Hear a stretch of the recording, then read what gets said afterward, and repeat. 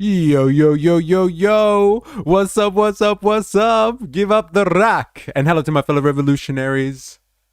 You know who you are. And welcome to today's live stream. It is Monday, the 17th of August, where I am coming from. I hope you are well. I hope you had a great weekend. And from wherever you are coming from, if you are still in the weekend, I hope you are enjoying your weekend and it is treating you well. I hope you've used your freedom wisely as we go back into another working week. Fun for everyone. Hobo Joe in the house. Thanks for doing the roll call. Yo, yo, yo, Voltateur. Sure, how you going on YouTube today? Hey, not over in the Twitch files world. It's good to have you. We know who we are. There we go. Finally. Hey? Only been saying this for years now. There it is. We know. That's what I wanted to hear. Ninja Nurse in the house. Good to have you. It's very good to have you. So, I hear you ask the question, what's happening today? Pen tester, doing the roll call. It's good to have you. Yeah, doing the roll call. And yeah, what are we doing today? Now, Count Binface, that whole thing happened, and we didn't get a chance to cover it last week on Friday because I guess the results weren't really in. They don't do the whole live thing, apparently. Live count. They just come out with the official result at the end. So we're going to cover Count Binface versus Nigel Farage. And like, just if you weren't aware, Binface lost. Count Binface didn't get through. I was thinking that he was going to win it. He was going to take out Clacton. The people of Clacton were going to vote in their count, but no, they went the boring option and went with Nigel Farage. So we'll check in with that today. We're also going to have a look at some stuff suggested from Hobo Joe in relation to U.S. morale at an all-time low when it comes to the Iran war situation. So we'll have a look at some of the instances that have been coming out there. I was actually really surprised at what you showed us before, Hobo Joe. If you haven't had a chance to look at this, go into Discord and have a look at what Hobo Joe had put up recently. I think it's in video suggestions, potentially. Pretty crazy stuff. Binface and as gas mask, as well as... did I read that right, Bansel Bandit? Hopefully I did. Oh, Spandog's in the house too. Morning. Dilemmas has entered the chat. How are we going? Count Binface may have lost the election, but did really well. Yes. Yeah, so I heard. Actually quite well. Boo. We were Team Binface. Yeah, bring it on. The UK has let the world down again. Yeah, no, it's a bit like that, isn't it? Definitely. Binface lost.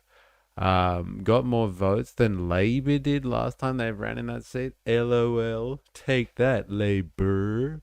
So good. Savage. US soldiers are only unaliving themselves. What's the drama there exactly? Yeah, but like there is actually something else that I thought was actually quite interesting. Like in terms of what they're writing on planes and stuff like that, which was interesting that Hobo Joe has uncovered. So yeah, apparently I think the media this morning or late yesterday, it would make sense that this has been going on within the US aircraft carrier. So we're going to check out some of that drama as it has unfolded. US morale down. Who would have thought fighting wars in other people's parts of the world without sufficient justification would do that to morale? Who would have thought? We're also going to check out surveillance tactics by Maccas.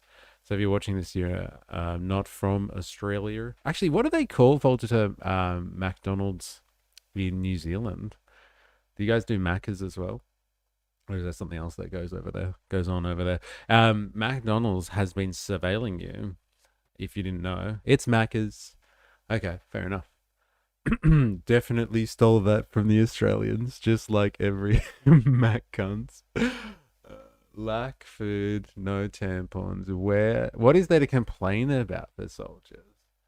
And so Bennett on fire as usual. Critique away. Yeah, so we're going to be looking at this. Is a really interesting piece, can I just say? Jag has delivered the goods here and sent a piece warning us about surveillance capitalism. And someone's done an investigation of what their Maccas data looks like and all of the stuff that Maccas does to surveil you, which is pretty crazy. It's not beyond the realm of belief. I think we all intuitively know what they're doing, but when you quantify it and you read out what they do, it's pretty crazy. So we'll have a look at that, and we'll do some things and such and other things. Every app is a tracking app. Are we surprised? Negative. We're not surprised. But again, when it slaps you in the face, you're just like, damn. Oh no, Maccas knows I'm a fat guy now. With no Face ID, no Big Mac. National security at its highest. I'm one of those autists that reads the terms and conditions. Wow, how do you have time to live if you actually read terms and conditions? Do you actually have any more hours in your day? All right, so shall we get into the day's affairs, shall we? If you're watching this and you're on YouTube and you haven't already, make sure you activate the like button. Ravy in the house. Ayo, how you going? Hope you're well. Yeah, do the whole likey thingy thing. Do that on YouTube if you haven't already. Like the stream. All right, let's get a coverage of what happened with Binface over the weekend. We'll go to Binface and actually hear what he has to say about things, as opposed to just the media. But let's get a mainstream take on this one, shall we? And see what really happened. But yeah, Farage won, but not as much as they thought he was going to win, which I think is rather interesting, if you ask me. Good morning from the electorate of Nigel Farage. He actually lives not too far from here. The vote was, it wasn't a surprise that Nigel Farage won this and won convincingly. He got about 62% of the vote, which is 62, won convincingly against someone who looks like a bin. That's so good. It is a 16% improvement from his 2024 result at the general election. But I guess the headline here really is the fact that the satirical candidate, Count Binface, who's the alter ego of the comedian John Harvey, got 26% of the vote. Now, obviously, there was a huge protest vote in there, and the fact that the major parties didn't... Is that obvious? Is that what it is? Or do people actually believe in Count Binface? Can you just say it's a protest vote? You know how people are always like, oh, people that just vote for One Nation or Hanson votes, it's just a protest vote. It's like, do they? Are they protesting? Don't they believe in Queen Pauline? Isn't the same with the bin? Is Binface our version of One Nation somehow? It's just a protest vote? Or do they actually believe in the bin? I don't know, man. People want honesty. Yeah, I think people believed in the bin. They believe in what he has to say. Your vertical stream gets 4 times as many views, I noticed. Yeah, it gets it for 5 minutes. And then they all just bugger off. But yeah, they come in like surges. I don't know what the algorithm does. It comes in and then just takes off again. So yeah, vertical. If you're on Vertical World, actually, if you're watching this on YouTube and you're in the vertical chat, and you want the horizontal chat, and you're trapped in vertical land, here's the link for the horizontal chat. UK political system is rubbish. Hey, I see what you did there, Toffee Dog. Hey, I see what you did there. I'll take the compliment back then. I'm just saying, it surges and then it's just and then it just drops off. Hello, Amy de Buisson. I'm gonna go with just Amy. How you going? Welcome to the stream chat. If you're new here, let us know. Same with you, Toffee Dog. Candidate in this election helped Count Binface, who is a serial candidate but often just an afterthought. So a really significant result for Count Binface. And the fact that... What did he get? 26, did he say? And the fact that the major parties didn't run a candidate in this election helped Count Binface, who is a serial candidate but often just an afterthought. So a really significant result for Count Binface. And the fact that 1 in 4 eligible voters in this constituency would prefer to vote I love your vid. Thank you. Welcome. Binface lost? It's not fair. Yeah, I know. I thought he had a good chance. I honestly thought he had a great chance. You should watch some of the stuff that comes out of, like, look at this guy here. Can you guys see this dude here with the hat, like the massive hat? We're gonna watch him later. Like, actually, who said that before? I think UK politics is a little bit rubbish, actually. Like, they're all just having a laugh. All having a laugh. for a man dressed as a bin than the incumbent MP, some would say that's rather telling. Now, in terms of the overall numbers, Nigel Farage got about 1,000 more votes than the last election, but the turnout was way down. Now, by-elections often see lower turnouts, but a 14% drop in turnout, again, that might suggest that enthusiasm for this by-election was low. But Nigel Farage in this area, he's undoubtedly popular. It's one of the most conservative, Brexity, for lack of a better phrase, areas in the country, and they were certainly, well, many voters were certainly eager to return him to the parliament. A surreal election, to say the least. Their Look lives. at these guys trying to be serious. A surreal election there, to say the least. I'm struggling to find adequate superlatives to describe this performance. It's a bin, right? Yes, it's a bin. It's definitely a bin. Thank you. Thank you. All right, that's enough. I can't watch the mainstream. They take this too seriously, and they're actually trying to analyze it. Shut up. Just enjoy the bin. Come on. All right, let's watch this. I don't know what's going on here. But this is him, I guess, accepting defeat. It was a bit mad, though. Throws thesaurus in Bin's head. A man who knows true fashion. He got heckled by someone. The poor Bin, eh? This guy wasn't happy. What's up? Calm down. Yeah, no, I'm very calm, sir. Calm down. You should stop perverting democracy. Democracy. So against manifest. Nigel Farage, compared to Andy Burnham, I am 1,000 times more popular. Binface, your son is here. Son of Binface. Guys, you got 18 votes, Nick. Give it a rest. Count Binface, can you just... Let's all meet for part 2 of the Clacton by-election, coming soon. Well, he said there was a incredible... What? Well, like, have you got Binface's victory speech on the list? I've just got this. This is the only thing that I could find of him, like, accepting victory. Or, like, not accepting victory. We invented the English language also. It's a bit Brexity. As if he didn't give his son a little kissy. Yeah, what's going on there? threat against him by the police. Or sport. But so I will let you lovely journalists pull on that thread, just like his interesting financial situation. Let's see what happens. Save our nation, remigration. Dude, look at all this. Like, there's just all these people just rocking up just to yell over his shoulder. This is wild stuff, man. This is democracy. You want to talk about democracy manifest? Here it is. Oh, this is the Clacton victory speech. Oh, fuck. Leave this stuff alone. Let's go straight to the victory speech. In the stream chat. Got it. Legend. Thank you very much. Straight to victory speech, please. Hello, humans. Well, a new dawn has broken, has it not?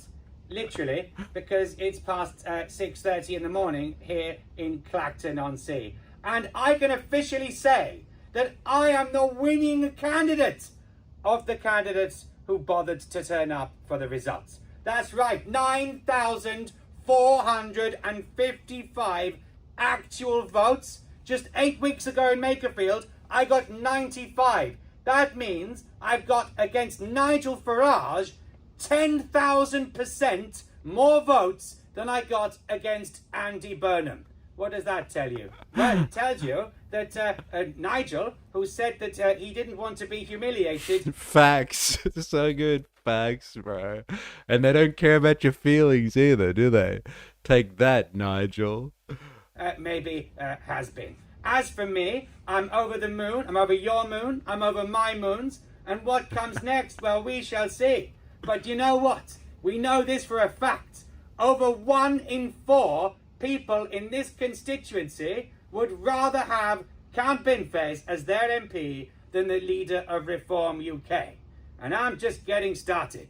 So where do we go now? Well, the first thing you have to consider is I promised to be a local champion for Clacton people, and I thought the best thing I could do was to turn up and get my verdict from Clacton's people and to stand with the other candidates who all behaved themselves impeccably until after the result.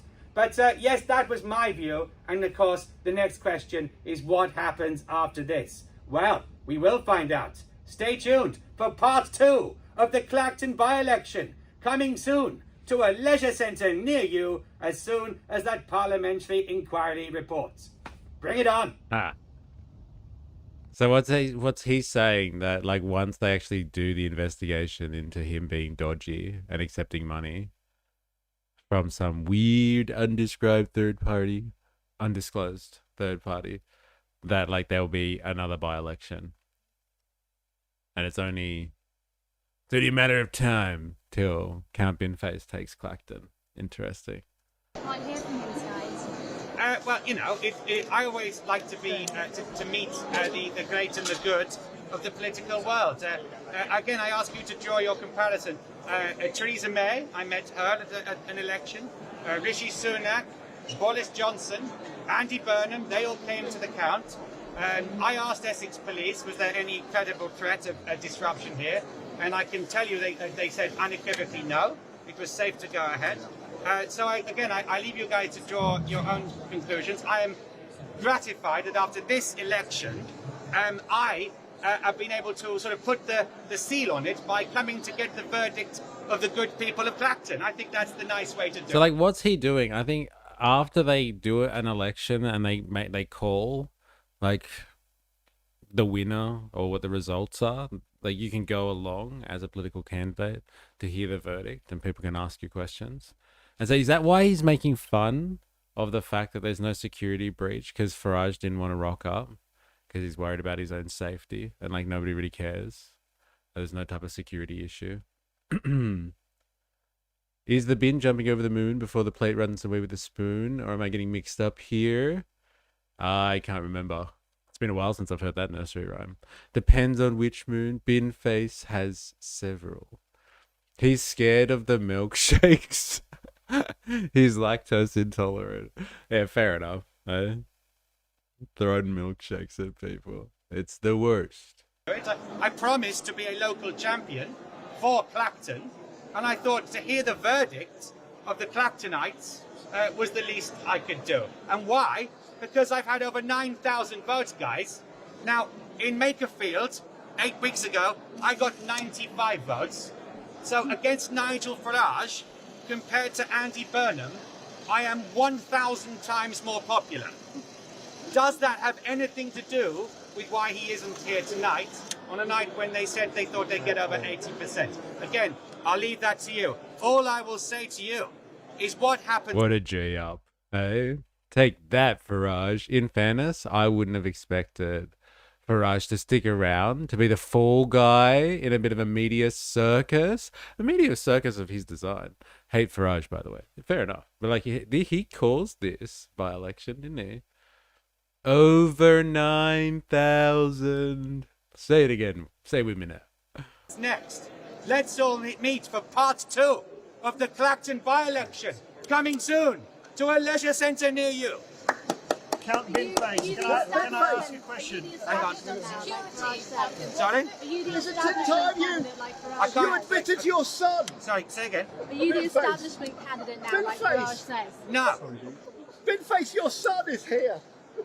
Son of Binface. What's Guys, the go you with got the 18 son votes. thing? Is somebody else running a candidate called Binface's son? Like trying to leech off the clout of Binface? Is that what's going on here? Is that what this guy with the ridiculous hat is doing? Is like this an English politics thing? Do you have to wear a big hat in English politics to be taken seriously? Maybe this is some type of tradition, English tradition. Over 9,000? That's impossible. It seems to be. Nick, give it a rest. Count Binface, can you just say shoot? About the It's just a gag, okay. But like, why is he behind the barrier? Like, this is supposed to be, I think, from what I can tell, these are people that was stood for the election, kind of thing. and they're being talked to by the media. They just had, I asked them, was that because I was worried about myself and my bid links, and I said, is there a problem? And they said to me, or they could say to me, there was no threat to me. That's what they said to me. Can you say, shouldn't have you actually said that you weren't a proper... Okay, like this is the guy that's pretty upset with Binface. Is anyone upset about this? Does anyone think that this is a slight to democracy? Western civilization is crumbling, and it's because of people like Count Binface who are making a mockery of our sacred democratic institutions. Blah, blah, blah, blah, blah, blah, blah. Like, this guy seemed pretty pissed off about Count Binface, to be honest. Can you say, shouldn't have you actually said that you weren't a proper candidate? And aren't you making a mockery of the Clacton people because you have no proper policies that will help them? I disagree with that, and that's why I ran for election. That's what everyone says. What are the policies that will help the Clacton people, Mr. Binface? I think He's a joke. He's a joke, right? Yes, it's a great old joke. Yeah, I know. Anyway, but if you guys It's not want a to talk to me, joke, then it's- go away from these guys. And we'll No, have a but chat. what I would like to say is that I've registered Essex people as a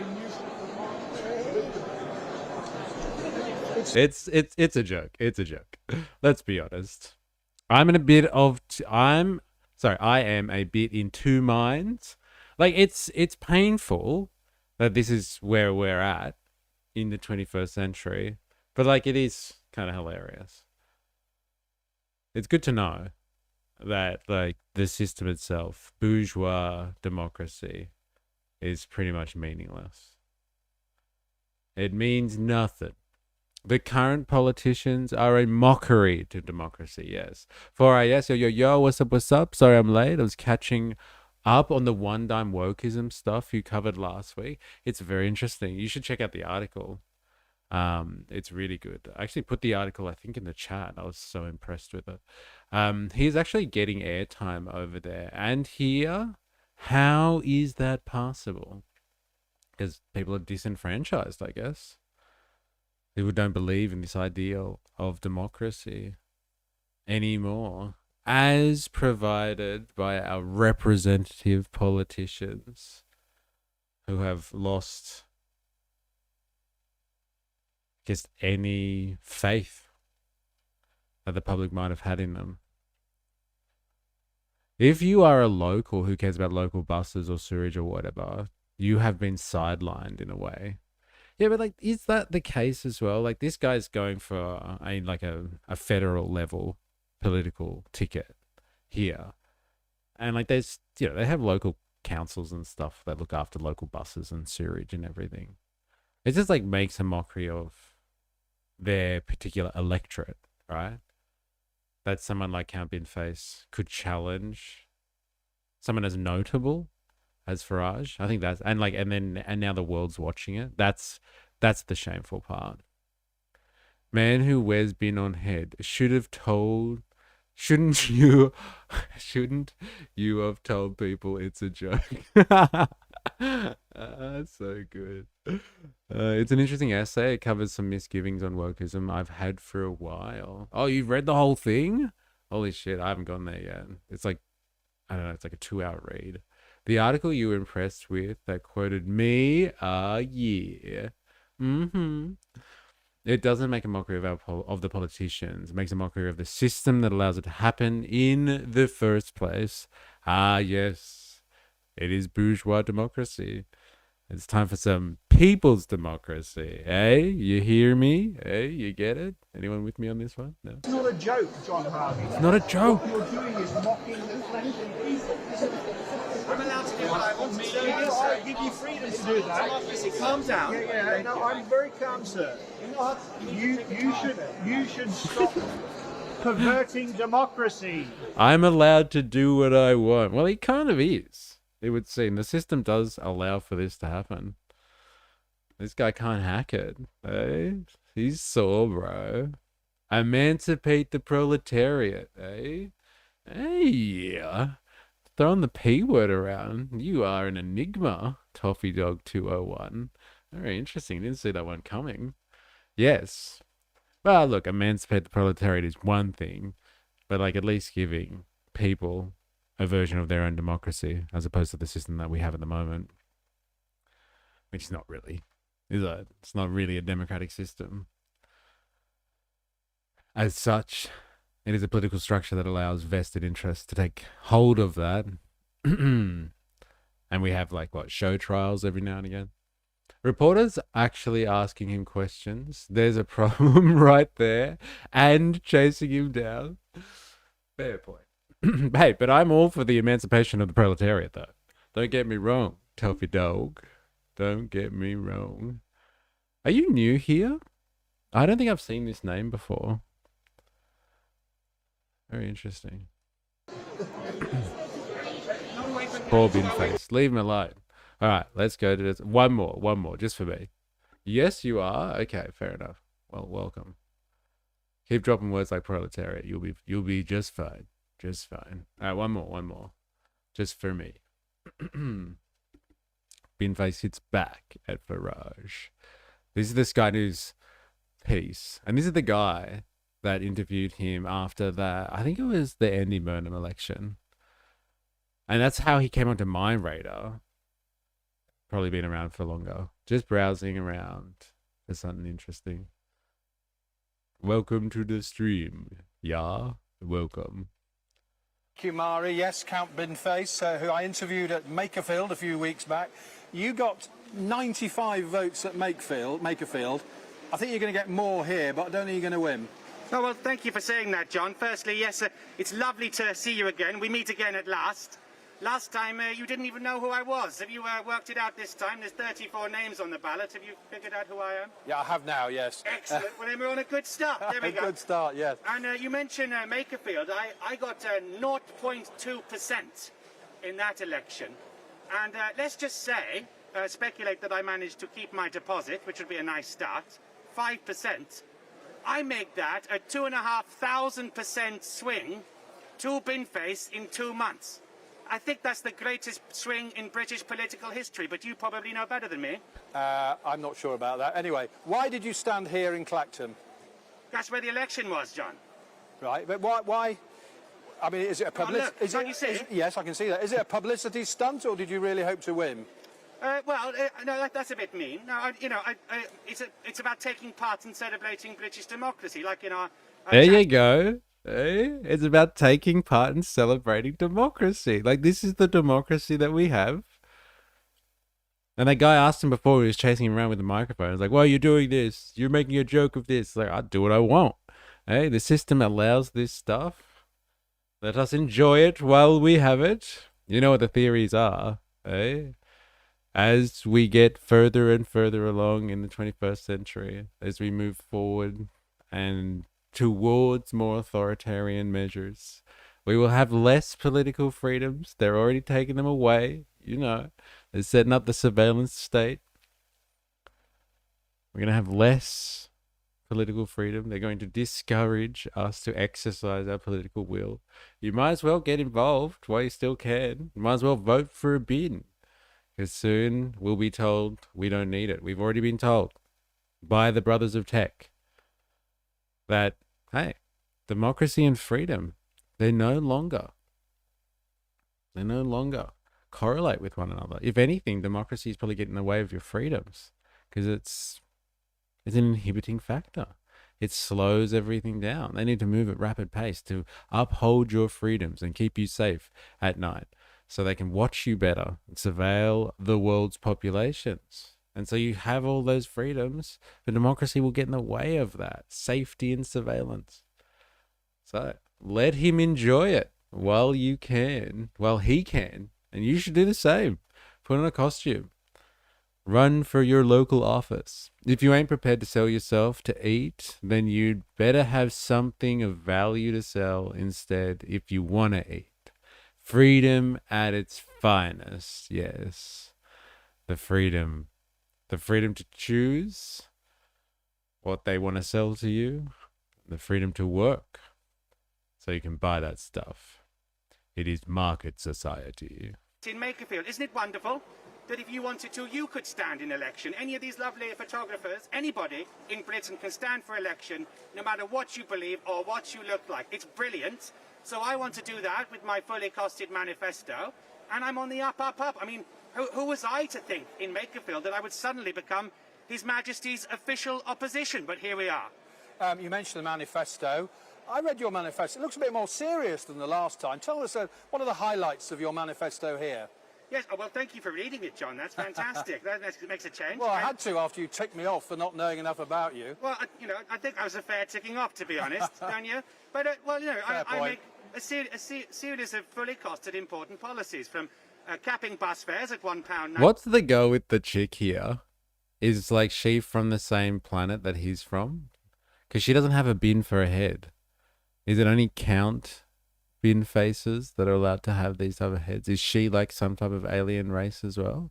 Or is she like his human posse and hang around? Maybe it's his human girlfriend just hanging out for the election after party. They're going to score some blow afterwards. Go nuts. Ooh, big scary communist dictator. No. We will take the tech bro dictator instead. Yes, actually. But a fear for the commies. Because we don't want commies. I'll take that tech brother of tech any day. Anyone catch the Candace and Wilson debate? No, but I've just seen a lot of people talking about it. It was like 3 hours or something like that. Not happening. Is the bin just the crown? These are the big questions. My guess is the bin is a warrior outfit. Ah, yes. I was waiting for Andrew to accuse Candace of licking sniz. God, I hope that's code for something.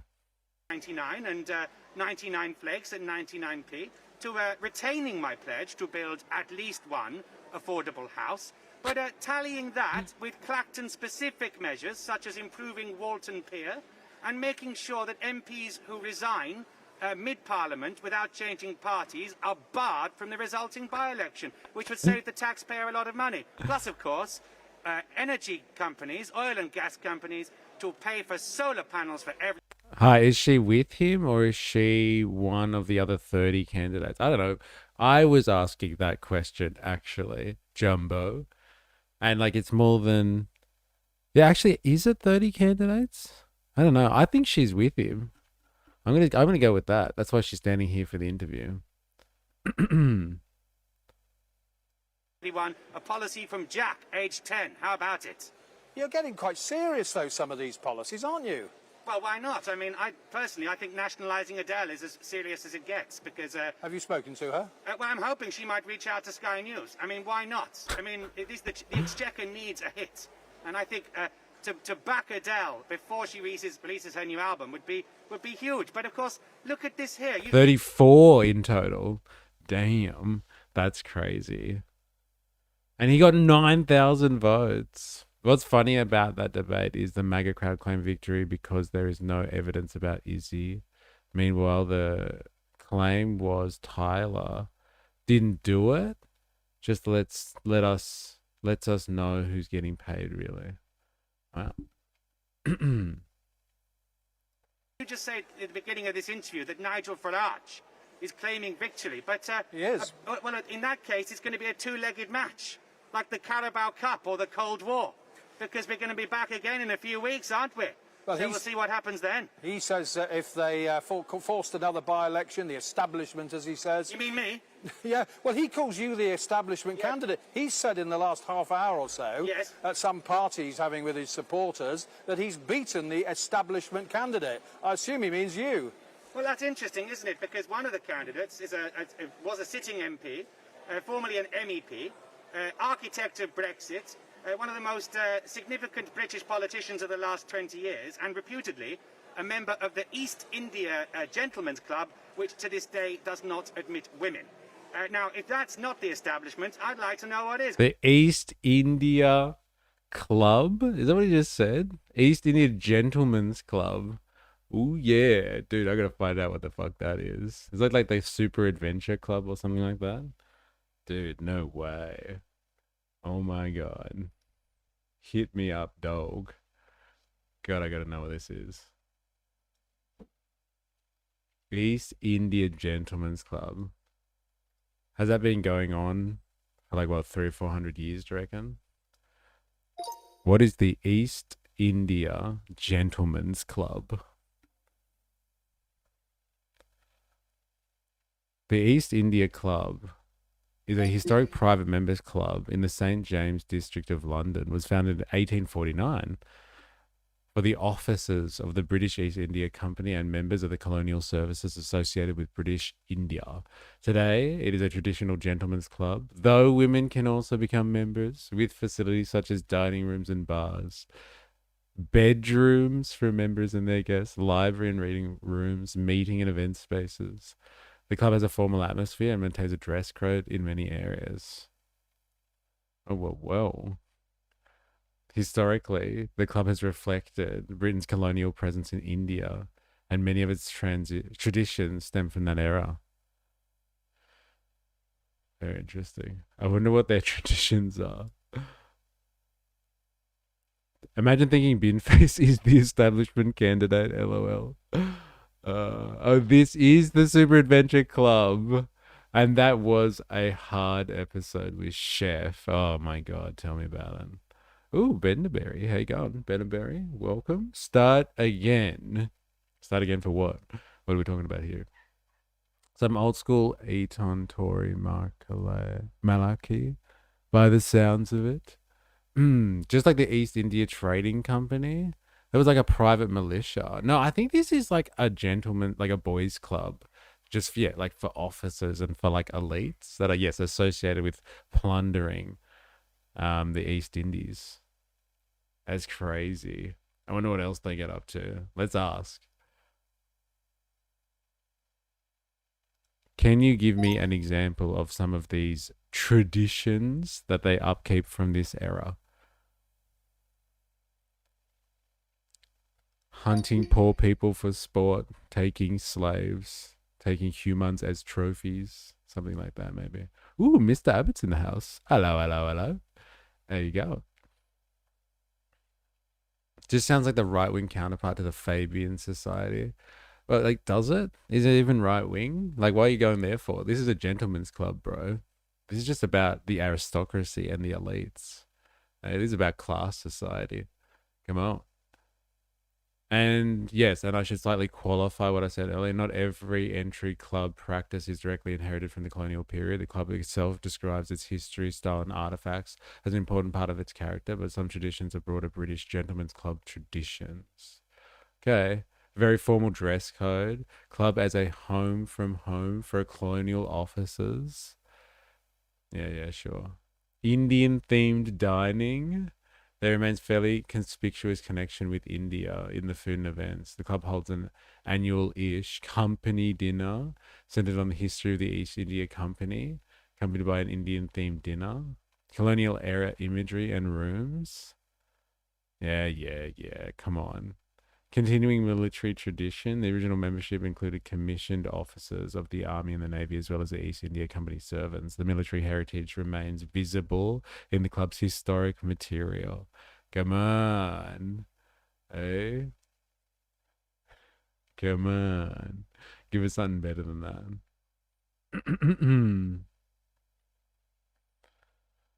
I'm sure they do some very questionable stuff. Just for the boys. All right, that's enough of you, Binface. I've had enough. I agree. More labias. Is that what we're talking about? The Labian Society sounds better. Yeah, bring on. Free scurvy. I just drank a tall coconut water in about 4 seconds flat. Is that a tradition of the East India Company, or is this something that you do in your own time? I'm interested to know. Num. All right. Let's move on. Do we go to do you want to do Hobo Joe? We're going to cover what you were talking about before. I want to see what's going on there. See, the East India Company. I was right. You should read up on that sometime. It was crazy how much of the empire they ran. Yes. Yeah. And then when they imploded, and they had to nationalize it. They had to bail it out. They nationalized, and then it turned into the British Empire. It's pretty crazy, isn't it? Mental. The story of the East India Company. Just in my own time, lol. Just a fun hobby. All right, fair enough. Like it's not like a sex thing or something like that. It's all holes. Is Mr. A's dad Adam Ant? Who's Adam Ant? Should I Google this person? It's because do I look like this person? Is that what? Adam Ant. Yeah, I could go with that. What does this guy do? Is he a pirate? Looks like a pirate. I'm gonna go with pirate. 80s musician. Got it. LOL, you don't know Adam Ant? Negative. Negative. Not a pirate musician. No, lame. I was hoping for pirate. Kind of looks like a pirate. Yeah, there we go. There's a pirate there. It's Johnny Depp. I'm gonna go with this. I'm gonna go with pirate. Fuck yeah. He's a pirate musician. All right, that's enough of you. Let's go. Hobo Joe, if you're still there, let's have a look into what you were talking about before. Okay, so apparently morale is at an all-time low aboard the USS Lincoln. If you're not sure what we're talking about, we were speaking about this earlier. The Iranian situation's taken an interesting turn. And there's a lot of there's reports coming out. I think there's been reports for a while, but like one of the main aircraft carriers that have been hanging out, blocking the strait or like helping with the blockade of Iran or the Gulf, I'd say, is the USS Lincoln. And there's been all these reports that like people have been doing things deliberately to screw up the operation of the ship. So they could all go home, and they've been out on sea for some extensive time period, which is not normal, and they're all having problems on board. And there's morale is down generally, but there's been different reports of things that have been happening on board the ships, and Hobo Joe has come across an interesting piece that talks about how the soldiers are responding and what their thoughts about the war and the current situation is. So let's have a quick look at that. Might be interesting. I was joking when I said they would mutiny next minute. Sailors jumping off ships. LOL. Yeah, it's pretty crazy, isn't it? I listened to him since I was in the 4th grade. 250 days. Is that how long they've been on there for? Yeah. Not even a year, babies. Savage, bro. Last week you laughed at me for suggesting a revolt. Never doubt me, chat. It's coming, bro. It's coming. Operation Epstein Fury. U.S. soldiers openly revolt against Trump over Iran war. Now, this might be like news AI slop, but it's the best that we can find on this situation. And it's pretty interesting, like the reports that are coming off and like what the troops are thinking about this whole situation. If this is representative of what the US troops think about what's happening in Iran. A striking image from the Persian Gulf is raising fresh questions about the morale of US servicemen deployed in the Iran conflict. Messages reportedly scribbled into the dust on a US military aircraft include "Bibi's Cucks," Operation Epstein Fury, "I love Israel," and perhaps the most provocative, "Be a good guy and do what Israel tells you to." Look, how that's crazy, isn't it? Bibi's Cucks? Like, this is what they think of themselves, I guess? Or maybe the people that they report to. And what was the last one? Bibi's Cucks. That's crazy. Most provocative, "Be a good guy and do what Israel tells you to." Imagine that. Imagine serving and like, I don't know, pledging your allegiance, your fealty, your loyalty, all that sort of stuff to a certain country, like your own country, and then really coming to the hard realization that like, hey, you're potentially just fighting a war for somebody else's interests. Like that happens to us, vassal states, all the time. Like Australia is always, and New Zealand, us Anzacs are always like at the behest and the call of some other greater power. And so like we've internalized that. So we know that we're going to be thrown into the meat grinder for somebody else's interest. But like America sees itself as, you know, the top of the world. And so for these servicemen and women, it must be like a very confronting realization that they're probably being put at risk and potentially going to die for BB's cucks. They're BB's cucks. Savage stuff, man. Savage realization. Record time at sea. The ship spent over 266 consecutive days at sea without a single port visit. This is a modern day record for the US Navy. I've heard that mentioned a number of times as well. Be good, Goyim. Yeah, I know. Yeah. The USS Abraham Lincoln Crisis. This is AI slop. And if it ain't AI, then it's just plain slop.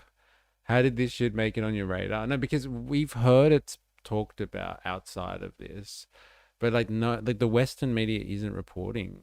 And so like this is slop news from like India. But like that doesn't mean the imagery isn't correct. And it's plain slop. That's how it got on my radar. Look closely at the aircraft flap. Written into the dust are a series of messages, some sarcastic, some political, and some openly hostile. I love block cameras. I see that one. That's so good. That's probably one of the better ones, actually. BB's Cucks, Operation Epstein Fury. I love Israel. I am a good Goyim.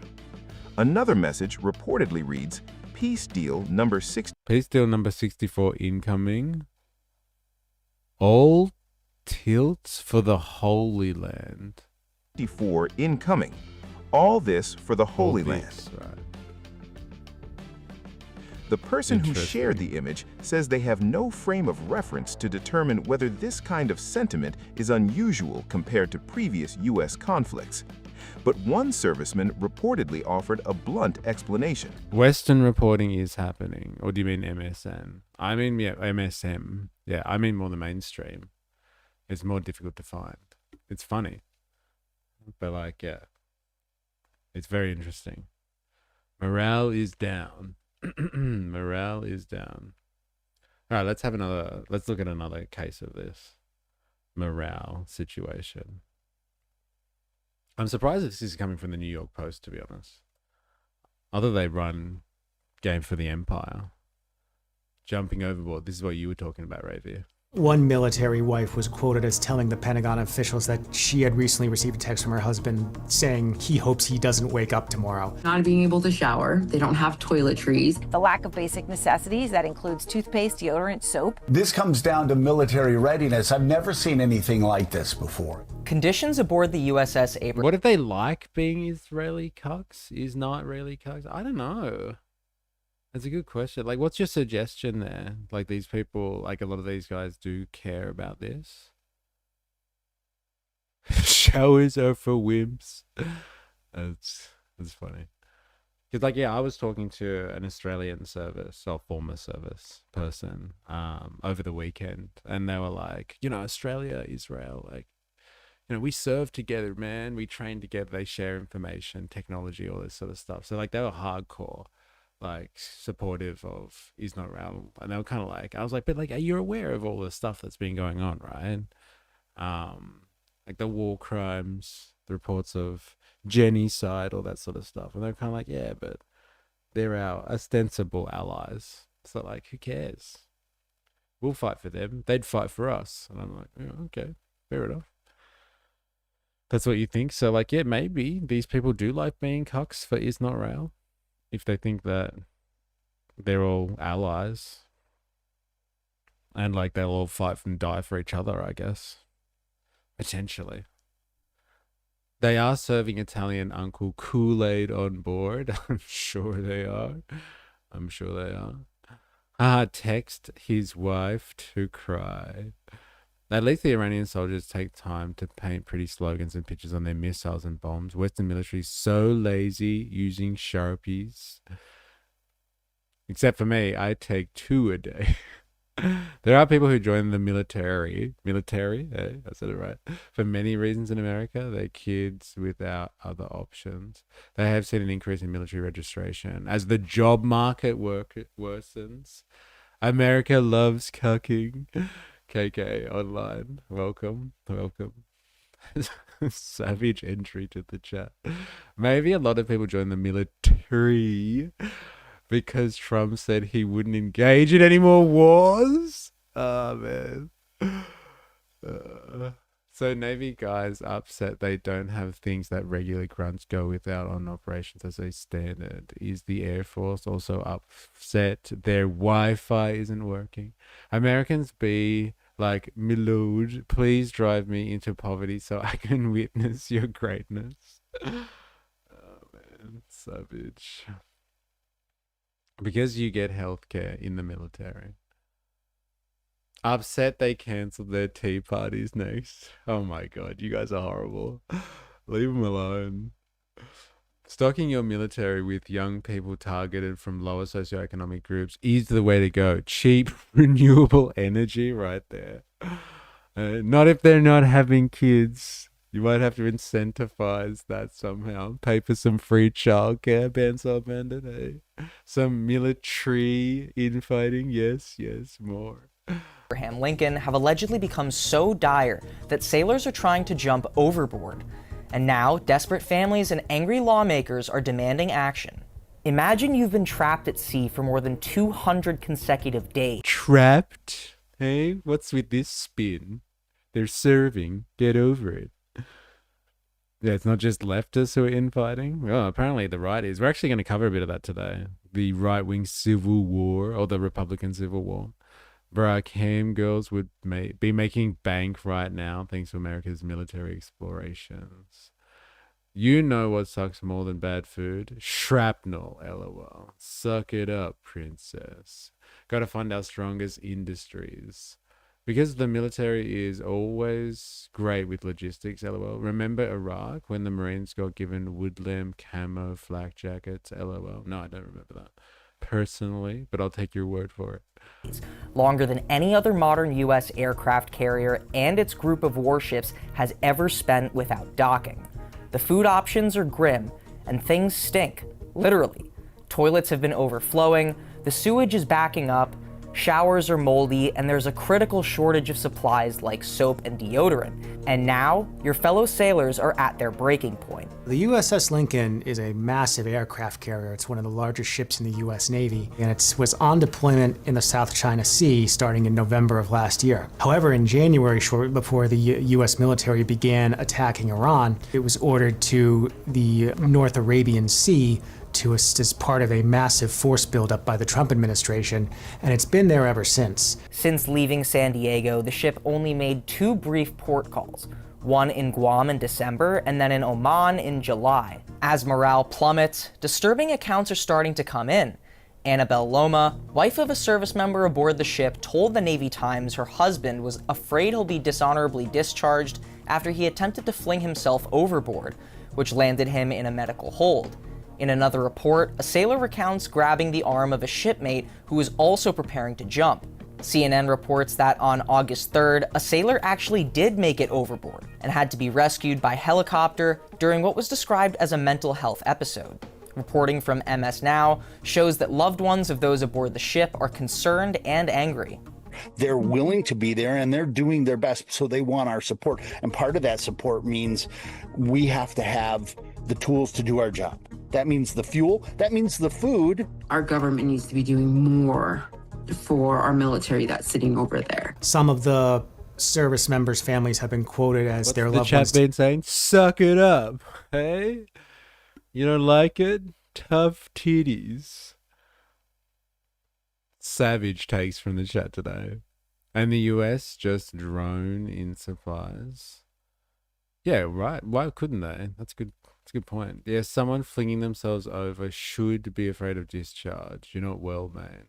AOL was invented yesterday. telling them the ship is getting to me. One teenage daughter of a female service member said that whenever she gets the chance to talk to her mother, she seems very down. The challenge with an aircraft carrier is it's a really, really confined space. You have a loud ship that is producing noise on a regular basis, and that starts to interrupt your sleep. So you're getting less sleep. You don't have privacy.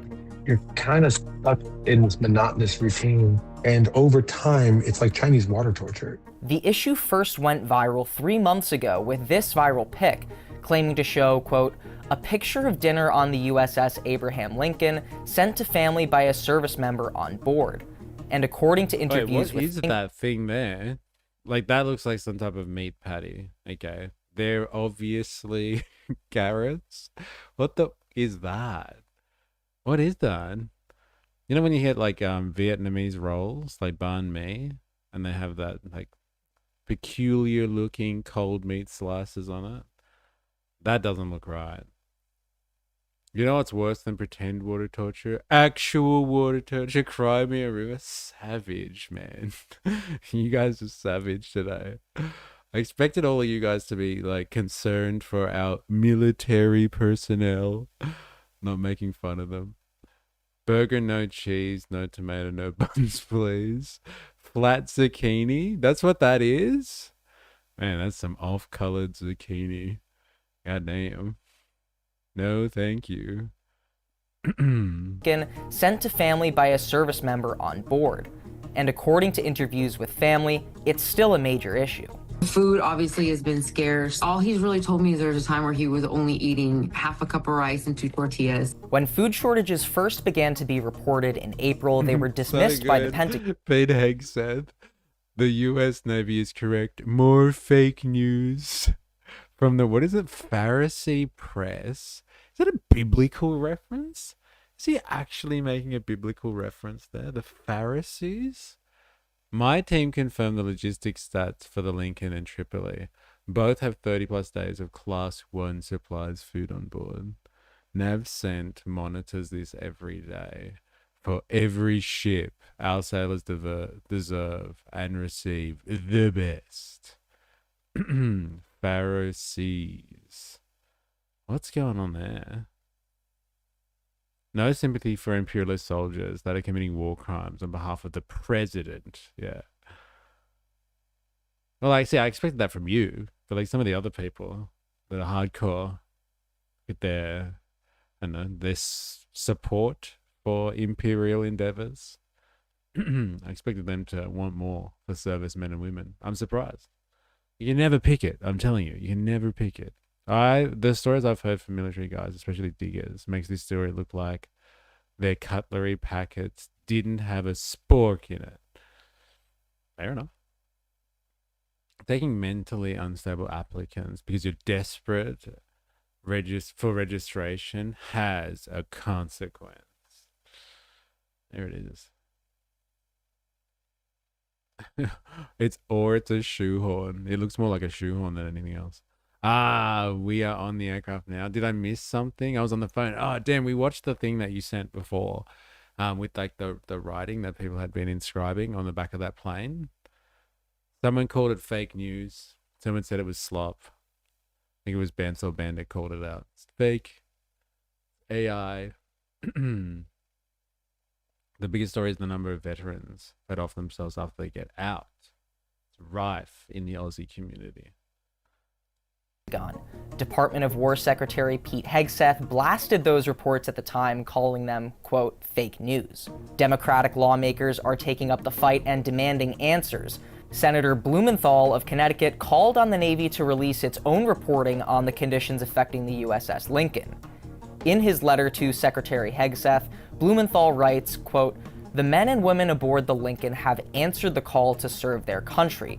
Our service members deserve nothing less than the full support of their government, and the American people deserve a military strategy that is worthy of the sacrifices we ask them to make. All right. Calm down. Could be, but this is why we talk about the fake news and slop with the topic of manufacturing consent. Yeah, I don't know.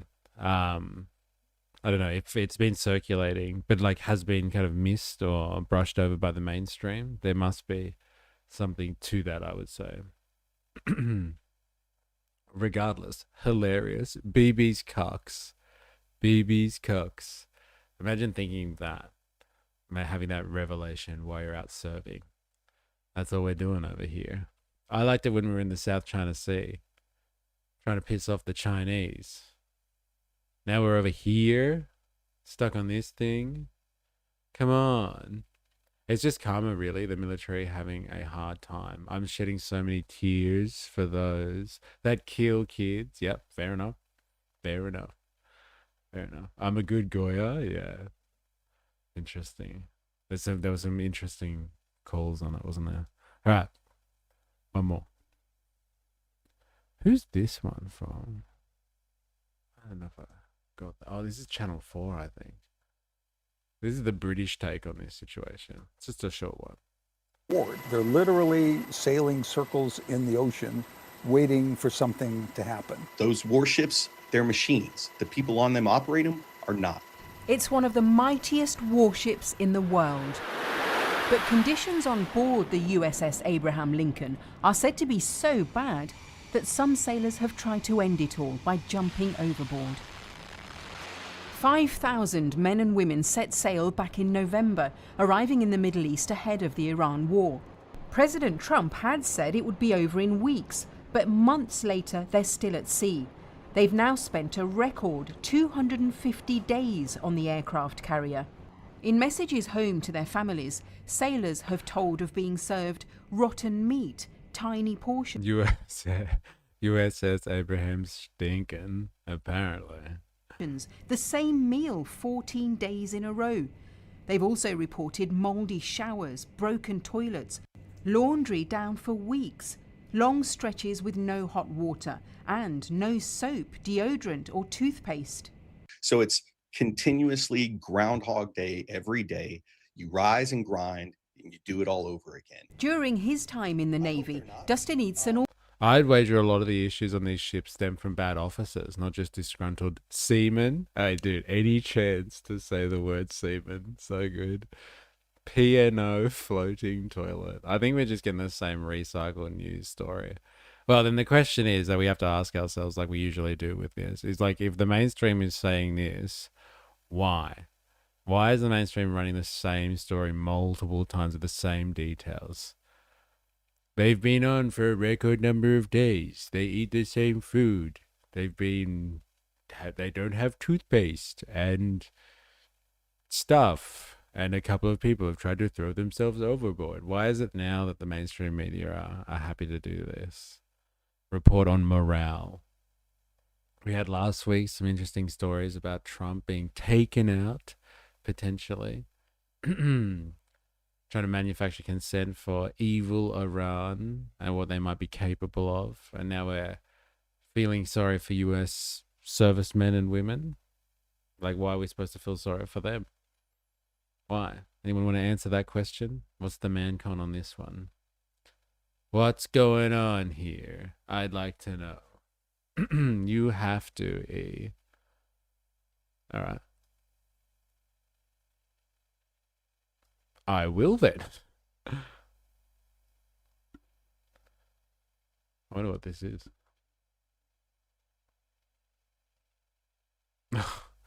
Because of the semen thing. This is for you, Dilemma. And the mighty seaman. It's not seaman, it's Seaman. Their mission. Yeah. Who would have activated her again? I don't know, Seaman. It's Seaman. Look out! Barbara Streisand's using her toxic stink ray. Our powers aren't working, Swallow. Seaman, you and Swallow go get us sushi for dinner. It's Seaman and Swallow. Okay, Seaman, you guys head off. Fine. Swallow, come. No way he just said that. I'll get you, Tom Cruise.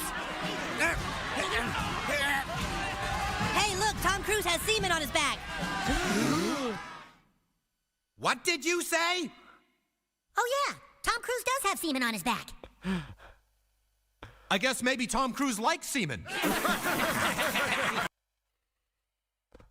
Very good. Very good. Oh, my God. To be totally fair, you're at war. And by the sounds of it, you're not winning. So scarcity is your friend. Hey, make a market out of it. I'm sure capitalism on the boat will fix this. So good. Sounds like a bad college dorm, not an internment camp. LOL. Left-wing media. Poor little things having to deal with broken toilets whilst Trump is talking nukes again. Seems like a top story. Yeah, fair enough. Some POG back at Harbour is ducking and diving and to avoid his superiors and fumbled an invoice. LOL. Now soldiers can't poo on porcelain thrones. Man, savage takes here, I must say. So if you think it could be the game plan, make it look really bad so they pull out of the war for the troops, but really because they are losing the war? Yeah, do you reckon it's something like, what's going on there? It's very interesting. Woozle in the house, morning. How you going? It is rather interesting, I must say. And what is it exactly that they are trying to work with here? Morale down. Iran seems to be at, like, I don't know, risking the president. There's a risk to the president's life, potentially to the US. They're still evil. But, like, have we seen enough of this conflict? Who needs toilets? Just feed the fish instead. No sea woman. See them. Oh my God, I can't believe we're going here. All right, that's enough of that. That's enough of that. Lame. All right, shall we get on to some more interesting stuff? Oh, actually, I thought this was interesting. You know how we've been following that whole flock camera thing since, like, I don't know, over a year now? Dilemma's put something really interesting in Discord about flock. Guys, check this out. This guy's doing some... This is a public service announcement from your friend and mine. Dilemmas is doing his part. Are you doing yours? Ask yourself the question. This guy's just analyzing flock cameras. Okay, there's nothing to see here. I got a kick out of this. It's pretty good, Dilemmas. It's pretty good, I must admit.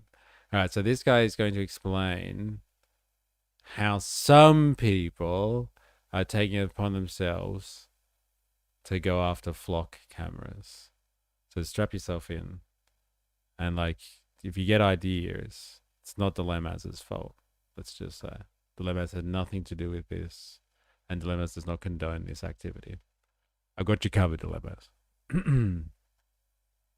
This is a flock camera, one of about 100,000 installed across the United States to watch over you and keep you safe. But there are criminals among us who believe that these violate their privacy and human rights. These hooligans are going out and purchasing battery-operated reciprocating saws like this one and 6-inch Diablo steel demon blades, knowing it's more efficient and quieter than angle grinders. They go out dressed in non-identifying disposable clothing, including work gloves and full face coverage so as to not display the color of their skin, their eyes, their hair color, or their tattoos. Of course, these people are careful, so they make purchases in cash and keep no receipts. In preparation of their illicit activities, these vile individuals use deflock.org to pick a target and plan a route that avoids camera detection. With all phones, smartwatches, and geolocating devices left at home, these villains know if they're not caught in the act, they'll get away scot-free. I've set up a demonstration on my private property to show you just how efficient the lunatics have become. With their saw wrapped in a trash bag, they approach from behind the camera's line of sight and tear right through this black aluminum alloy post.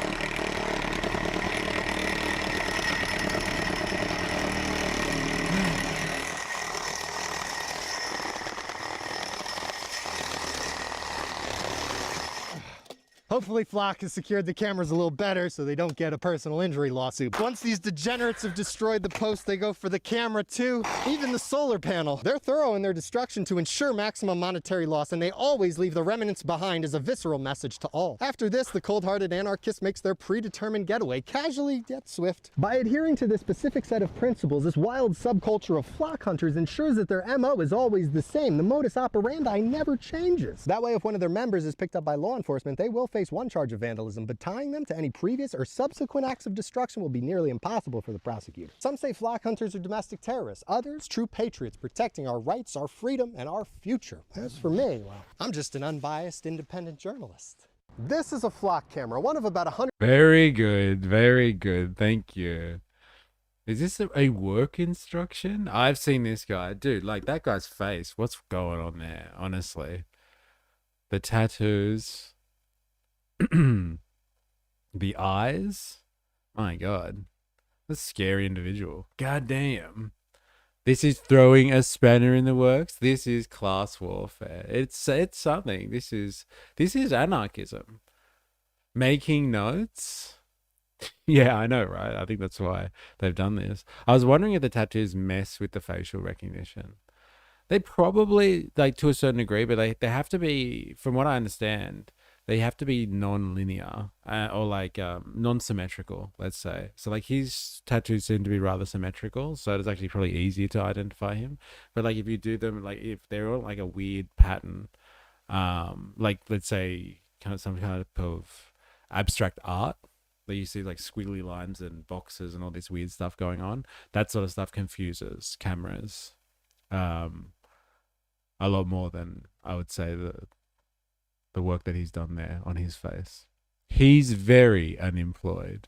His job is hanging out with his wife. Lap Jeff in the house. How you going? Hope you're well. I've just seen a put there. I can't see anything else. But yeah, interesting public service announcement. Thank you very much, Dilemmas. I thought I had to share that with you guys. If you missed it on Discord, you have to see it. Dilemma is coming up with gold there. America channeling our English dry humor. Has to be sarcastic, right? Definitely. Has to be sarcastic, this guy. All right. All right. Here's another interesting one. Let's just continue with the theme of surveillance state and all that sort of stuff. But we're going to go down the route of some dirty ACAB stuff. This one's for you, Jag.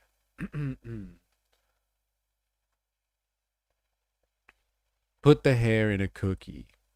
I hope that's a cookie. The Genius Bar wouldn't even employ him.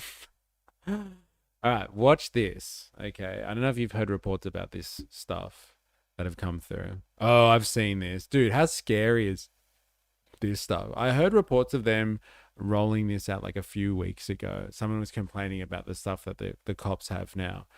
Because I think ICE have put in a massive order for this.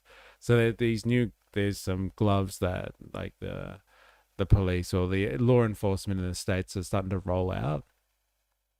And they're like electrified gloves. It looks like something from, Batman, The Dark Knight or something crazy like that. And the piece of this one is officer screams like a little girl demonstrating ICE's new shock gloves. So this has been trialed by law enforcement already, and ICE has put in a massive order to get access to these gloves. Watch how these gloves work as we consider the flock cameras and the general surveillance state world that we're going to be living in over the next few decades. Watch this. This is some crazy stuff, man. Yeah, coming to a state near you. Careful when you masturbate. Oh, man. I touched my ding-dong with these gloves on an ouch, man. Can't pay for maintenance for military infrastructure, but can pay for new gloves. Oh my God. Can you send the shocky back by hugging the grabber? I don't know. That's a good question. Let's have a look. Real back with the glove. I don't know, man. That headline is a bit misleading. Screams like little girl. It didn't sound like a little girl screaming. Obviously, these people have never heard children screaming before when they write titles like this, but whatever. Real back with the glove. Just like that. Hey, my name is Jeff Nicholas. I'm the founder of Compliant Technologies, and we're here with Deputy Brobrecht from the Oklahoma County Sheriff's Department. And so today, we're going to do a demonstration of what we call CD3 technology. CD3 stands for Conductive Distraction and De-escalation Device. It's Conductive de-escalation and distraction device. My God, not much different from the Zapper thing. Algorithm God loves clickbait titles. Ah, I guess that's a fair point, isn't it? Yeah, everyone's just like, yeah, let's watch this officer scream like a little girl. Yeah. No way for real. She got a safety device from her missus while on a book tour. She mistook it for a personal device. Dumb ways to die? Oh, God. Counted the same way as any taser. Copious amounts of PCP or meth. LOL. technology that most agencies can now use in soft empty hand control to de-escalate situations. Dan has got a pair of gloves on. We're going to do a demonstration. We're just going to act maybe like he's an individual. So when Dan grabs Deputy Brobeck with the glove,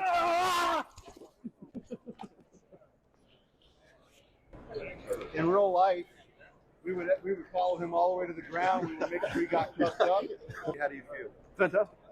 So what did it feel like when the glove grabbed you? I had no control. LOL, of course the cunts selling it would overplay its effectiveness. They are a stupid idea and will not be rolled out. Oh, wow, what a big call that is. Aussie Welder, how you going? Hope you're well. Hi to the sausage in the house too. Gang, gang. Hello, hello. All of you, if you're watching this, you're on YouTube and you haven't already, activate the like button. Not high-pitched enough, and did P come out? The real questions. This seems like a sex thing, right? There was just nothing there. So based upon that information, would you want to fight the officer? No way. The deputy? No way. Okay. No way. Would you want to reach in and grab anything off an officer or deputy's belt? I wouldn't be able to. Right. Yep. So it's a great tool for weapons retention. People trying to get anything off my belt or out of my hands. It's also great for weapons transition. Wait for the lawsuit because the glove's apparently self-activated. Yes, just like Pretty's gun, self-activated. Perfect to clap those cheeks with. Surprise. What's with the transphobia? That could be the sound a little girl makes. You guys disgust me. Yeah, like how big is this little girl? Is she like 6'4"? Like this guy over here. So much for a little girl. She's huge. Hilarious. Now watch stream chat vid of the female Marine getting tasered. LOL. I don't know, man. I just want to check out the new technology. I don't want to watch people getting hurt. Unless it's hilarious. When Dan has the gloves on, he's able to transition to all the tools within his belt, to include a sidearm, do immediate action and reload. Basically, you put it on just like any glove. You know, right now they're off. I can touch it. You know, they strap on, and basically you got a power button that you hit. It lights up, and then it's active at that point in time. So I can touch anywhere on my body. If I was to grab hold of my hand, which I'm not going to do, I've already experienced it. I don't want to put myself through it. It doesn't feel the best. It doesn't incapacitate you, but it, you know, I've been exposed to this probably 10 to 15 times myself, and it's I guess the best way to describe it, I mean, it basically takes all your focus off everything that's going to basically where you're getting grabbed at, and then as soon as you let go, it's gone. There's no marks that's left or anything like that, and it lets you get the control of the person to where you can get them in a safer location and actually try to gain compliance. And we've had the compliance gloves now for over 4 years, and basically it has been so homoerotic, all of this stuff. He's down, get him, jump on top of him. All right. So really this is just about helping people submit. So dystopian. Isn't it so dystopian? This is like, look, all right, we're sick of struggling with people. All right, we get it. They're allowed to be in public.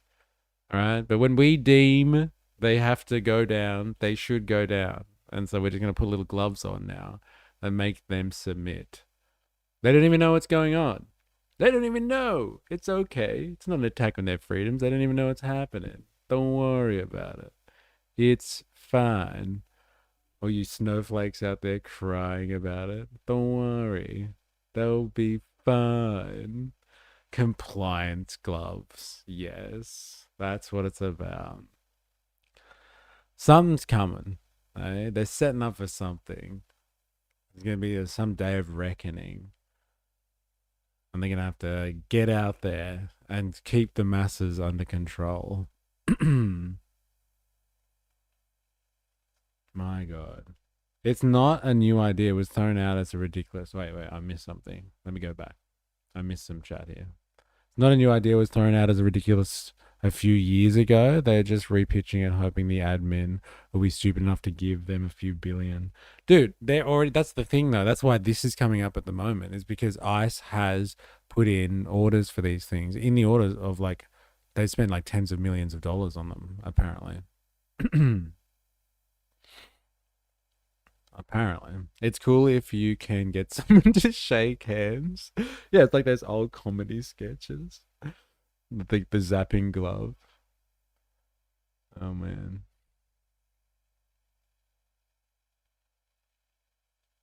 New Alpha Bro kink. Choke him with those gloves. My God.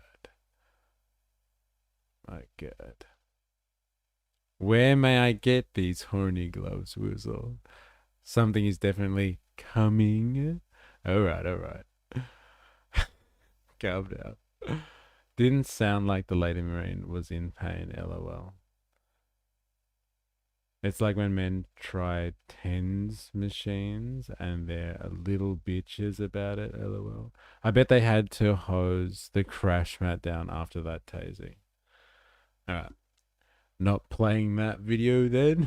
Thank you very much. I wonder how many times this guy has taken the gloves. Probably one of the best tools we added. One thing about, like, and I'll even show you, one thing about the gloves themselves. Yeah, there it is. There's the stat for you. The Department of Homeland Security said ICE plans to spend up to 20 million on thousands of the devices. Imagine these guys rolling around like, step back, sir, step back, and like you're just zapping people in crowds as they're trying to film ICE activities. That's what's coming next, I guess. It does seem very dystopian, this stuff. Is that they have a button on them, and again, it doesn't incapacitate a person like a taser. I'm sure several people have seen taser videos where you hit somebody and they fall on the ground and stuff like that. And get stiff. This has no incapacitation with it. And like I say, we have very limited use of it. It's all BS to scare the libs. That's funny. Because our de-escalation works about 90% of the time. And but when we do have to use it, it's just nice to know it's more predictable the outcome you'll have with it, because I know if I have to physically use these, I know that there's not going to be any lasting effects on the inmate. All right. Well, that's why this is coming out. It's just here to scare the libs. All right. Let us continue with our theme of surveillance, shall we? We're going to have a look at the Maccas thing. So, is Maccas watching you? We're about to find out. Zap gloves sponsor Darth Vader. Dude, Count Binface should start wearing these Zap gloves for sure, and do a meet and greet with Nigel Farage. That'll be funny to see him scream like a little girl. All right, let's check this out. All right. How much do you know about Maccas? Not as much as you thought you did. Let me just say that. All right. Maccas is watching you. Does anyone use it? Does anyone use the app when you go to Maccas and stuff like that? Do you have like a little profile? Do you log in? Do you get points? All that sort of stuff. This might surprise. Like, it's not surprising, but it is. Like, we all know that we're being watched all the time. But like, how much do you know about what they've got on you? Maccas, question mark. Oh, God, I gotta say it properly. Sorry, I'm speaking Australian. McDonald's. We call Maccas. What do you guys call it? Mickey D's? What do the French call it? McDo. I think they say McDo. I'm talking about McDonald's here. So if you hear me say Maccas, that's what I'm talking about. Now, listen to this story, okay? We're gonna go through how McDonald's tracks you, the customer, so they can better sell you stuff or like refine their service. When I first downloaded the McDonald's app years ago, I signed up for the loyalty program, hoping to get better deals. Why not get some cheap French fries? While I understood that this would entail some type of data tracking, I didn't grasp how the information would be used to algorithmically predict my next purchase. As a Californian resident, I have the legal right to access the data a company stores about me. So I decided to request this information from McDonald's to better understand what one of the major fast food companies is collecting about its customers. A few days after I visited the McDonald's Privacy Rights Center site and requested access, I received a 515-page file. 515-page file? Hello? 515 pages. That is absolutely mental. All right? I don't know if that's all just solid information, but if someone's collected 500 pages on you, they've basically written a Bible on you. Maccas is just the AI slop of food. You need the apps for discounts these days. Yeah, well, just go without the discount, I guess. I received a 515-page file in my inbox with the iconic golden arches stamped across the top. When customers sign up for loyalty programs like the one that one offered through the McDonald's app, they might not fully realize the extent to which their data is being aggregated and used in predictive models. Here it is, predictive. And you know what they're using predictive models for, right? Remember this. Just think about this while we're reading this article and we're learning about this today. They want to modify your behavior. Modify your behavior. So much for the free market. The invisible hand of the free market. How's the market looking at the moment? Data mining. For data mining. Looking to invest? Double your money? Have we got the app for you? Have you bought Maccas for a whole family these days? It's experience slop. Huh. Bunnings got AI on their site now, for fuck's sake. It's slowed the whole site down. Huh, I didn't realize that. When you go to download the app, you have to give them permission to go through your phone and take data. Sorry, expensive. Got it. It's expensive slop. Oh, yeah, it's ridiculous, isn't it? It's absolutely crazy. And, like, yeah, you don't even get that much food. It's mental.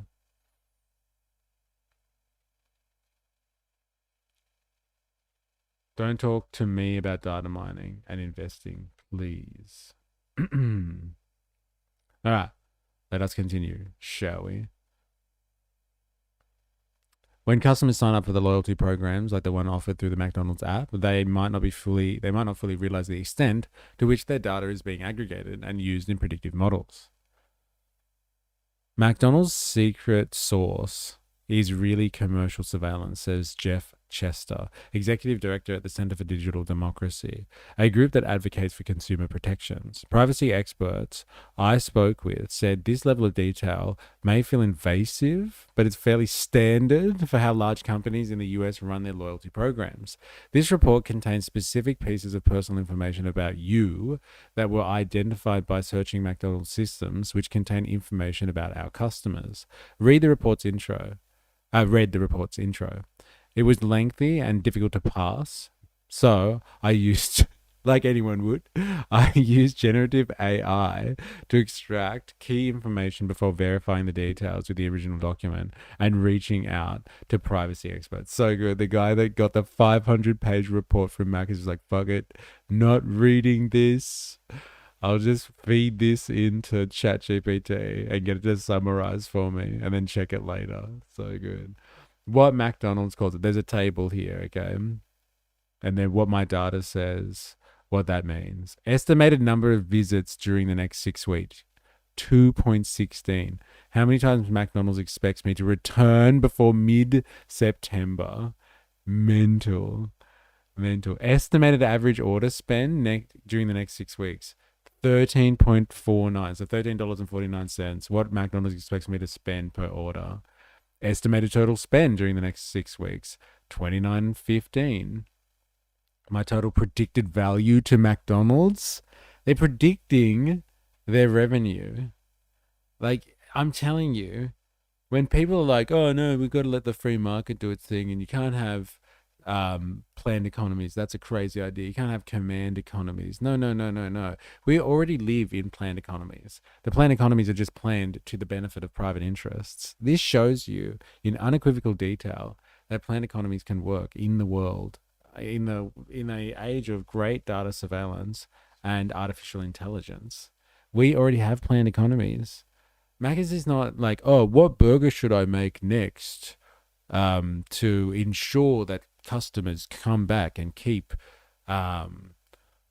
keep up the McDonald's experience. They're just looking at people and just like, all right, this guy's going to come back 2.16 times and we should have about $29 from this person. And they just do that on aggregate and figure out the market share that they're going to get. And they plan accordingly. They plan. There's no such thing as free markets. So then you have to ask yourself the question, if it's good for the private sector and these massive corporations, why shouldn't it be good for society as well? They don't want you to get in on it. They want you to believe there's a free market out there. And so, like, you know, leave everything to the free market, which they are carefully curating. Customer group based on historical transactions. See, they conglomerate you with other people. This person is part of CV2. What's that? What type of classification group is that? McDonald's doesn't provide details about what this internal value tier means. This person is a CV2 customer. They've conglomerated them with other CV2s, and they are aggregated on how valuable they are to McDonald's, like how likely they are to come and consume, and what revenue they can reach from them, expect from them. Most transacted occasion type. Food-led afternoon snack. Listen to the level of detail. Most transaction and occasion type. Food-led afternoon snack. On-the-go lunch in a rush. They know what type of consumer you are. Pick up something quick and you're off again. You're not sitting down in the restaurant, eating it, reading the paper. Scrolling through TikTok. My 2 behavioral archetypes based on past orders. Most visited geographic location, San Francisco, Santa Barbara, 61 visits. The main market where I eat McDonald's and how often. Recency, frequency, money derived in top product, large Diet Coke. The item McDonald's recommendation math ranks as my number 1. Large Diet Coke. All right. Somebody tell this person Diet Coke's not good for you. Recency, frequency, monetary derived top product category. Wraps, chicken. The menu section McDonald's expects me to order from. Who goes to fucking Maccas and gets a chicken wrap? Like, honestly, what's wrong with this guy? My God. They know when to advertise you stuff. Like when you usually get hungry, about to go to bed, etc. Yeah, just started smoking up.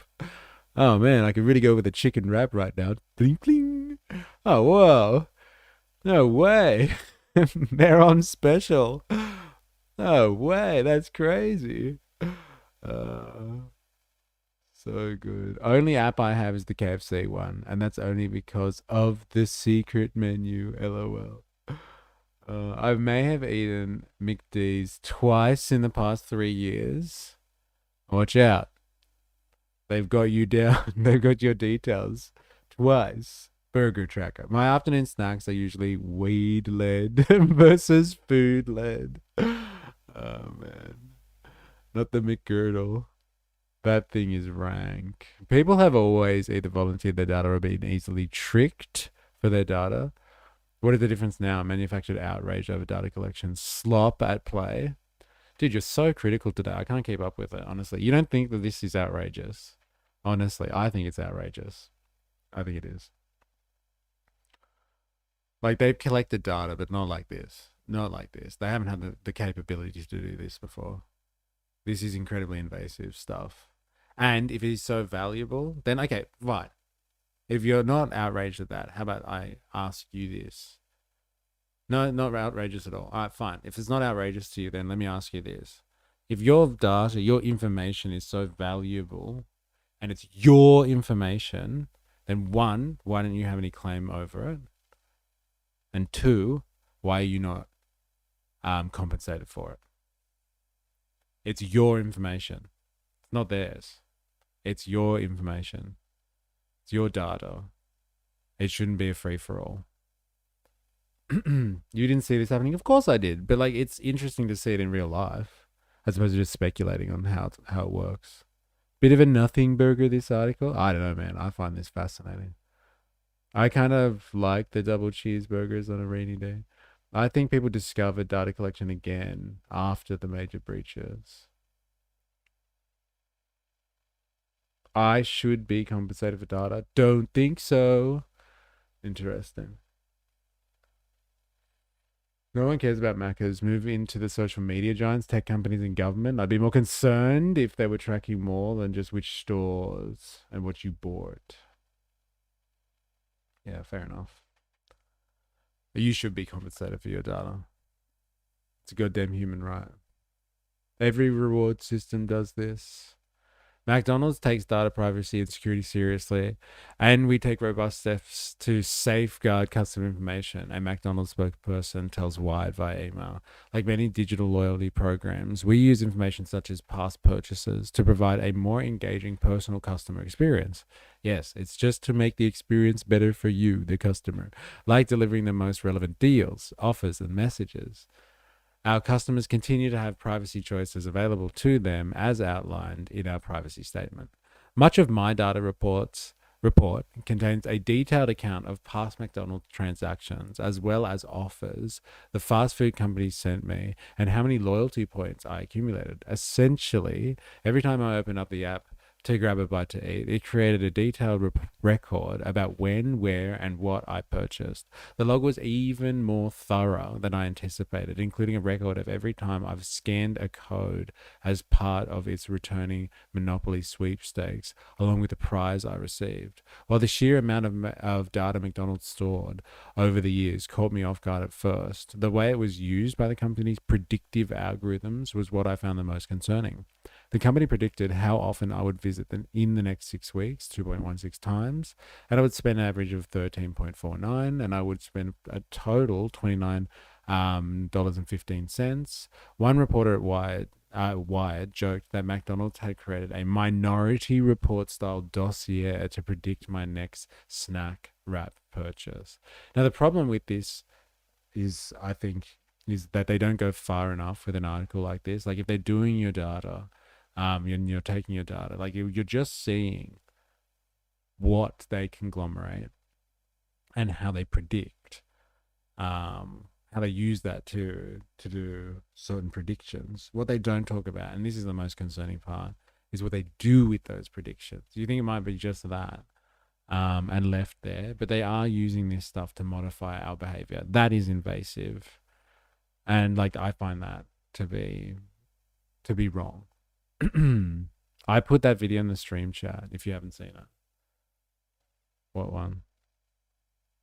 What's this?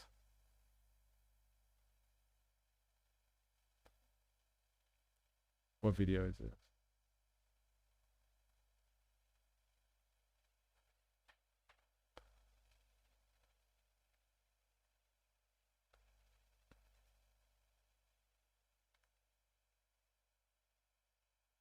Oh, Elon joke to buy the UK. Oh god, okay. My local baker's always collected data on me. Should I be compensated because he recommends what I like from memory? I think that's good salesmanship. Increase your numbers is what it's all about. You're worried now that that info isn't a machine? Interesting. Yeah, of course, man. Like some local shop who has good customer relations is very, very different to an enormous transnational corporation that is trying to basically plan economies and control populations. You can't say that that's on the same scale. and like brush it off as the same thing. Oh, well, my baker knows what I like to eat, so it's the same thing as a transnational corporation scraping data off millions of people and then potentially using its predictive algorithms to then modify their behavior. It's a completely different ballgame. If you can't see that, then like that's crazy. You can't see the ramifications of that. That is absolutely mental. People are easily scared. The AI boogeyman data collector is here to get you. Run for the hills. Interesting. I guess not everyone's as solid as you are, Bandsaw Bandit. We have much to learn. If you use Flybys or Uber or any automated purchase tracking system, you've been doing this for years. Oh yeah, it's around, but it's always good to see what it looks like on the fly. They didn't get to know Shoshana with us, E. Yeah. We'll agree to disagree that you are wrong here, Mystery. Yes, I am wrong. Your baker and McDonald's, the transnational corporation, are exactly the same thing. We'll agree to disagree that I am wrong. Very good. Nobody goes to my local baker and scans his brain mate for those recommendations and then stores in a hackable database where all your private details, including credit card and ID, are accessible for the highest darknet bidder. Yeah, unfortunately. We'll have to revisit some Shoshana one day, I guess. What's the Elon joke? Is this going to be... Am I going to be, like, upset with the world again after watching this?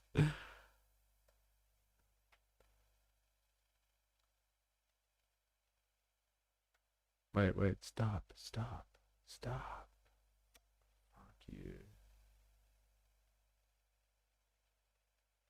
Is there no sound?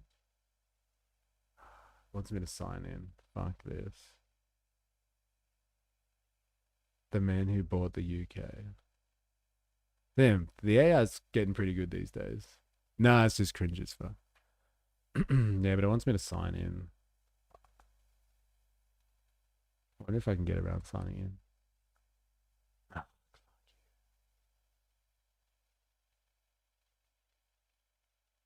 I used to be able to watch these. I'm imagining the Austin Powers theme. Isn't that enough? It's just the theme music. Okay, fair enough.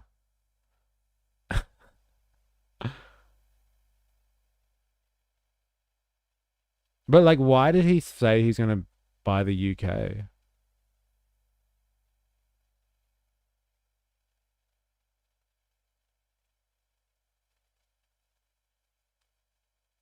Bro wishes he was Austin Powers. What a dork. He posted it himself. Oh, okay then. Wow. What an interesting man. McDonald's, beyond the numbers, McDonald's also tracked a large Diet Coke as my favorite item to repeatedly purchase. It labeled my core purchasing habits as getting a food-led afternoon snack or an on-the-go lunch rush. Jokes about grabbing a food-led snack have now become a meme in my house note. What is a food-led snack anyway? I wonder what that actually means. What other type of snack can you have but a food-led snack? I'm surprised at that one. Unless there's like a snacks that you can inhale or just like rub into your skin maybe. They go straight to your veins. Notably, the report also listed my attrition score. A sexy snack. Not a drink-led snack? Okay, what's a drink-led snack? It's like you just have a drink first and that makes you then eat afterwards, I guess. Notably, the report also listed my attrition score as 0, which could mean that Ronald McDonald sees me as a lifelong customer who's never going to stop grabbing French fries and a soda on the walk home. I wonder what the attrition score means. The 500 pages is kind of a wake-up call, says Laurie Craner, a professor at Carnegie Mellon University. and director of the Sci Lab Security and Privacy Institute, but it's not in a format that people will readily understand. She says a more beneficial approach for consumers would be high detailed disclosures during the sign up process that lay out what's going to be stored in your permanent record. It's like you're at school. And how that data will be used to make specific inferences about you. Rank. 10 products McDonald's ranks as most relevant to me. 1, large Diet Coke. 2, spicy snack wrap. Okay, I get it. When it comes to this kind of data collection, there's a stark imbalance between the individual consumer and a well-organized company. You're mediated by the technology, says Ryan Carlo, a professor at the University of Washington and faculty co-founder of its tech policy lab. You're going through their drive-through. You're using their kiosk. You're using their app. You're in their ecosystem. I like that word. You're in their ecosystem.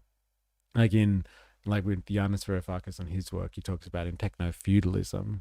Like you're in their world, in their little feudal world. And they get to control what you do, what you see, how you react to things. You're in their ecosystem, and they have a bunch of people with letters after their name trying to design it in a way that maximizes profit. Keller sees this power imbalance impacting users rather than benefiting consumers. With sweet deals, loyalty programs can be used for long-term surveillance.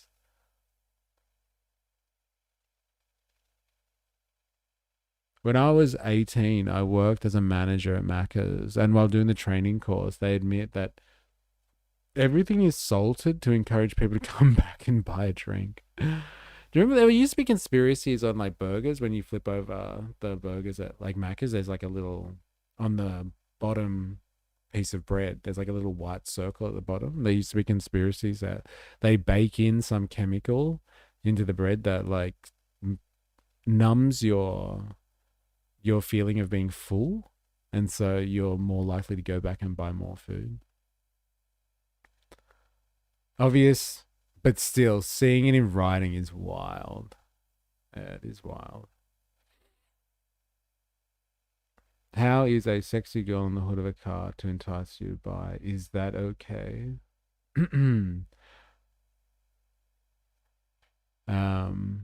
So it isn't easily dismissible.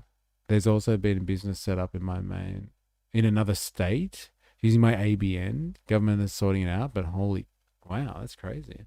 Stolen identity is not new.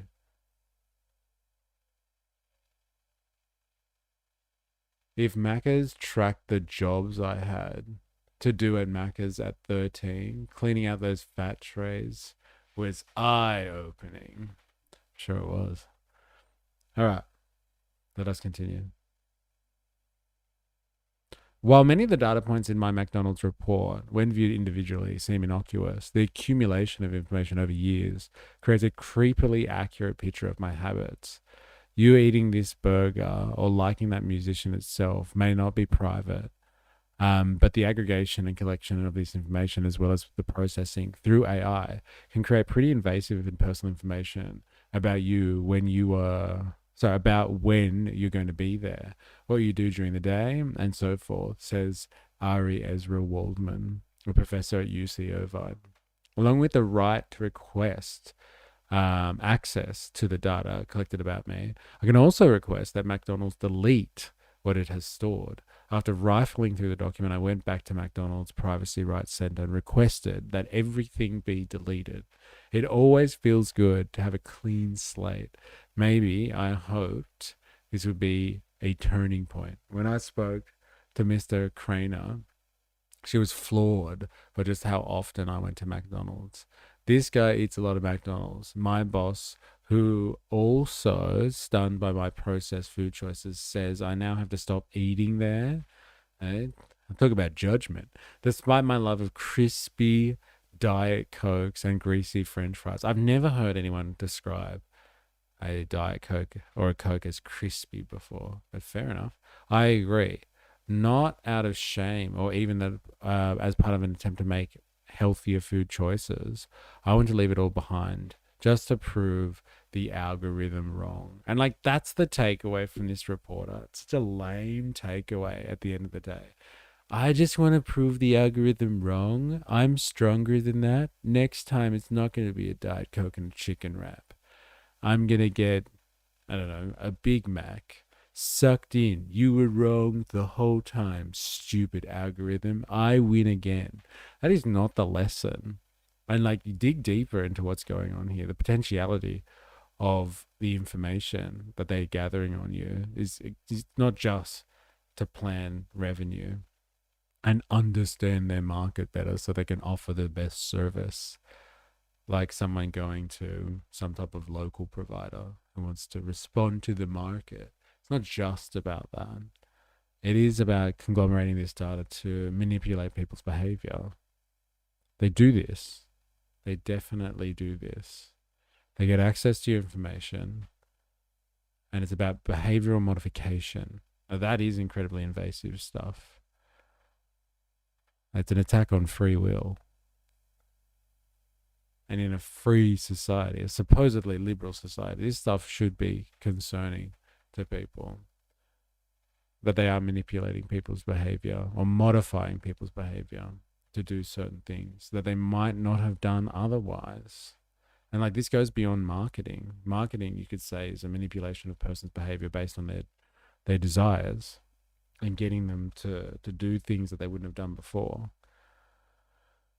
But like, this is taking an accurate picture of you as an individual and manipulating you as a person, as opposed to appealing to a group of people with the same desires. You as an individual getting pushed and pulled. It's a new world, man. It's a new age. We haven't dealt with stuff on this magnitude before, and we should be all rather concerned about it. I remember the old Coke wearing away my enamel. It's crazy. I'll show them. I'll give them data about what my second preference would be. Yeah, I know, right? Like, that's the lesson. I just got to prove the algorithm wrong. Every now and again, I'm just going to poison the data set. I'm going to go wild and get a McFlurry or get a sundae or something like that, or order a coffee. That'll show the data set.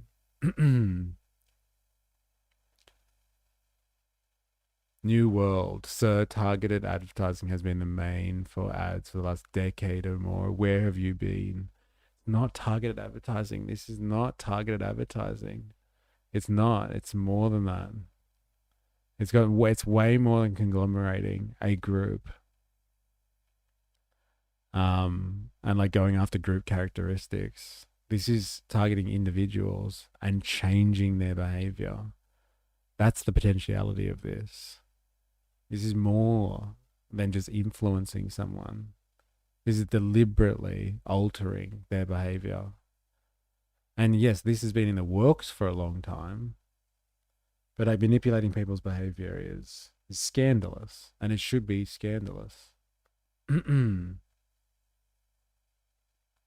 How do you do targeted advertising, though, is my point.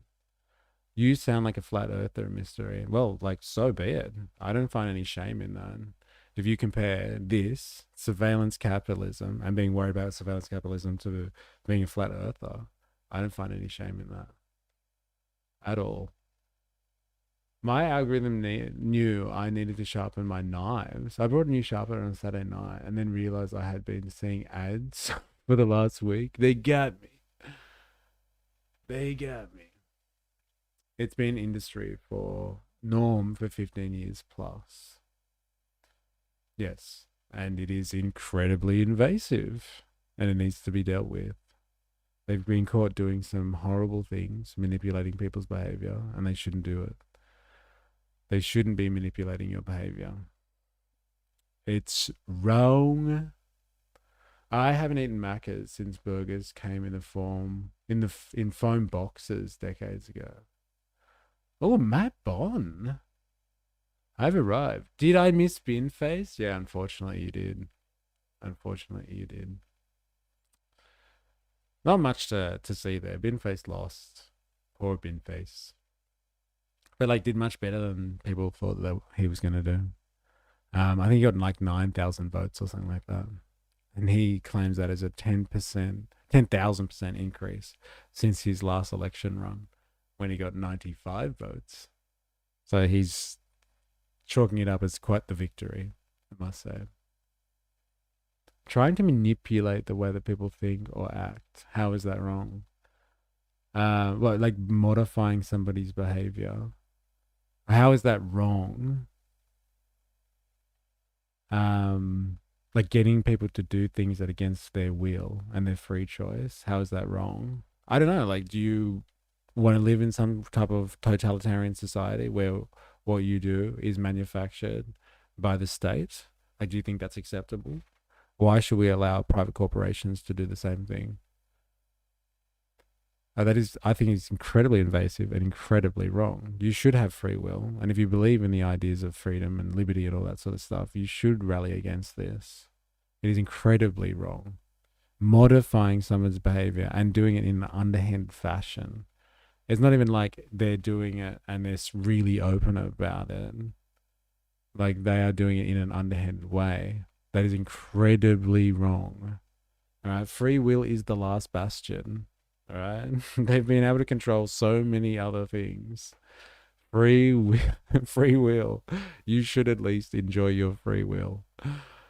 Or to some extent your free will. If people are stupid enough to be manipulated, then you get what you deserve. Yeah, fair enough.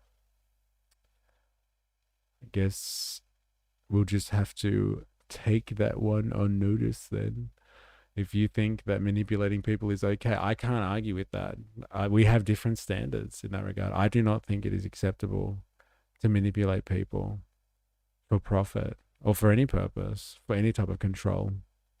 You don't control people. Free will is important in a free and liberal society. We've moved beyond this.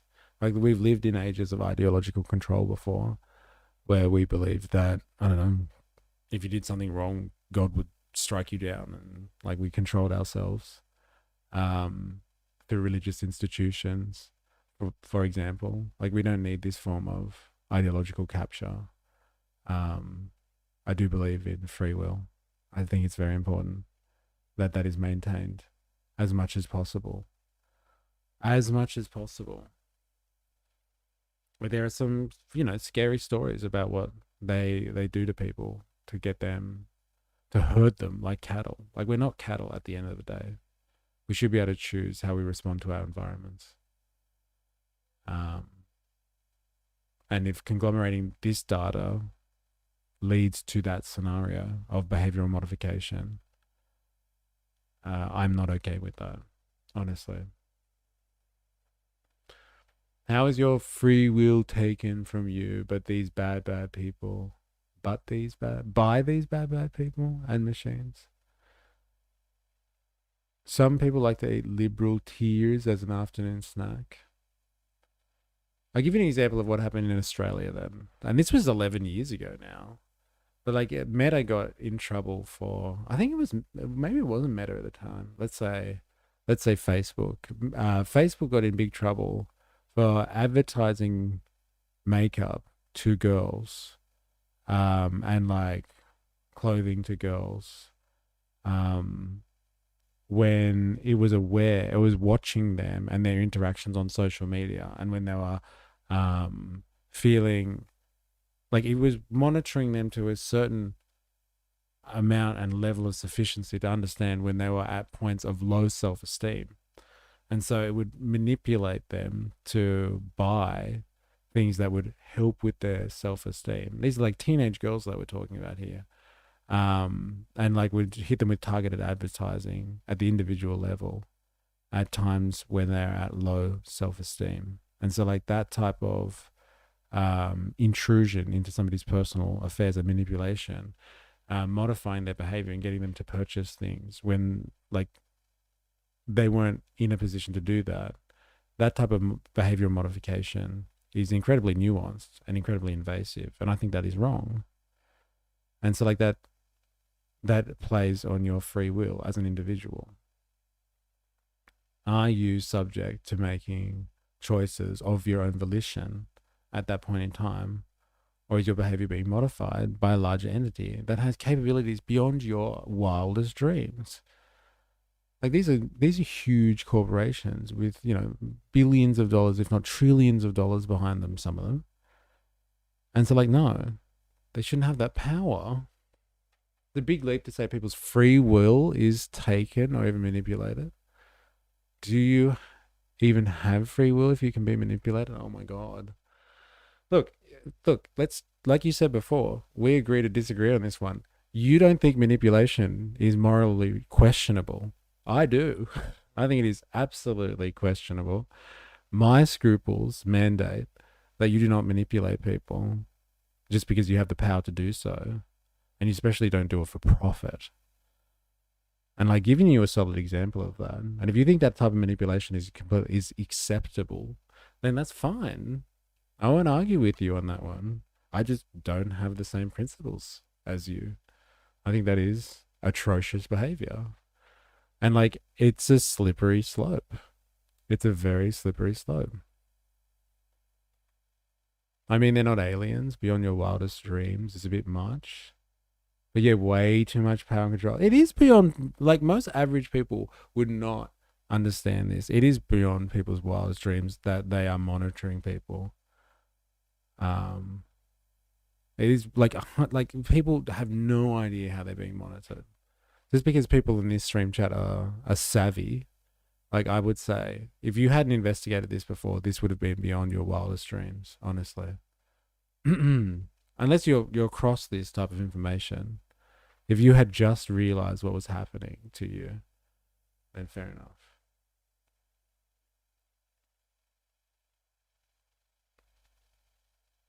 Um, 100% you do it for profit. Make a buck is what it's about. No, man, that's not right either. We don't profit at all costs. We don't profit at the sake of the environment. We don't profit at the sake of human life. So like, if it's profitable, go around killing people, obviously excluding any type of military exercise, of course. We don't profit off of death. So like there are certain points where we as a society have agreed, no, we don't go there for profit's sake. So like we can make that decision again. It's not off the table at all. We make decisions about what is acceptable. 100% we profit at the cost of people. But we also decide what is acceptable to profit from and what is not as a society. And I'm saying this is not acceptable, profitable behavior. And like it's not, even if it's not profitable, let's just say it's not profitable. Manipulating someone's behavior because you have the power to do so as a huge entity, like a transnational corporation, doesn't make it acceptable just because you can. It's not okay. It's only acceptable to kill people overseas. Yeah, I know. That's why I said with the exception, obviously, of the military industrial complex. Some people would find it invasive that they are monitoring, for example, women's shopping for sanitary products and then advertising to them products right before their cycle starts. Yeah, there's a difference between knowing, oh, it's winter, you might want a jumper. We have tracked your menstrual cycles. That's pretty crazy. Remember we read that story? No, maybe that was probably a while ago. But we were reading that story or listening to a story of that guy who found out that his daughter was pregnant because he started getting advertising to buy baby stuff. And so like he went to his daughter's house and he was just like, are you pregnant? Why haven't you told me and your mother kind of thing? And she was like, I'm not pregnant. What the fuck are you talking about? And it turns out that she had started buying, she just started buying some like scent reduced shampoo and not realized that she was looking for something that had less of a scent to it. And the algorithm had, because of the conglomeration of data it had on women that have recently become pregnant and it started converting to a shampoo that has less scent, made the decision that she was pregnant. And so started hitting up her dad with advertising to buy baby stuff. And she didn't even know she was pregnant. And then she went and got tested after she found out that. And then she figured out that she was indeed pregnant. All because the algorithm, with its immense power, had decided that she was pregnant based on her shampoo choices. And then started targeting her father to trying to get him to do stuff. And like none of them were across what the hell was going on yet. Like this stuff is crazy. I was just typing that out. Crazy story. It's mental, all this stuff. Oh, how about that story where they revealed the pregnancy? Yes, this is the one. That was a crazy story. Imagine being her dad, figuring it out that way. Oh, Blaz, in the house. How you going?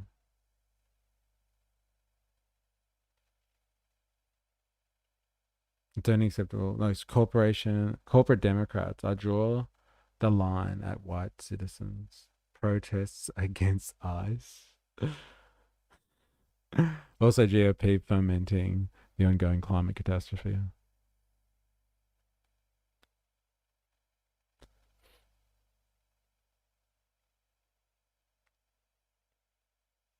Ha, algorithm clocked Prego. Algorithm send updated information to insurance companies.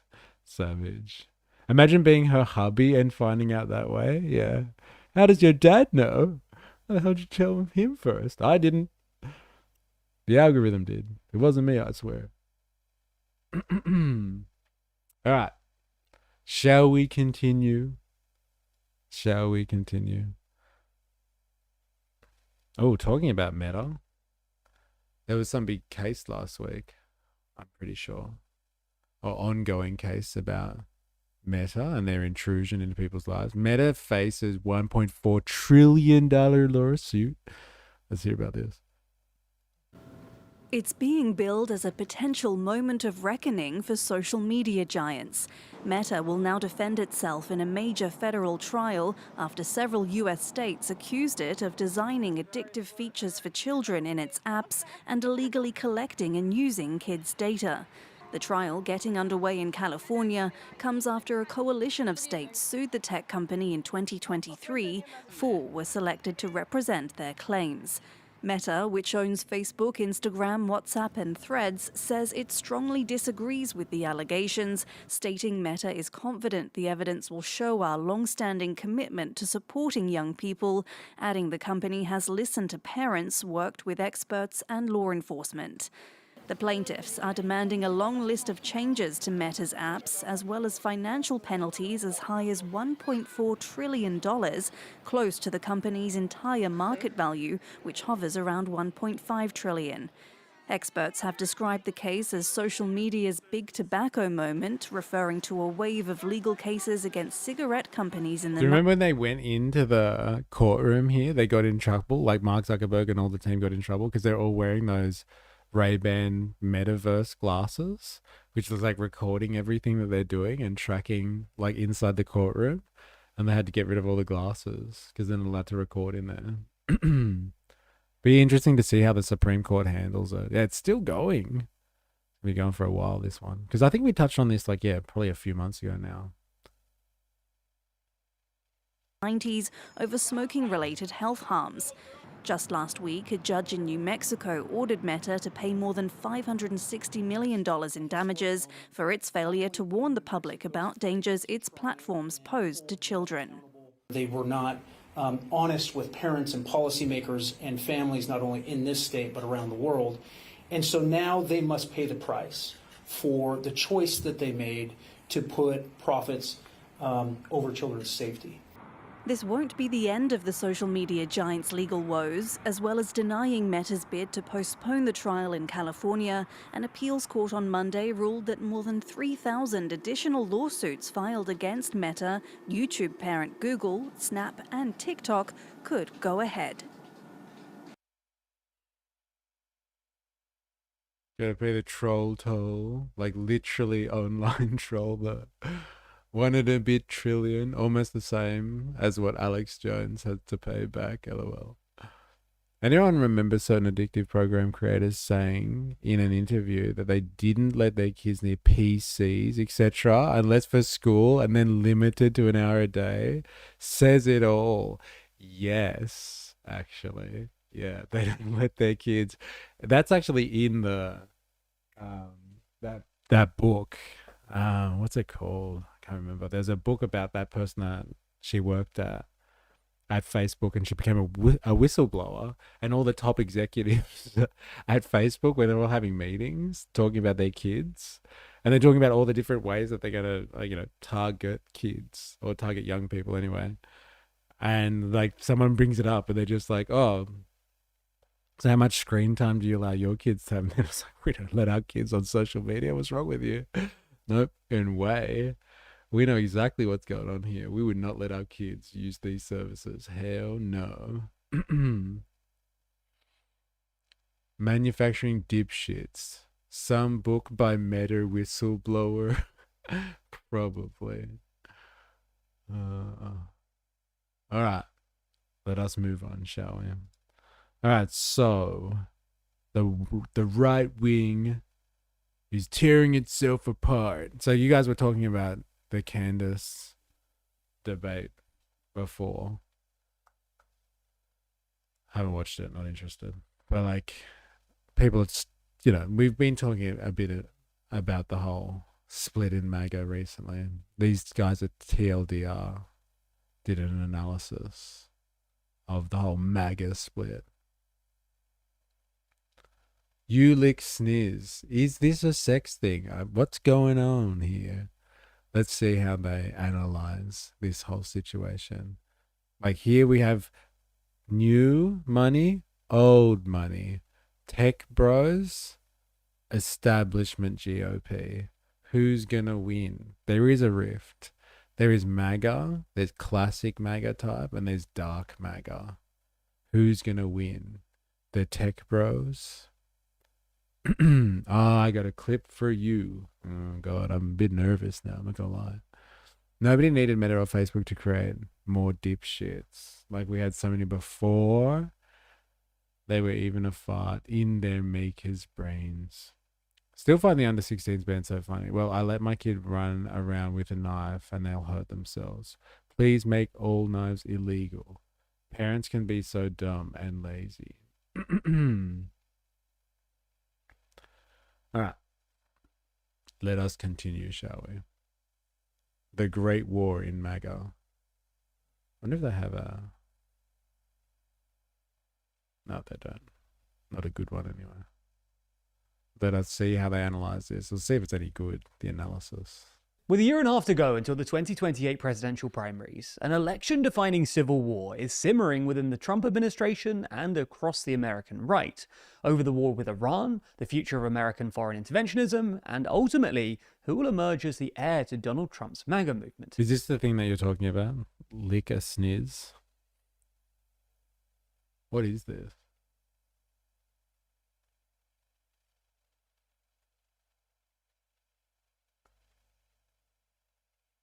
Understand them. Your wife has 3 baby daddies and has been married twice before. And you you lick sniz. Under your religion. You lick sniz. What does that You're mean? a fucking don't talk shit about my wife, you stupid bitch. Shut your mouth. It's You could because go I'm for it. better than you, Charlie. No, it's because you're embarrassed and you know that the traditional values that you try to sell people on are bullshit because Let's you go are not through a it. traditional man. Chuck. What was that? That's his retort? Well, she's attacking his traditional values, so he's like, but you lick sniz. In a debate about feminism, but you lick sniz. Well, and he does it, eh? Do you work the shaft? Come on, eh? Or is he jealous that she probably licks sniz better than he does? Charlie, I just think honestly you're too stupid to understand them. Your wife has 3 baby daddies and has been married twice before. And you you lick sniz. Under your religion. You lick sniz. What does that You're mean? a fucking don't talk shit about my wife, you stupid bitch. Shut your mouth. It's You could because go I'm for it. better than you, Charlie. No, it's because you're embarrassed and you know that the traditional values that you try to sell people on are bullshit because Let's you go are not through a it. traditional man. Chuck. What was that? You lick snooze. She's saying you can't devalue a woman because she has multiple partners. Your wife has had multiple partners, and that's why it gets so defensive. Interesting. I mean, to be fair, she made it personal first. He just did it more angry. LOL. He's on Grinder. Yeah, well, he works the shaft. That's probably why he finds it offensive. Licking sniz. Traditional conservative man throws temper tantrum after girl kissing Chad. Calls out his hypocrisy. Interesting. All right. Now I understand the reference. Thank you. With a year and a half to go until the 2028 presidential primaries, an election-defining civil war is simmering within the Trump administration and across the American right, over the war with Iran, the future of American foreign interventionism, and ultimately, who will emerge as the heir to Donald Trump's MAGA movement. In the last week, Trump has privately told donors that he wants Vice President J.D. Vance to succeed him, but his refusal to endorse Vance has kept alive moderate Republicans' hopes that Secretary of State Marco Rubio will instead inherit Trump's coalition in 2028. Complicating matters further is the growing influence of the online right, shaping MAGA's future. Tucker Carlson, the former Fox News host, is now openly hinting at a third-party presidential run, as he and a group of former Trump loyalists seek to redefine MAGA.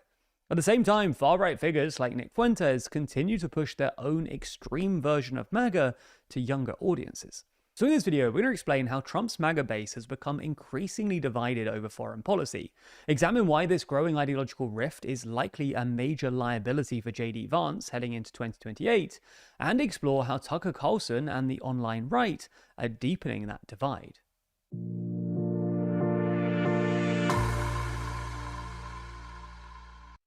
Tucker Carlson launches his One Nation party. Wow. Could you imagine if she was on his show as well? That'd be an interesting one.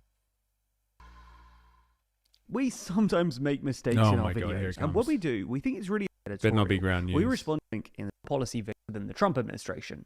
On one side, there's the American right has struggled tutorial. We respond to your criticisms, answer your questions, and explain what we got wrong. Watch the show by clicking the link in the description. Since Donald Trump's election in 2024, the American right has struggled to decide which foreign policy vision will dominate MAGA after Trump leaves office. This struggle is between two camps within the Trump administration. On one side, there's the neoconservative Republicans, led by Secretary of State Marco Rubio. Neocons have championed a more interventionist approach to foreign policy, backing stronger support for Israel against Iran. Neocons, what was it? Interventionist approach to foreign policy. An interventionist approach to war. Foreign policy, i.e. to war. How we deal with fighting other people and other states. An interventionist. So when we do wars, we really intervene. Oh yeah. And Ukraine against Russia, while advocating for an aggressive use of the US's military, especially in the Middle East and South America. I did a clip of Benny Johnson reacting to Pauline, so give it time. It's coming, man. It's coming. Well, the term market manipulation on consumers has been happening since before the Reagan era. Someone who studied media manipulation.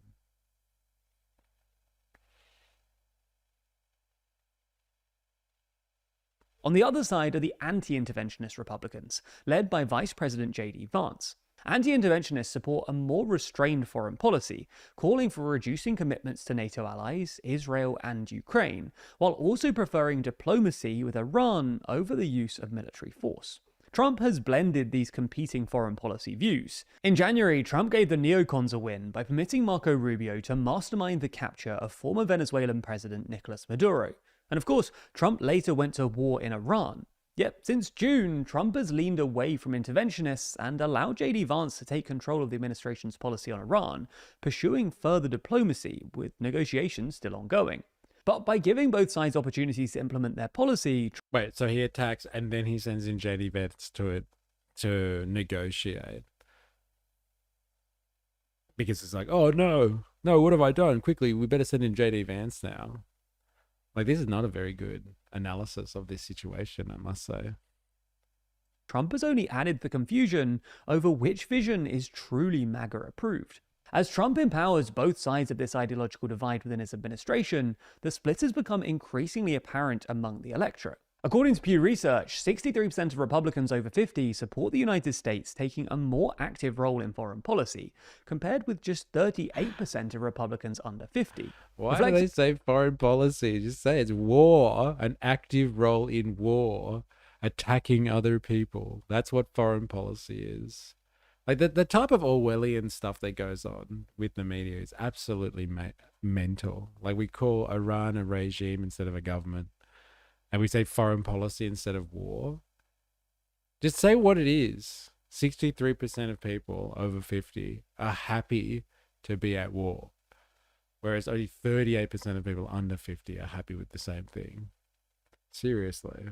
A more neoconservative outlook among older Republicans and a stronger anti-interventionist streak among younger ones. This trend is evident in attitudes towards Trump's handling of the war with Iran, with 82% of Republicans over 50 approving of this approach, compared to just 55% of those under 50. This generational The old GOP fogies hate overseas brown people. The young GOP chuds want tax dollars to be spent locally, or not at all.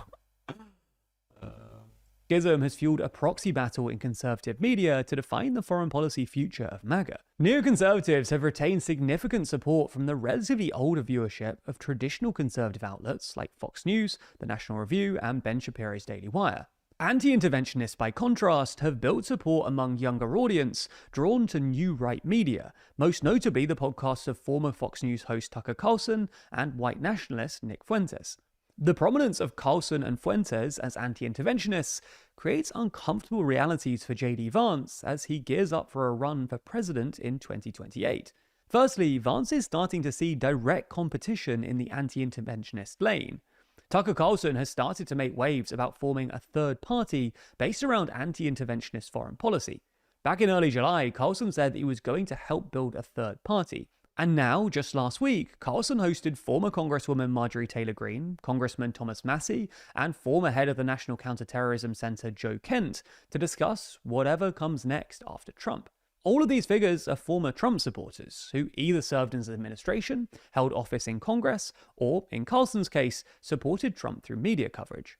Since Trump entered the Iran war, however, each has rebuked the president and increasingly aligned their politics with the anti-interventionist wing of MAGA. Referring to members of the meeting, Marjorie Taylor Greene stated, "We said no more foreign wars and we meant it. We supported Donald Trump because he made that promise, but he's betrayed all of us. Our commitment is to America first, for all Americans, right, left, and center. The movement has begun." Carlson, for his part, followed up the meeting by announcing a 10 center. Our commitment is America first for all Americans, right, left, and center. The movement has begun. Whoa, whoa. Eh? Such a motley crew of conservatives. What an interesting take that is, eh? They align themselves with the dirty commies on the left. Right, left, and center. The movement has begun. Whoa, whoa. I did not see that coming. Did not see that coming. We both know these children have no future. Under 50s Republicans. You know the scene. Prove me wrong, kids. Prove me wrong. Oh, man, savage. He said dodgy kisses are good for the immune system. I wonder if that applies. After they were sniffing ass. What are we talking about here? Did I miss something? The movement has begun. Carlson, for his part, followed up the meeting by announcing a 10-point manifesto focusing on populist themes that are meant to guide such a future political movement.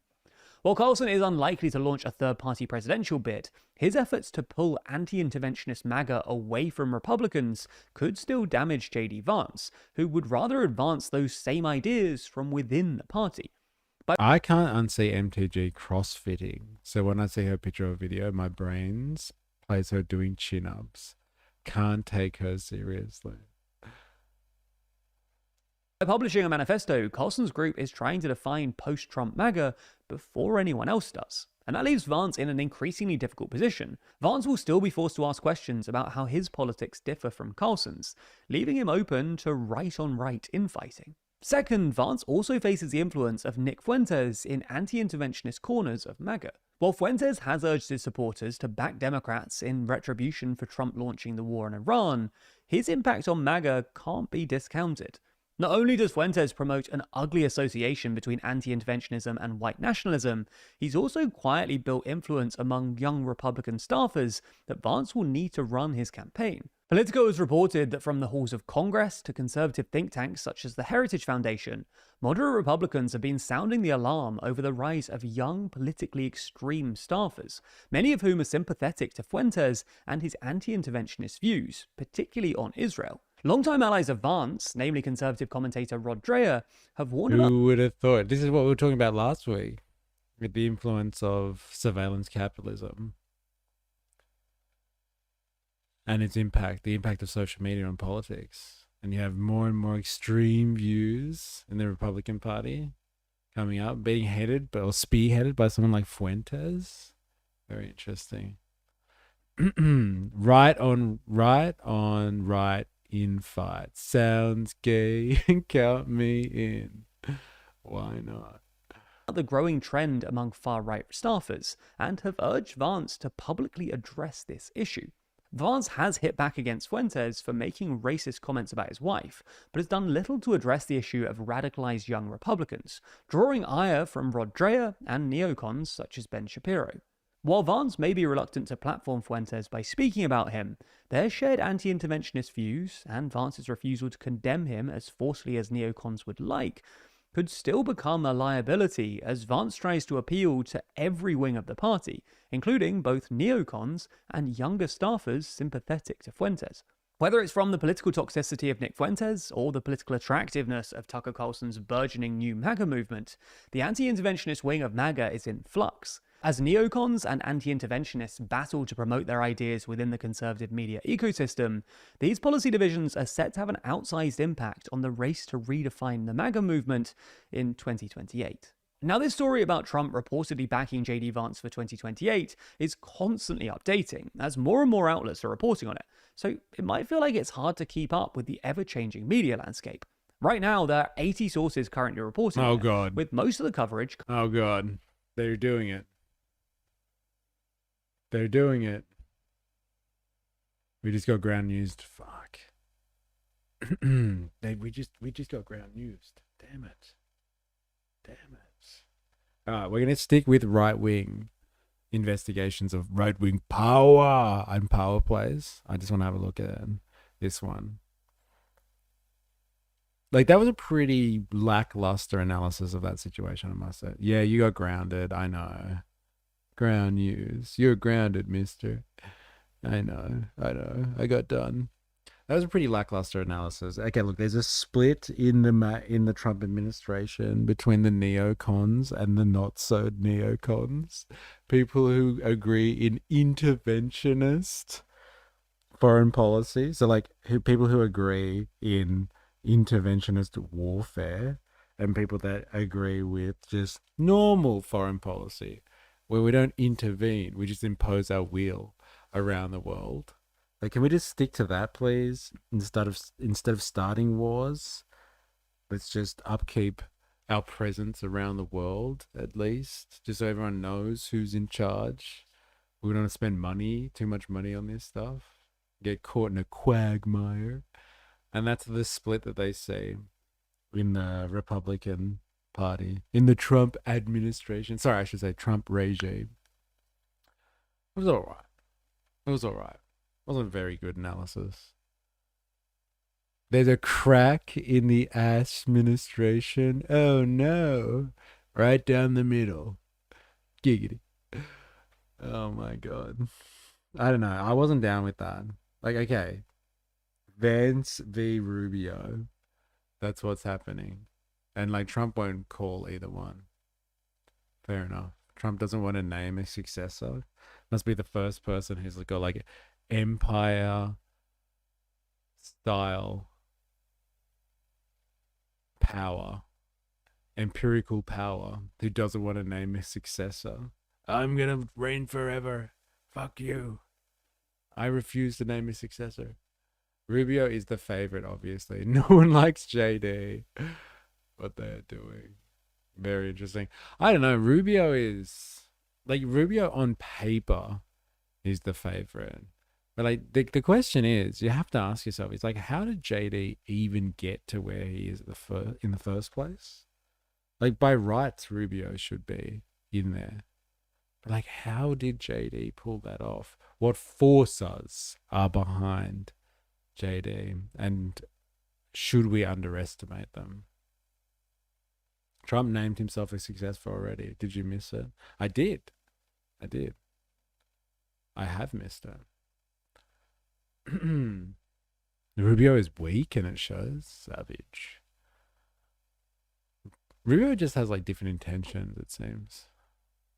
Remember that we are dealing with a narcissist here. The moment her name is a successor or media attention will go to the one he names and away from him. Got it. Okay. Who wore the shoes 4 times too big for him in public and took it like a good boy? Rubio. Loyalist. Savage. In reality, they're just buying time till they work out how to get Barron in there. Also, Trump wants to treat this like a monarchy. His successor will be one of his kids. Yeah, someone's called that. Intentions but no convictions. Everything he stood for, he has walked away from. He's a traitor to even himself. You're talking about JD, I'm assuming. Bruh, baited me with the bin for today's stream. Bro, we did that first off. We went straight to the bin. We listened to him talk. He was very happy with himself, Squeeb, by the way. Ye old bin. Got now 9,000 votes in Clacton.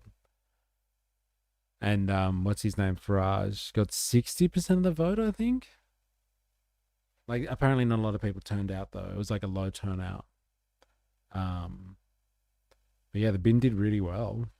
Took it like a champion. And reckons there's going to be a round number 2, if you're wondering. Squeeb. Gonna be a 2. I'm behind. I'll rewatch. Rubio is weak. He is the one that should be negotiating foreign affairs. He is the one or isn't the one?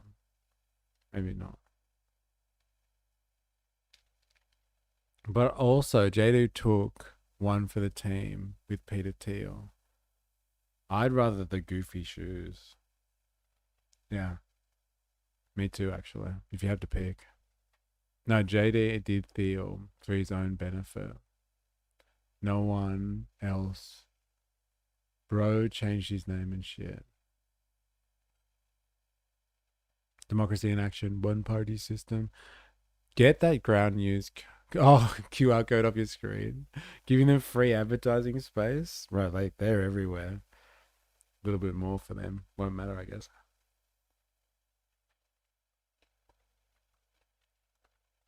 Alright, get it off my screen. Shall I?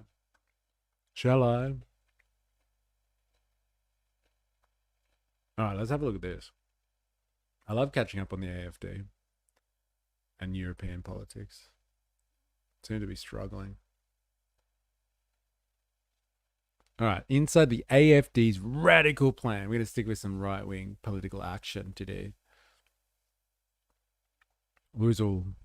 4 parties have registered now with names like the Greens or Humanitarian, Would Preference, and go straight to Pauline. What? With names like Greens or Humanitarian. Okay, we're talking about, I'm assuming, Victorian elections here then. Like the stream, join the Discord. Oh yeah, I haven't said that yet. If you are on YouTube and you haven't already, make sure you activate the like button. Activate away. Activate away. Ha, 100,000 year subscription to Truth Social is where it's at. Yeah, so you can get like access to the president before anyone else does. Because a few truth posts from the president can change the market. You don't miss out on that revenue, do you? I was trying to be subtle, but yes, JD probably put on Deliverance to set the mood. How are the burrito prices doing in Germany? I don't know. They're probably very expensive, I'd say. But like, they've always been expensive. Let's be honest. Access to the market moving info ahead of the markets. 1 is environment aimed, 2 are Palestine aimed, and 1 is immigrant aimed. Can't remember specific names, but they are the demographic they're going to steal votes from. Interesting. Lovely. What a dirty campaign all of that stuff is. Good luck to you, Victorian, seriously.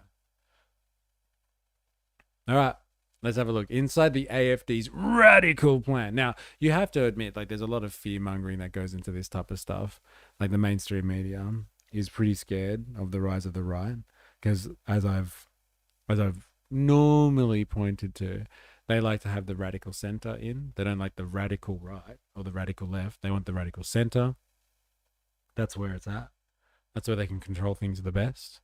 And so they're playing a big game to really put the AFD, or in Europe generally, put any of the right-wing parties down, call them names, smear them, like say that they're doing this and that. Like, they may be deplorable, don't get me wrong, their policies may be awful, but like, they're really trying to run game because they are under threat from the right. Like, the right will notably seize power or have a huge share and control things, and they'll have to form coalitions with them potentially, or they're going to cede a lot of power to the right, and they don't want to have to deal with that. And so they're really uncovering a lot of stuff. And so, like, every now and again, I think they do pull out some interesting stuff about what the AFD has actually got planned. And so, but like, they're running, at the same time, you have to appreciate that they're just running fear campaigns as much as they can to get people out voting. So they fight off the AFD for like another election cycle until they come back, you know, bigger and stronger next time. The question has to be asked, like, if you really want to see the end of something like the AFD, like, do you try the dirty tactics to get rid of them, or do you let them have their time in the sun, let them fail, and then move on? Let them fail like everybody else, and people will make up their own minds instead of trying to convince people. How dare these right-leaning citizens have a political voice? Ban them. Well, that's what they're trying to do, I think, with the AFD, is they're trying to ban them. And they're coming up with like all of this stuff about why they need to be banned and all that sort of stuff. So let's check out this political revolution. For the first time since the Second World War, a far-right party could win power in a German state. When I came to Saxony-Anhalt to cover the regional elections, I didn't expect to find a fight for the soul of the nation. Wir möchten nicht mehr und nicht weniger als Geschichte schreiben hier im September. The Alternative for Germany sees an opportunity to implement its vision, not just in one state, but for the whole country. Wir wollen unsere Heimat, unser Vaterland wieder vom Kopf I want to put the fatherland, the motherland on the right track. auf die Füße stellen. Let's be clear, Germany isn't run entirely from Berlin. Each of its 16 states has control over things like education, policing and parts of immigration. So if the AFD wins here in Saxony-Anhalt, victory would be more than symbolic. I wanted to know whether warnings about this party are exaggerated. So I spent 6 months talking to everyone I could, AFD politicians. Einige warnen, dass es eher eine Some warn it's a coup d'etat. Staatsstreich. Das ist völliger Blödsinn. I'll try and read for all you lurkers out there. Politicians. Einige warnen, dass es eher eine Staatsstreich. Das ist völliger Blödsinn. That's complete nonsense. The people voting for them. Die nennen das Kind beim Namen. They call a spade, yeah. This is like, you gotta love like right-wing kind of politics. Like, that is the general vibe of right-wing political parties, or national, let's not say right-wing, let's just say nationalistic political parties that kind of, they have that element of that capture over a domestic population. They just call it how it is, man. You know what I'm saying? They just call a spade, like, seriously. Just say it how it is. How the fuck did we get here? Media greed. Who tricked everyone into thinking left versus right so hard that fascism is wanted? We'll find out, eh? We'll find out. Our opponents. I think it's important to protest the far right. Und gerade vor dem Hintergrund der deutschen Geschichte. Given German history, we need to be very careful here. Ja, an dieser Stelle natürlich sehr vorsichtig sein. Historians and security officials. It's very much comparable to the rise of the Nazis. How did we get to the point where a party that triggers such comparisons could be so close to actually governing? And what happens if the AfD wins power? The new zeitgeist. I asked the question. München, Saxony-Anhalt, west of Berlin, an AfD town hall. It's hard not to sense the frustration here. Wages and life expectancy are the lowest in the country. I've come to hear from the people flocking to the party. Es wird doch nur das Geld sonst wohin gespendet. Money is spent elsewhere, this lady's saying.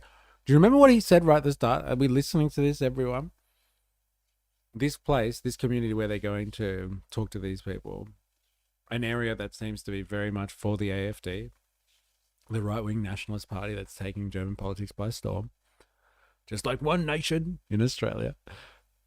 What we're talking about here is people are hit hard by economic issues. People are struggling in this area. They are being hit hard economically. And so people are looking for answers. All right? Just take stock of what is the motivation behind a lot of people's politics. We got here by radical centrists removing personal freedoms and trying to tell people how to live their lives.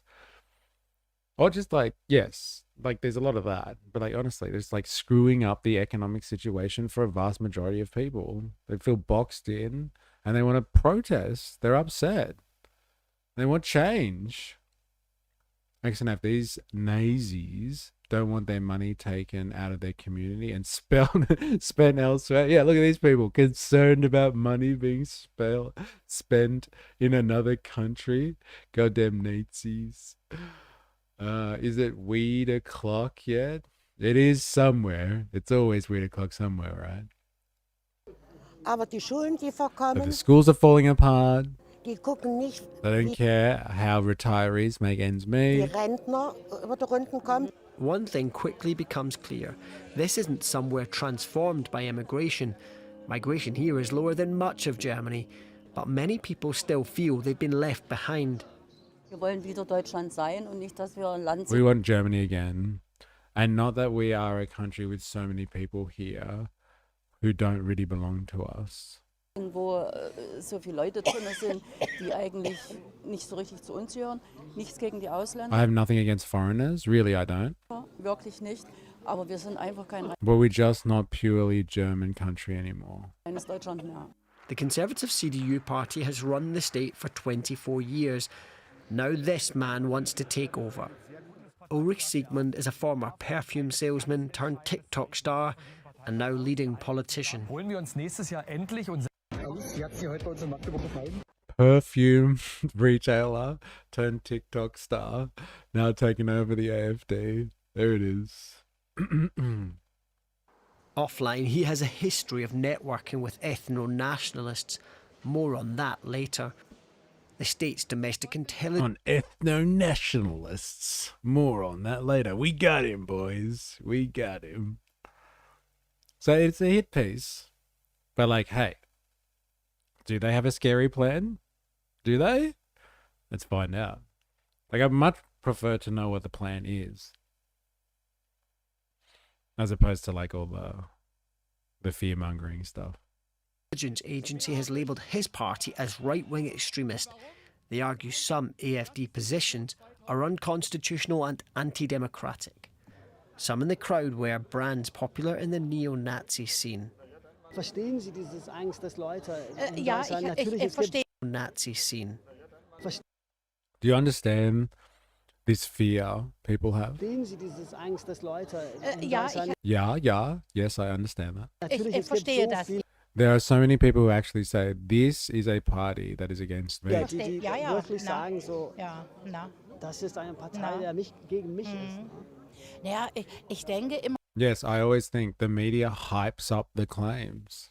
Das wird auch von Medien so hochgespielt, von anderen Parteien. Maybe other parties at the AfD, maybe by other parties, that the AfD is so racist. Dass die AfD so rassistisch ist. For some people, that feeling of being seen and heard is powerful enough to outweigh any concerns about political affiliations. Wenn ich sage, We call this a cursed problem in design. Go on, I'm intrigued. Tell us more. If I say I have national pride, ich habe Nationalstolz, ich bin eine Deutsche. or I say I'm German, Ist schon ein Verbrechen zu sagen. that's practically a crime to say that. Like, so the victim complex is everywhere. Everywhere. Everyone's a victim. It's not just the left, it's not just the right. Everybody's a victim. I can't even say that I love my country. It's a crime. They're coming to get me. E.g., you want high skill ceiling in the game, but you want a pleasant new player experience. Okay. But that means old players will demolish new players with their high skill. Was this the curse? A cursed design, a cursed problem in design. Ich darf nicht sagen, ich habe. You're from Australia though, and is there like a lead up to that statement? I know I'm from Australia. Thank you. In this case, the meme I posted in the chat. Don't confuse the two. Oh, okay. A coup d'etat, a coup d'Atson. Cursed problems in policy design. I want a purely German country. I have nothing against migrants. But you can't have both, dickhead. Right, I get it. Alright, very good. Like, duh, that's a cursed problem. Got it, got it. They want a purely German country but have nothing against migrants. Would be great for AfD when AfD wins and they play Erica as their victory song. The wall came down, baby. Nationalstolz. I asked them about AfD politicians who use Nazi slogans. Muss man denn auf jedes Wort Do we really have to watch every word we say these days? Well, typically if you're a politician, you are in the limelight quite a bit. So yes, you should be careful about your words. And like using Nazi, like dog whistles, like triggers. We're like, hey, all my fellow neo-Nazis out there, we're almost there. Yes, I think you should be careful. See also that Simpsons bit asking about a down-to-earth slice of a cartoon that's bouncing off the walls and swarming with robots. Wait, what?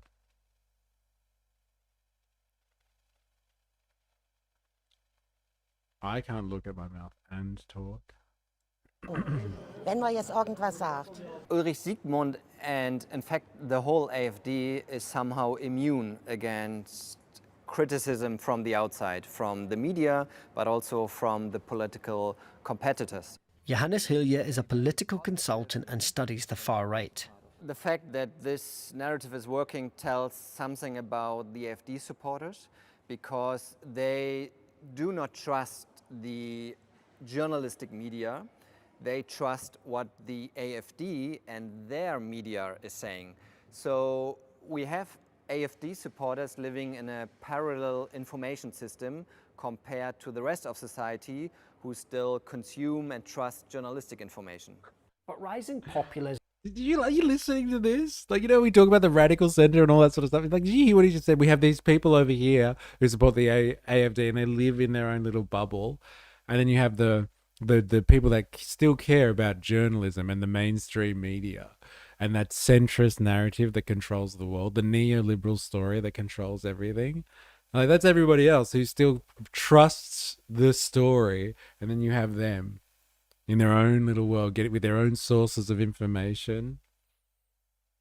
Why don't they just come back to everyone else in the mainstream, that just listens to the narrative that they should listen to, and just shut up and get back to work?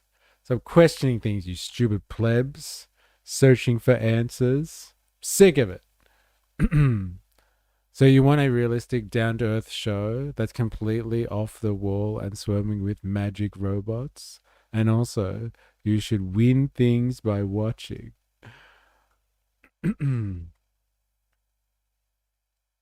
I yearn for the days when you could peer pressure the Aussie PM to down a whole pint in one go.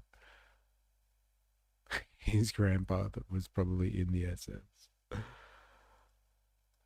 Doesn't explain why the security services are sounding the alarm. For that, you have to look at what the AFD plans to do if it wins power. Yeah, what is the plan? What's the plan? This is the AFD's plan for Saxony-Anhalt. Around 160 pages, I read them, and 3 ideas appear time and again. Cultural identity, education, and a vision to radically change not just how the state is run, but Germany as a whole. Dun, dun, dun. Wir möchten nicht immer an Symptomen rumspielen. Wir möchten We just don't want to tinker with the symptoms. We want to tackle root causes. die Grundursachen wirklich angehen. And he wants to begin with a turnaround in migration policy. That means removing the pull factors, no more cash handouts for asylum seekers, refugees should do community service, and anyone without the right to stay should be locked up. Dude, that's pretty hardcore, man. They just like locking people up. Europe migration stuff is so fucking hardcore. Australia is such a different realm of migration understanding from everyone else. So isolated down here. Kicking out the Muslims is what I heard is pretty much. But like it's pretty hardcore way of doing it. Anyone who's on welfare, like no one gets any money. And they're just rounding up people and throwing them in prison. Refugee means removing the pull factors, no more cash handouts for asylum seekers. So asylum seekers, no state assistance. Refugees should do community service. Refugees, you want to be a refugee, then you got to serve the community, fair enough. And anyone without the right to stay should be locked up. Yeah, lock them up.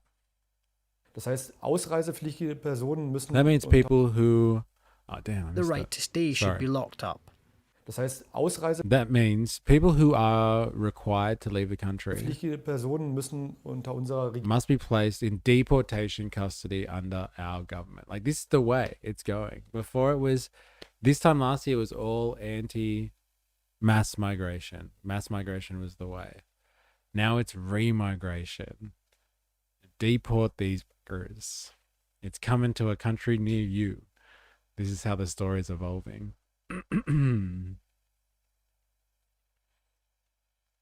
Isn't it Germany? Not Gerfew. It's Germany. Not germ selective. We are focusing on German identity. It's Adam and Eve. Don't be a germ. Sorry, don't be a germ. A phobe. natürlich in Abschiebehaft. Sigmund also wants to set up a deportation task force. Soll man das vorstellen als... Should we imagine that a task force like ICE in the USA? Here it comes. Eine Taskforce ähnlich wie in der USA mit ICE. Nein, das stellen wir uns schon individuell No, we imagine that in a more individual way. vor. Wir stellen uns das vor allem als einen Bereich We imagine it primarily as an authority innerhalb dieser Behörde vor. Die Abschiebung ganz anders that prepares deportations completely differently. vorbereitet, beispielsweise indem sie nicht For example, that they are not pre-announced. ganz gemütlich angekündigt werden. While Sigmund portrays his plan as a return to law and order, in front of a crowd, he cast the fight against immigration as a fight to preserve German identity. Das muss ich ganz klar so sagen, weil das, was wir hier seit I have to 2015 say this very clearly because what we have been experiencing here since 2015, erlebt haben, das, was wir immer noch what we are still erleben experiencing, und das, was wir gerade and what we are currently witnessing is a dynamic that simply can't go on any longer. in der Dynamik erleben, die einfach nicht mehr geht, die unser Land gegen die Wand That's driving our country into the ground. fährt und die vor allem unsere eigene And above all, is destroying our very sense of identity. Selbstidentität zerstört. And it's this us and them framing that's part of the reason experts say the AfD is an ethnic nationalist party, or in German, Völkisch.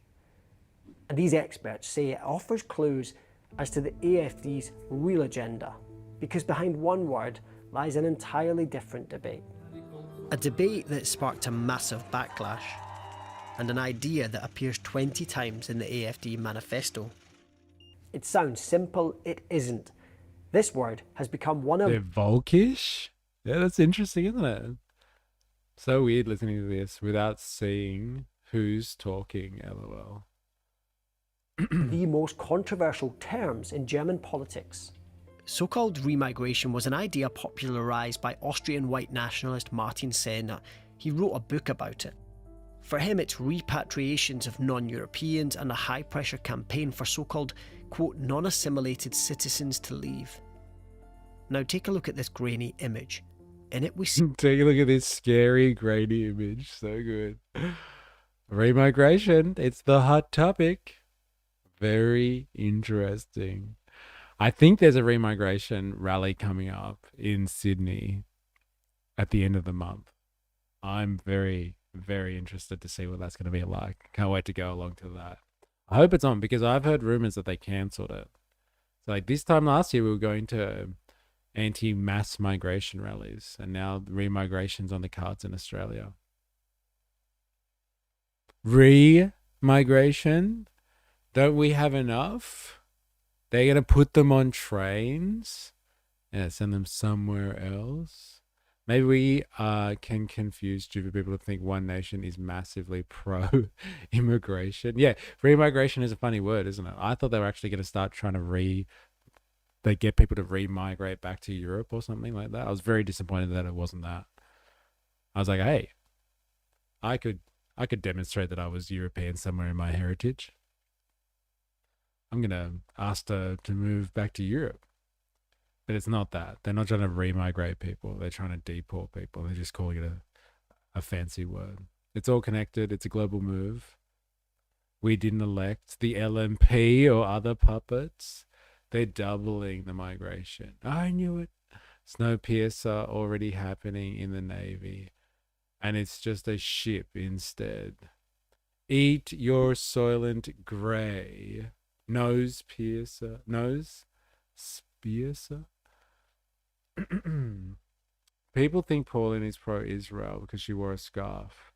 But I don't think she's pro-Islam because she wore a burqa, lol. Is that your only defense against that one? Is that how you're framing this one? Or the right is? Yeah, but she's not pro-Islam because she wore a burqa.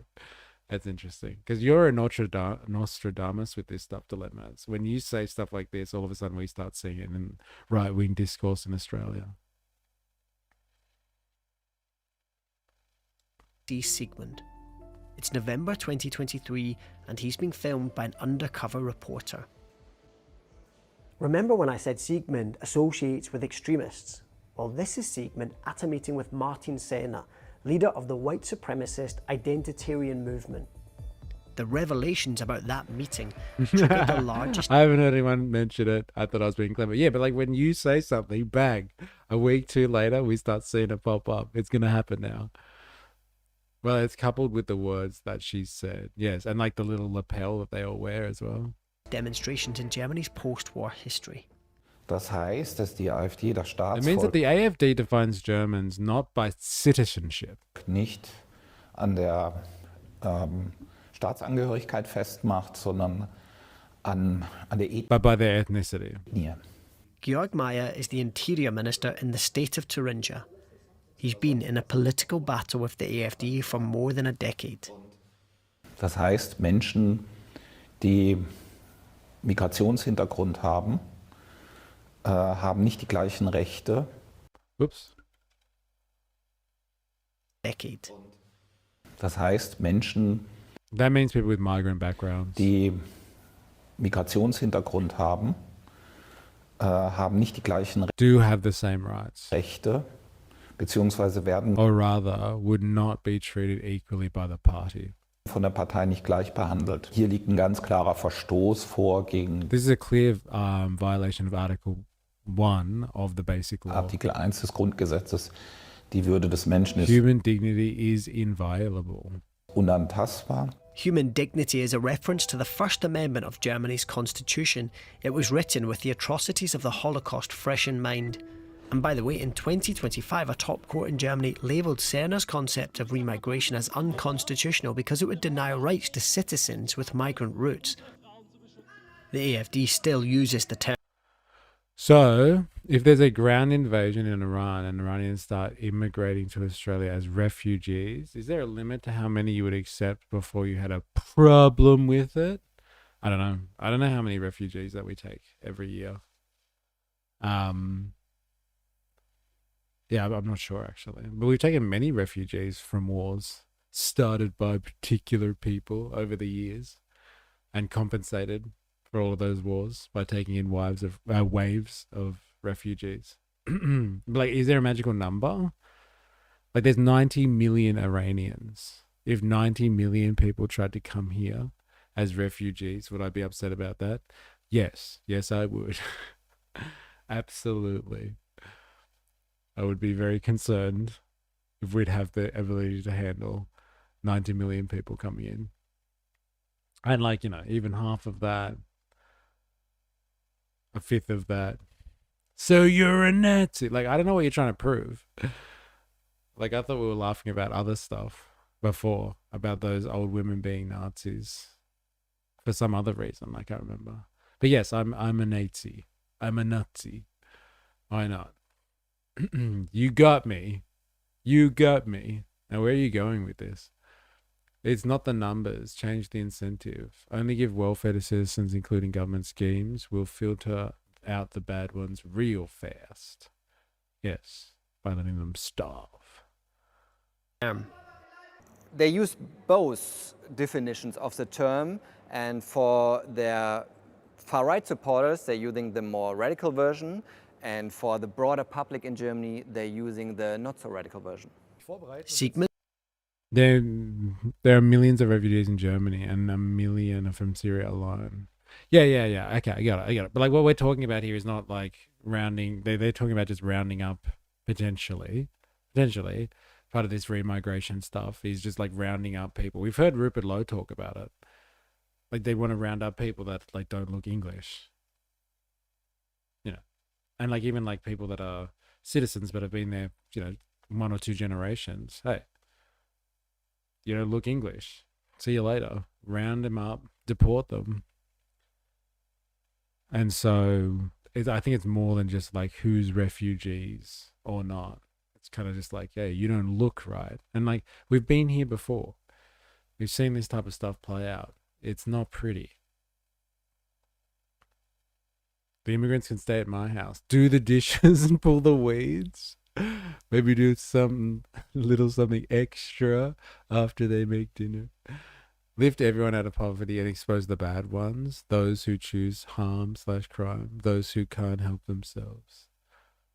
Me when I moved to America, but... insists his version does not include citizens with foreign heritage.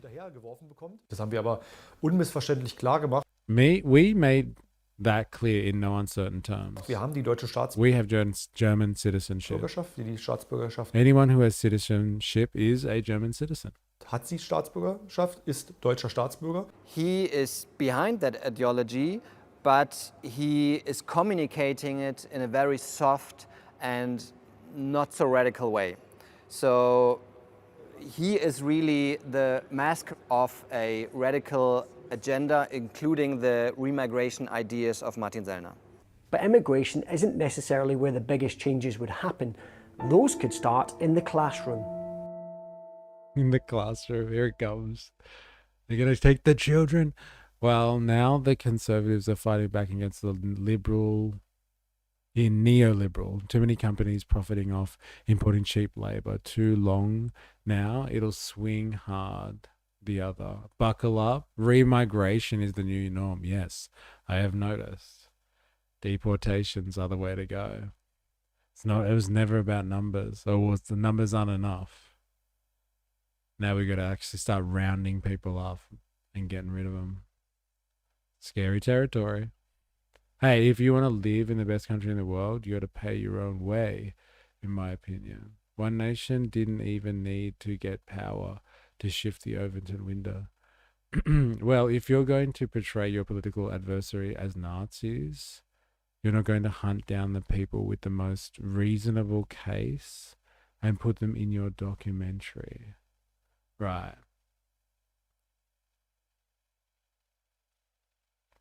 Corporations don't pay their way. Water extractors had loopholes written in them, for example, blaming individuals when it's the system that exploiting, in my opinion, is wrong tack. To really understand the AFD's agenda, we have to look beyond migration. It's not just about controlling who gets to be in Germany. It's about something much more fundamental, about moulding the minds of future generations. Wir werden die Lehrpläne We will de-ideologize the curriculum. Eh? Yeah, get rid of all that woke rubbish. And DEI. Heard all this stuff before. ideologisieren. That means fewer rainbow flags and racism awareness classes, a tactic to delegitimize those topics. But it's also about focusing less on the dark parts of German history and more on what the AFD views as the successes. They've got like the slogan, less Hitler, more Bismarck. Jakob Schergaard researches how the AFD handles history. And that really shows where the path is going down, right? Wir möchten unsere Geschichte auch wieder We also want to learn our history positively again. positiv lernen. At first glance, that doesn't sound particularly controversial, but in Germany, that idea is contentious. In Germany, it's almost impossible to escape the past. Memorials are everywhere, school children visit former concentration camps. Remembering the crimes of the Nazis, or as they're called, National Socialists, isn't just history here, it's part of how modern Germany understands itself. The AFD wants to change that. They're using coded language, right? They're talking about the cult of guilt, Schuldkult in German, right? So the commemoration of National Socialism and the atrocities and the crimes is too much. It's keeping the German nation down and the German people down. Sigmund wants to defund a group that organises school trips to former concentration camps. Negieren Sie nicht dadurch Aren't you negating the Holocaust by doing that? den Holocaust? Nein. Wenn man sagt, es muss mehr No. If you say that we need to learn a more positive history. positive Geschichte lernen, Kinder machen das jetzt. Also Children already do that. nochmal, wir möchten alle Facetten We want to explore every aspect of our history, unserer Geschichte betrachten, die negativen wie die both the negative and the positive. positiven. Wir möchten aber einen positiven Bezug But we want to have a positive connection to our culture and to ourselves. zu unserer Kultur, zu uns selbst haben. Wir sind stolz auf dieses Land, wir lieben unser Land. We love our country. That dude just had perfect glasses for his face. It was so distracting. Yeah, that's the real point of this piece. I'm not calling to stop people coming here. Just pay for it yourself. Yeah, that's why they'll fight hard to keep it the same, making wealth of one resource sector because it's more valuable than diversifying. Even if that'd be more healthy economically. If you want to keep relying on mining and housing, keep migration up for sure. We're not keeping our country down about its history. We just make it illegal to question how evil we were. To be clear, students already make trips that cover other aspects of German history, from the royal palaces to trade hubs. Of course, Germans can be proud of what they have achieved, but being proud of what they have achieved doesn't exclude remembering the worst times in Germany and German Naziship. Stefan Kramer is head of domestic security services in the state of Thuringia. His agency has labelled the AFD there as a right-wing extremist threat to the constitution. They simply want to release these ghosts and monsters which are under the surface and which were banned in the past because of our education programs. Education programmes the AFD has long viewed with scepticism and would now have the chance to change. I'm not saying that the AfD is planning like a new war or a new Holocaust or something like that. But of course, you really have to try to distort the past to make policies which are historically banned a thinkable option for today's society. The AFD's education plans are about They can be proud of how far they've come. Why not that? That they no longer fear what they do not know. Why does that arbitrary rule exist for Germany and not for, say, is not real? What arbitrary rule? To whitewash it shows shame, shows weakness. Ouzo. Shaping society decades into the future. But to understand where real power lies, we have to look somewhere else. The state. This is It's where like a revolutionary agenda, isn't it? What are they going to do about education, migration, and now what are they going to do to the state? Right? How are you going to take over the state apparatus? This is the $1 trillion question. All those people worried about big government out there. What's the AFD going to do about big government? Elections become power. Who runs the... Oh, ignoring atrocities from the past or present. LOL. Got it. Thanks. Smash it to pieces. The police, who oversees the intelligence services, who appoints senior officials, nominates judges, and who gets to shape the state itself. The mothers and fathers of our Constitution never thought about that such a situation would happen again.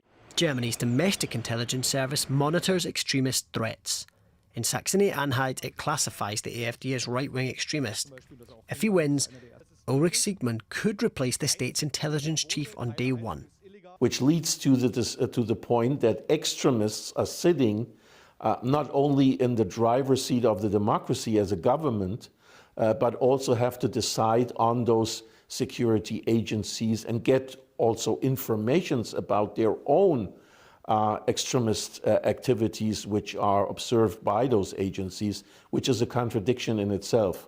This scenario is causing alarm. For example, This is pretty much just Project 2025. If you're wondering about like what the conservative playbook is across the world, it's pretty much this. It's like you go in and like you get rid of woke rubbish in institutions like DEI and letting schools, I don't know, fly rainbow flags or whatever they said before.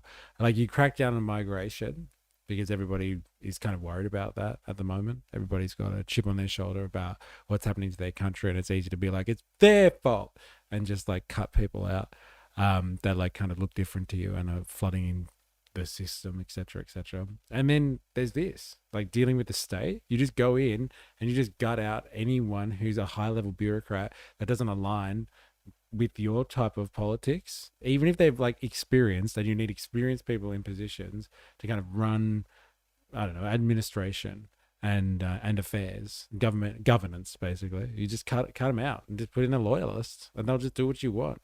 This is the Project 2025 playbook. Germany gets one, Australia gets one. Who else is getting some? England gets some. France will be getting it as well. And they talked about this as well. They're like, it's not only just about the US for Project 2025. They want to get this conservative promise all around the world, to all of them. New Zealand, sorry, apologies. Love you. Sorry. Yes. This is the conservative promise. This is the takeover. It's an interesting strategy. It's I think, impressive to see how well coordinated it is. Similar type of tactic. Project 2025. You have a bunch of American think tanks and conservatives who have, you know, millions of dollars of funding behind them. And they're like, this is the strategy. Once you get in, you focus on these core issues and you start changing the system from the inside like this. Keep the conversation on this, keep the focus on this, and then you can implement what you want outside of that. Bring back the real right wing, not this center right, radical centrist nonsense. We need a real right wing in power. They gave France lots of wood from the Black Forest, and my mother planted lots of trees. Interesting. That's politics, baby. But like, this is international we're talking about. This is not an individual nation state or a region having a outlook. This is a international takeover of the political system. That's something else. That is some interesting coordination. I gotta say it to you, man. Like, that is next level. That is what like the international workers, working men's association, they tried to do that by setting up a workers' movement internationally. But he's like the conservative version of that from 150 years ago. It's crazy. Probably more than that. That's politics. Imagine if Australian painter completed his solution. Izzy wouldn't be a problem today. Just saying. Austrian. Sorry. I don't know why I read Australian there.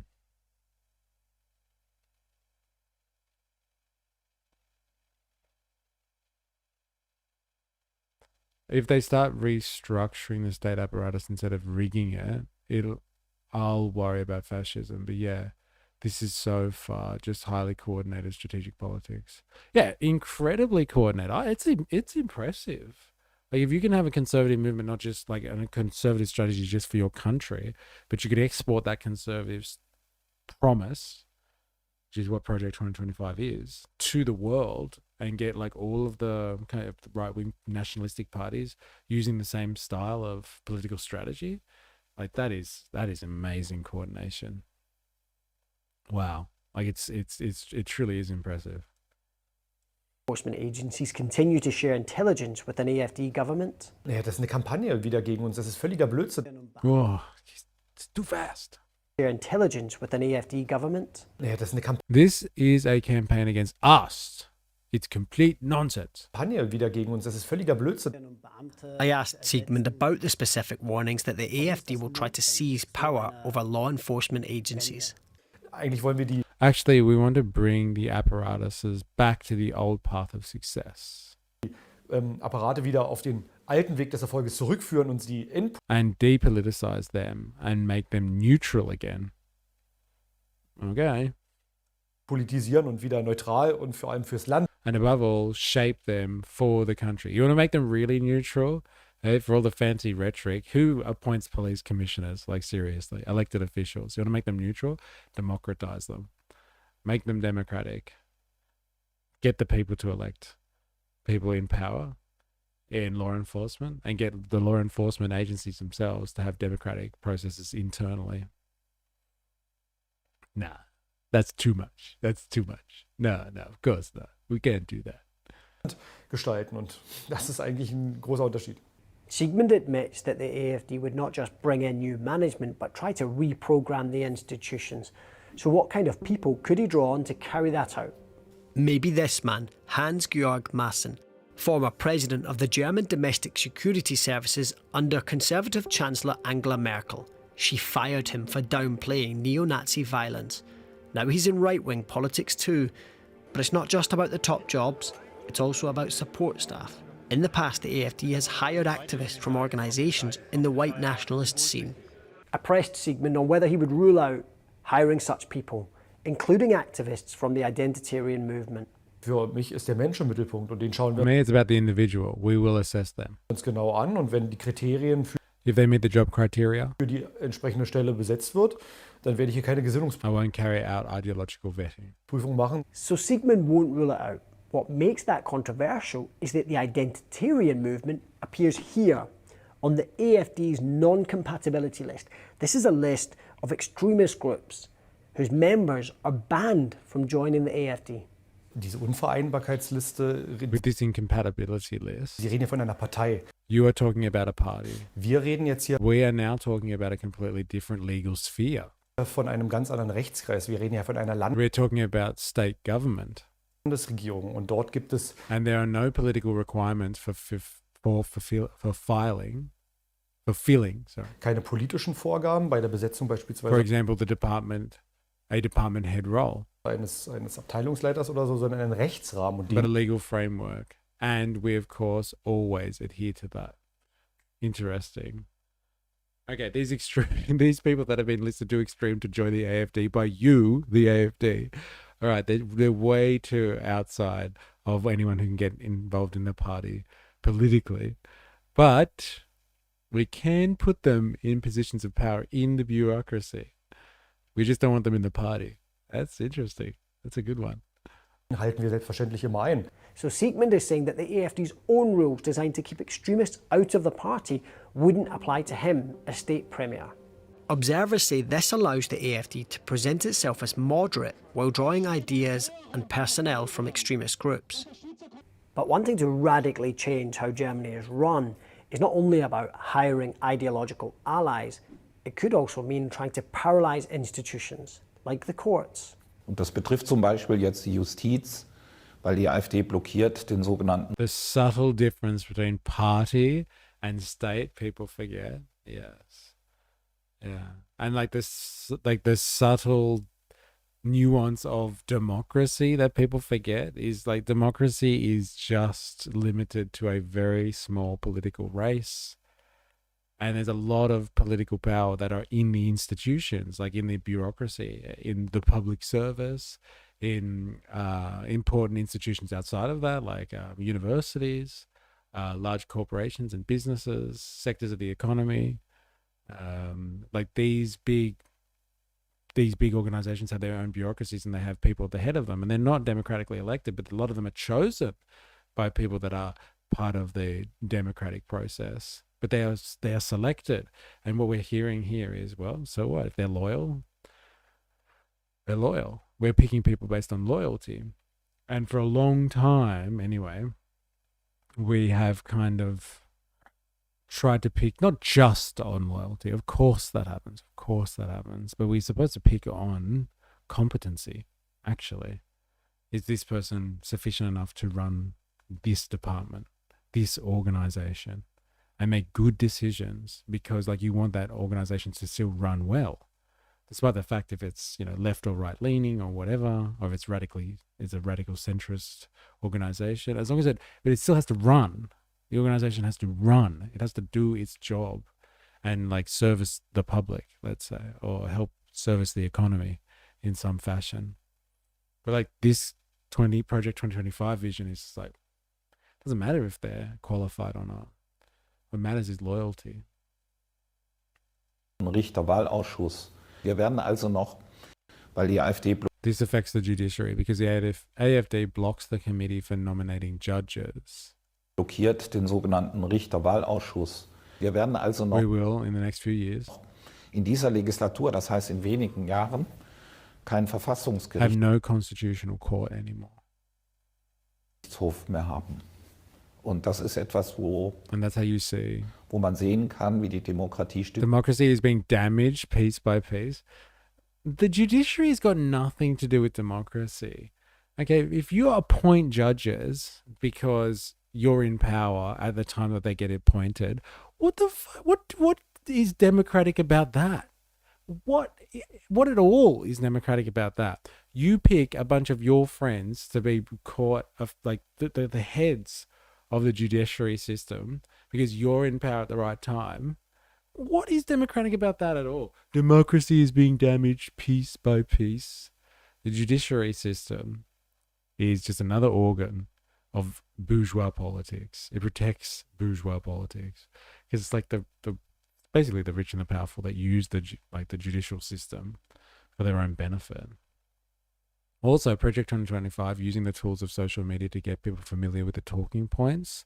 So when these political leaders repeat these talking points, the people will believe it and vote because it matches their emotional response to what's been fed to them for years.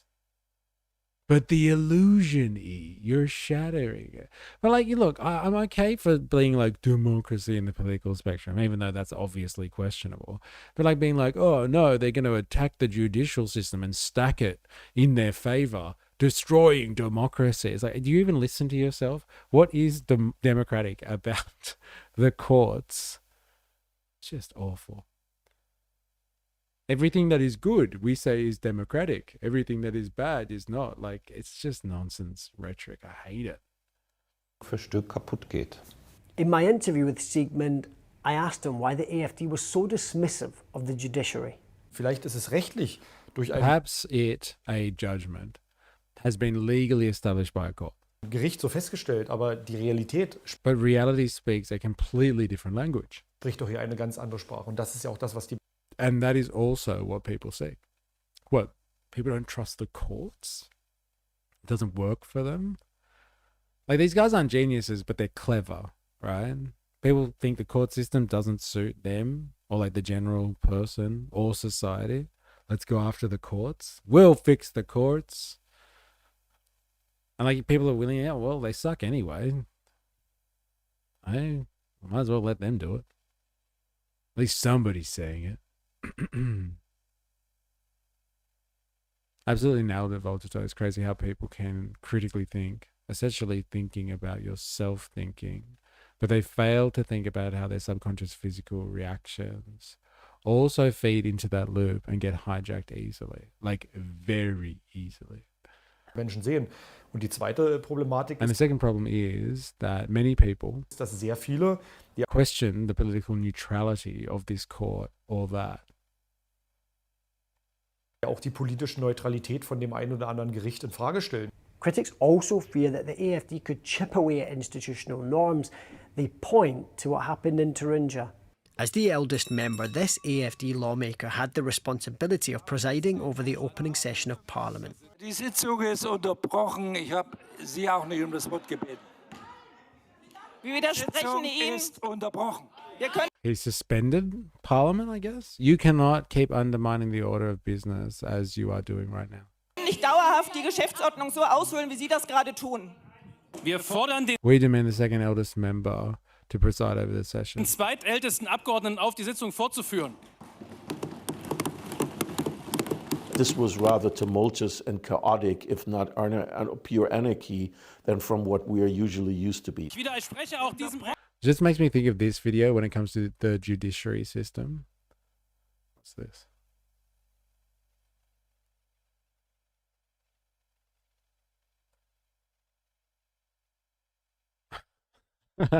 Oh man. Mr. Hutz, when I grow up, I want to be a lawyer just like you. Good for you, son. If there's one thing America needs, it's more lawyers. Can you imagine a world without lawyers? Oh.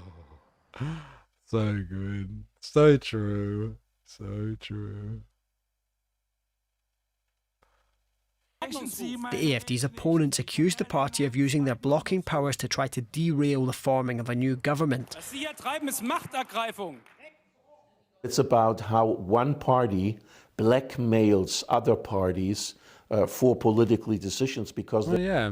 Like the stream, join the Discord. Thank you. If you're watching this and you haven't already and you're on YouTube, activate the like button. If you're new here, subscribe for more. Follow for more on Twitch. And if you're wondering, if you're watching this on horizontal, over there, here's our Discord chat. Here's the invite to Discord. Come and join us. Come and join us. They think they have basically the understanding that democracy is a dictatorship of the majority of votes, which is, of course, it is not. Kramer believes these scenes in Thuringia are a flavour of what is to come should the AFD win again. And that is one of the fundamental differences between how AFD is treating and looking at the democracy than the other parties are. In the end, the courts intervened, but with concerns over the future functioning of the judiciary, there is no guarantee of such a safeguard in the future. Also wir merken schon, dass die Strategie We're seeing the AFD's strategy is to undermine our liberal democracy. der AfD ist, unsere freiheitliche Demokratie von innen heraus zu untergraben. And from within and destroy it piece by piece. Und Stück für Stück kaputt zu machen. Kaputt. So good. I got that. Being a lawyer should almost disqualify you from representing the average citizen. Savage. This is where it stops being a debate about cracking down on immigration or blending out the Holocaust and becomes a debate about democracy itself. Experts I spoke to said the hollowing out of democratic norms would not be instant but come gradually. It's really a test how resilient German institutions are against a far-right government with a non-democratic agenda. As he concludes, Siegmund strikes a wistful tone, or is he simply stirring up a siege mentality? We're sticking together. We will not let ourselves be divided, as some would like. We will stand together, and that's why on September 6th, We'll take our beautiful country back.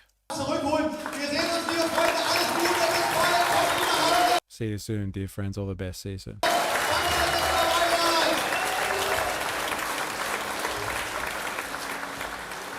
In the end, it strikes me that it is this combination of fear-mongering and raising hopes that makes the AfD and Sigmund so compelling to voters here. For Sigmund, there is a growing weight of expectation. The government in Berlin is deeply unpopular, the AfD is top of national polls, so all eyes are on him to deliver. The AfD insists it just wants to put the country back on the right path and restore pride in German identity. Its opponents say they're ethnic nationalists who fundamentally want to change what German democracy is at the expense of minorities. Two visions that couldn't be further apart. It's now down to German voters to decide which one they believe. Yeah, there it is. Ethno-state, or we're just trying to bring back some of our culture. You decide. Well, maybe not you. Probably Germans. But still, you decide. Ethnic nationalists. Did I say that? I should have said ethno. Nice term. Yeah. Whoops. Ethno-nationalists. Hey, and what's the usual call from people that are down with the S? No, he didn't. What's the thing that people like to say? Japan's got an ethno-state. China's got an ethno-state. Why can't we have an ethno-state? Hey? It's not fair. Yes. We get it. Certain places in the world are very dominant in one class, one group, one culture. We get it.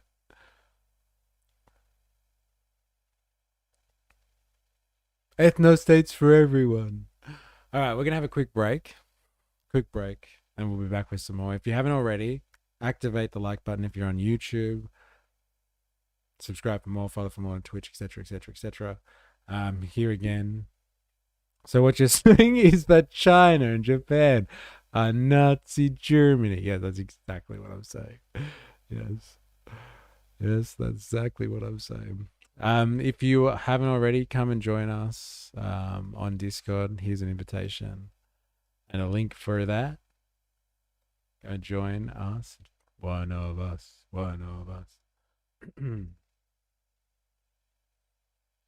And here is an invitation to Patreon. Please go over to Patreon and sign up and become a free member. No strings attached. So I can put you on an email list. It's very important. Helps us get around the algorithm and notifications and all that nonsense. So do yourself a favor. Go over. Join us on Patreon as well. Become a free member. Do yourself a favor. We'll be right back. Don't go anywhere.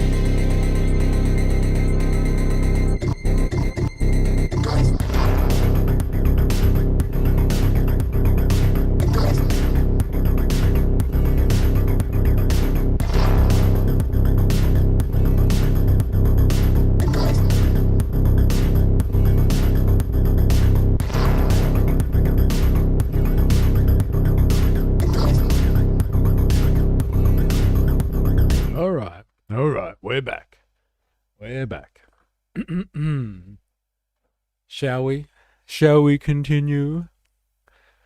We're going to be spending the afternoon looking at some crony capitalism. Dun, dun, dun.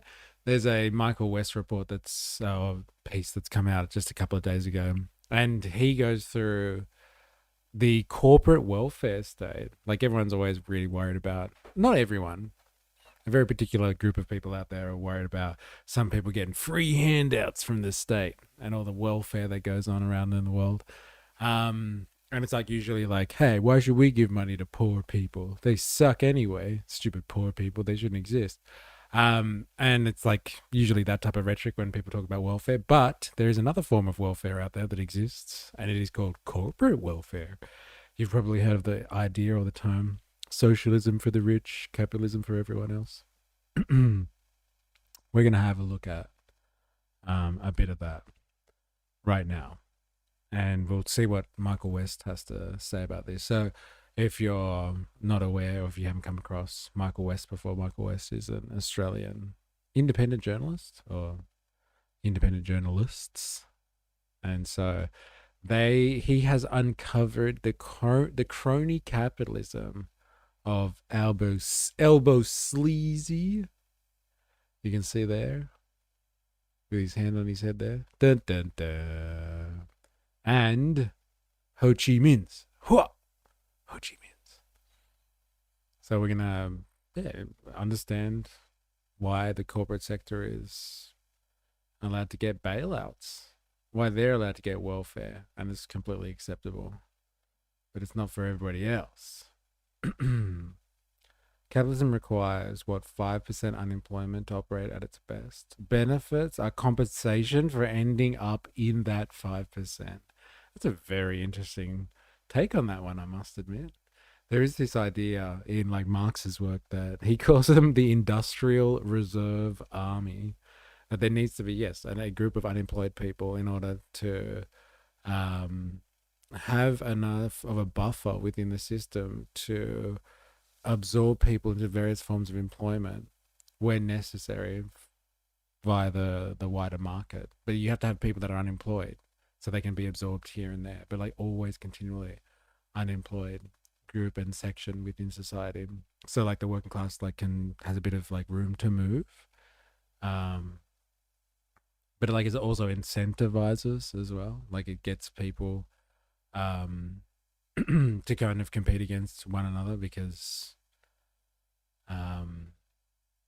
then like wage costs would be too high. If everybody was in employment all the time, then like workers could actually demand like high wages. Because they're like, what are you going to do? Hire someone else? I don't think so. It's full employment. You can't get anyone else. So I will take $100 an hour if you please. And so like, yeah, unemployment rates are fundamental to the wage labor system. Because if there's a worker out there starting to demand too much, or a group of workers, you can kind of just replace them. Got to get rid of these people with their lofty ideas. Mins and Albo, winning team. Just look at the buyback. LPL.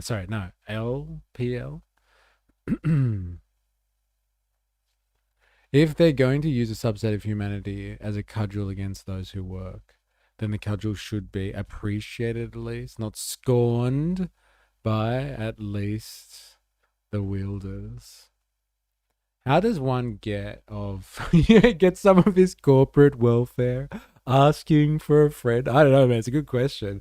But like in terms of corporate welfare, my God, do they get billions? You can actually see in most countries higher unemployment rates under right-wing parties and lower under left-wing parties.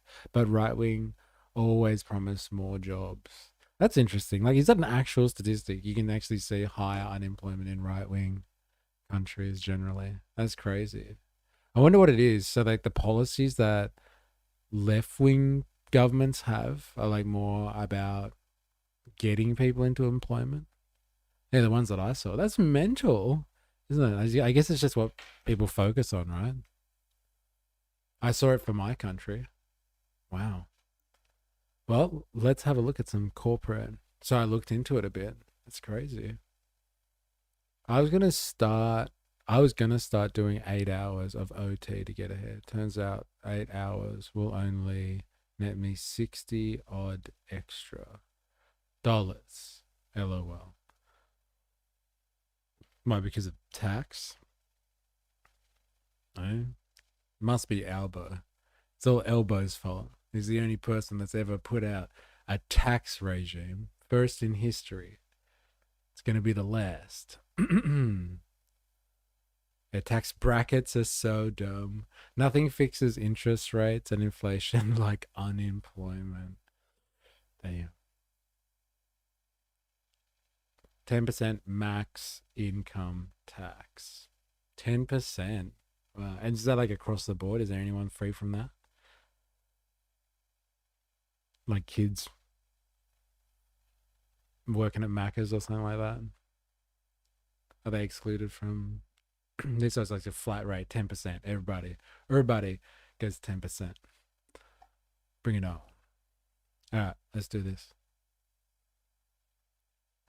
Crony capitalism. I think we're gonna have to start calling it crony capitalism, because I think everyone's down with that. Like, common sense is, yes, there's something wrong with capitalism, but like nobody really wants to admit it, and especially people that lend themselves to being more pro free markets and capitalism and Western society and all that sort of like status quo stuff. But they're happy to call out things like crony capitalism. Oh, it's not capitalism, it's crony capitalism. So we got to use the common sense language and speak like the people. Why do we have to slave away our entire lives before we can retire and enjoy life? Also, how dare we have anything except maximum employment? Again, I don't know what your point is there, XNF. You don't have to explain to this simpleton over here. Help me out. Throw me a bone. Then corporate should be like way up at 60%. Hey, you dirty commie. Good luck. Profiting off excess. Cool, give it back. Yeah, tax. Removes my wife's pension. I don't blame Albo. I blame the government. Both sides. Yeah, I'd vote for One Nation just for income splitting and no tax on OT at this point. It's almost like unemployment is a good thing. Like for capitalism or like under this system of work, it needs to be there, yes. So employers have choice. Unemployment is an actual thing. That's what we were talking about before. It's part of the system. I don't think the system would work very well at all, or it would fail. It would come to a screeching halt if there was zero unemployment. Then, like I said, then you have individual workers demanding like higher pay, and then like if they get paid too much, then no one would do business anymore. They wouldn't be able to get their profits, etc., etc. Yeah, unemployment is incredibly important to the system. But like what you personally think about being unemployed might differ to that. Okay, so let's stop pretending, shall we, with this capitalism thing, this free markets caper. It's not real, is it? No, it's not. The invisible hand. The invisible hand was very visible today because Rio Tinto had its invisible hand out for $2.5 billion. Yet another corporate welfare caper. The principle is, forget capitalism, this is crony capitalism. The principle... This guy looks hip. Have you seen him before? You ever come across Michael West? Interesting. Methods of control that people don't consider but have a huge impact on their daily lives.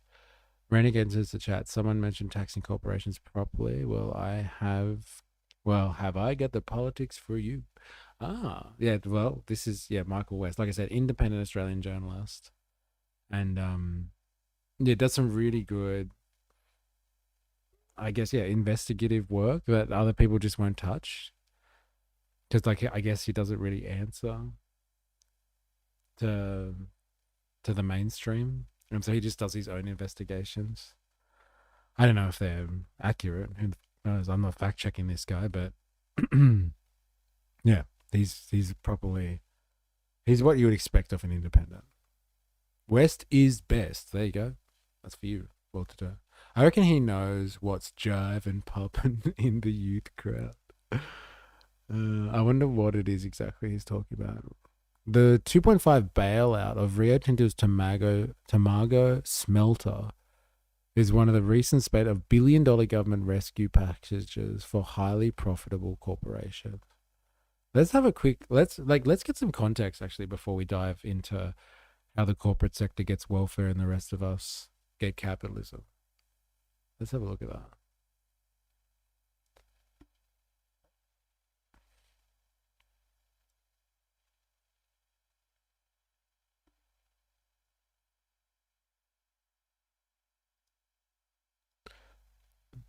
We are just watching a investigation into supposed corporate welfare.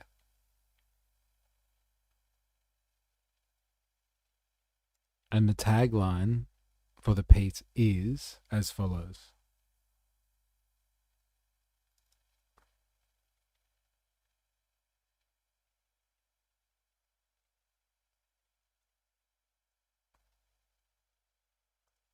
Can you please explain this event, including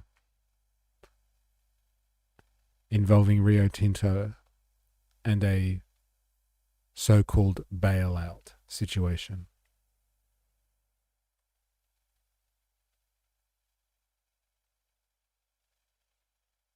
The piece you're watching is referring to a very recent deal announced on the 13th of August 2026 involving the Tomago aluminium smelter near Newcastle, New South Wales. Wow, look at the size of that operation. It's huge. It's crazy. Calling it a bailout is politically loaded, but there's a genuine $2.5 billion government financial support package behind the description. Tomago is Australia's largest aluminium smelter, producing about 590,000 tonnes of aluminium per year, roughly 30 to 40% of Australia's primary aluminium production. It is majority owned by Rio Tinto, which owns 51%, with Gove Aluminium Finance and Norsk Hydro owning the remainder. It employs around 1,000 people directly, plus roughly 200 contractors, and supports thousands more jobs indirectly. That's sources from Rio Tinto. Just remember that. But there's an important catch. Aluminium smelting uses enormous amounts of electricity. Tomago continuously consumes around 950 megawatts, making it the single largest electricity load in Australia, and around 12% of New South Wales electricity demand. That's crazy. Wow. What's aluminium? I heard of aluminium. Very good. It's actually, we say it right. I know that's probably why you put the laughing face there. It's not aluminum. It's aluminium. Come on. I watched a TOFA interview that covered this last night. Government basically writing a blank check. And what does TOFA say about that? Dilemma's contract supplied by AGL expires at the end of 2028. The company warned that it couldn't continue operating if it had to buy electricity at commercially uncompetitive prices after that date. In October 2025, it began consulting workers about the possibility of the plant's future being threatened, of course. So like, we can't run, we're going to sacrifice all of these jobs because we can't pay the electricity bill. Could you imagine that? Like, if you decided one day that you couldn't afford to pay your electricity bill, which probably is very likely considering the costs of electricity. And you'd be like, all right, sorry, I'm going to have to kick everyone out of the house. Or I'll just call the government. I'll be like, look, everyone in our house is going to lose their shelter and their accommodation because I can't afford my electricity bill. Oh, it's all right. It's all right. I'll help you. The military needs more aluminum for the war. The wars. Very good. MAGA needs huge quantities of cheap, reliable electricity. Its cheap power company contract expires. Replacement electricity could be too expensive. The smelter becomes uneconomic, potentially thousands of jobs, and a major piece of Australian manufacturing disappear. That's where government intervention comes in. Let them fail, eh? Nationalize it, bro. Nationalize it like the dirty commies we are. Libertarian, so against government subsidies and handouts for the most part. Interesting. Fair enough. So Topher must be furious about this then. What exactly is the 2.5 billion? The federal and the New South Wales governments have agreed to provide $2.5 billion over 10 years to support Tomago's future electricity supply. The deal effectively gives Tomago access to a long-term, below-market electricity arrangement beginning after its current contract expires in 2028. It's intended to give the company the certainty it needs to keep operating. Jesus Christ. When a corporation decides that it's in threat, under threat, it's just like, I'm sorry, but we are not going to operate here anymore. We're out. We don't want to play anymore. Please, please. We'll support you. Here's $2.5 billion. The government are also supporting around 3 gigawatts of new renewable and firming generation capacity to supply the broader electricity system. In return, Tomago Rio Tinto has committed to invest at least $1.1 billion of its own money in the facility over the coming years, including $100 million specifically for future decarbonisation. And the plan is for Tomago to be operating 100% on renewable electricity by 2033. So why are people calling it a bailout? This is where the political argument gets interesting. The government doesn't describe it as simply handing Rio Tinto 2.5 billion. Its argument is essentially, we are using public money to prevent a strategically important manufacturing operation from closing, while simultaneously accelerating Australia's renewable energy infrastructure. There are several reasons the government considers Tomago as strategically important. Aluminum is a major industrial input. The plant is a huge employer in the Hunter. Losing the smelter would reduce Australia's domestic manufacturing capability. Tomago exports most of its aluminum. Ooh, Con's in the house. Hey, gang. Can't stay too long. Hope you're well. Hope you're well. We're learning about corporate welfare. Apparently, the federal and the state government, so the Australian federal government, the New South Wales state government, is going to hand over $2.5 billion to a smelter, an aluminium smelter in Tomago near Newcastle, because they were like, all right, that's it. We can't afford electricity anymore. We're out. And so the government's been like, whoa. We will help you with the electricity prices, because they're off contract in like 2028 with AGL. So they're getting screwed over by another market, but whatever. We'll step in and help out with the cost, but you have to transition over to renewable energy sources. And so they're like, all right, fine.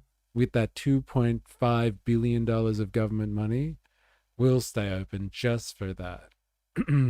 So basically, we are funding a transition that they were probably going to have to do anyway, but that because they called out and said, we threatened to shut down, the government was like, no. We need some production in this country. We need the employment. Please stay, Rio Tinto. Don't go. Or you could just call them on their bluff. Nationalize it. Eh? Nationalize that. Come on. We had a similar thing happen here too, but with a concrete maker. Interesting. Overpriced taxpayer cash wasting projects. wasting projects that get done deliberately inefficiently because the corp you contracted just wants more of your funding and bailouts while destroying the environment and society. I refuse spelling from people who spell color without the U. Sit down. Guaranteeing power for industry. What a crime. Next, they will guarantee power for data centers. Who would have thunk it? Guarantee power, and I may concede to some assisted childcare. Dude, you are all over the place.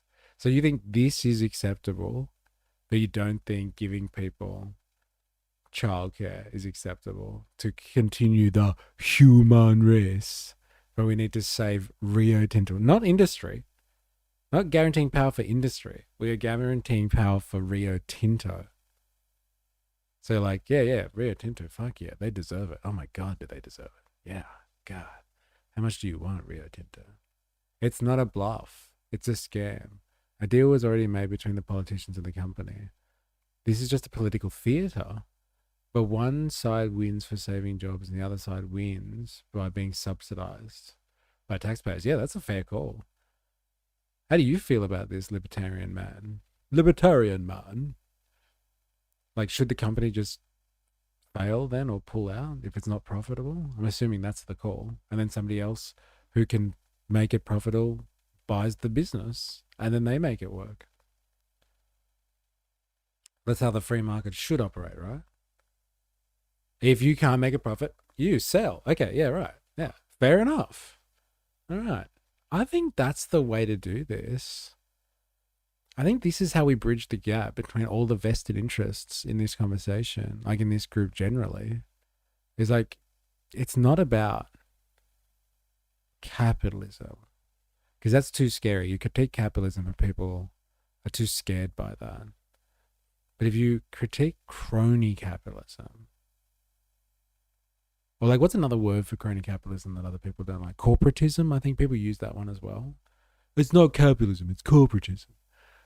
If we just do that, change the wording a bit, people are more happy with that, I think. You have trouble reading ferociousness sometimes. Not all over the place. Fairly straightforward views and standards, really. But like, you're okay with giving Rio Tinto money, but not giving like people that are trying to have a family money. Corporate elitism? Yeah, okay. You need to fire all your high-paid labor and import third worlds that work for peanuts. Be pro-immigrant. Oh my God. Thanks. Thanks, hon. Hit the nail with the deal. The nail with the dildo on that one. So good. Same with banks. If they die, they die. Yes. Why should we have ever bailed the banks out? And like when we bailed out, I don't know, like when we bail out airlines and stuff like that, come, let them sell to someone else. I'm not okay with giving money to anyone. That's my point. Ah, right. Okay. Got it. Fascism, in a way. Hey, that's objective fascism. You know my point on this. This is objective fascism. The merger of the corporate sector and the state to look after their own interests. Because what they do is they just start taking things off the people to compensate for that. Like our freedoms. And they turn more authoritarian. It's the economic basis. Pyramid bailout levy has never been taken off. FYI. FYI. Just so you know. If you know, if you don't know, now you know. But the criticism is legitimate. This is where corporate welfare argument comes from. Rio Tinto is one of the world's largest mining companies. Critics therefore ask, why should taxpayers subsidize the electricity cost of a hugely profitable multinational corporation? That's a reasonable question.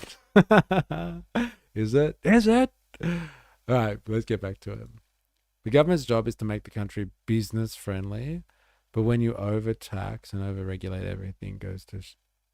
But like, isn't this making the country business friendly though? For like large corporate interests. Hey, that country over there gives out $2.5 billion in subsidies to help pay for a transition that we know we're probably going to have to do anyway.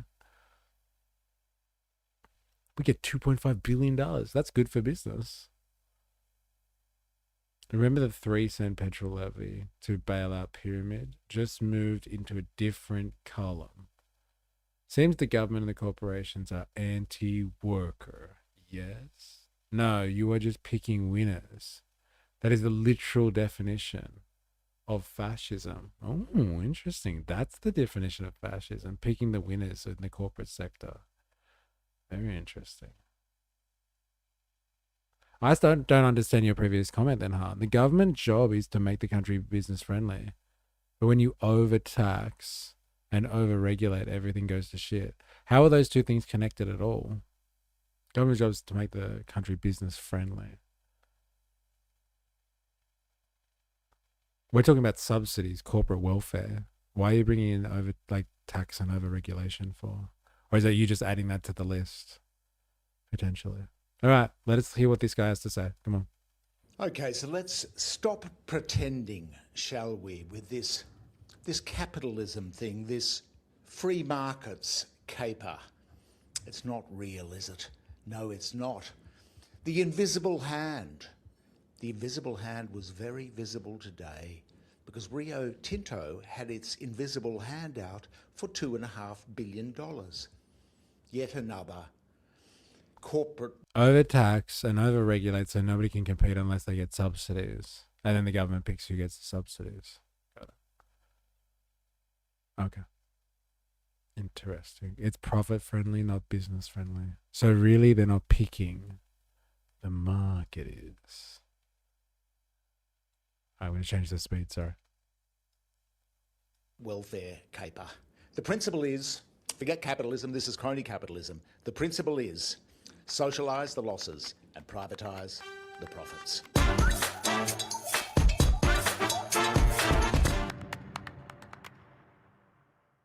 So where were these? Where were these lions of the right today? Well, Albo was there. He's become a lion of the right, a sort of a goat's cheese, nouveau neoliberal.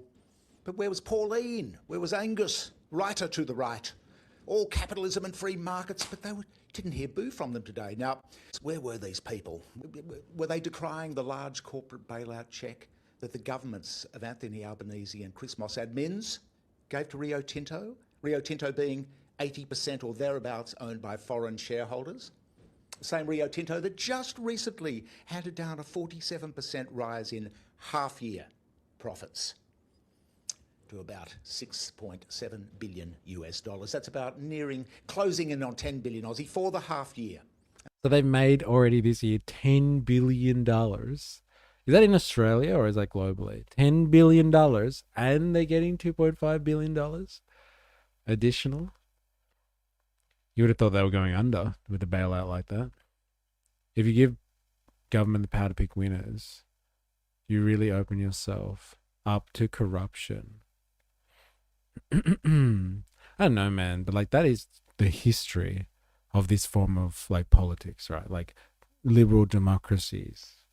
So from your republics to parliamentary monarchies all around the Western world where we have them, this is how the political game is played. To believe that there was a time when government didn't pick winners is like pretty far-fetched. Like that's what Adam Smith was going on about greatly in his work. Was how this state is used or manipulated by powerful interests, moneyed interests, and they get advantages from that relationship. I think we've seen this style of governance for long enough now to know what it's prone to.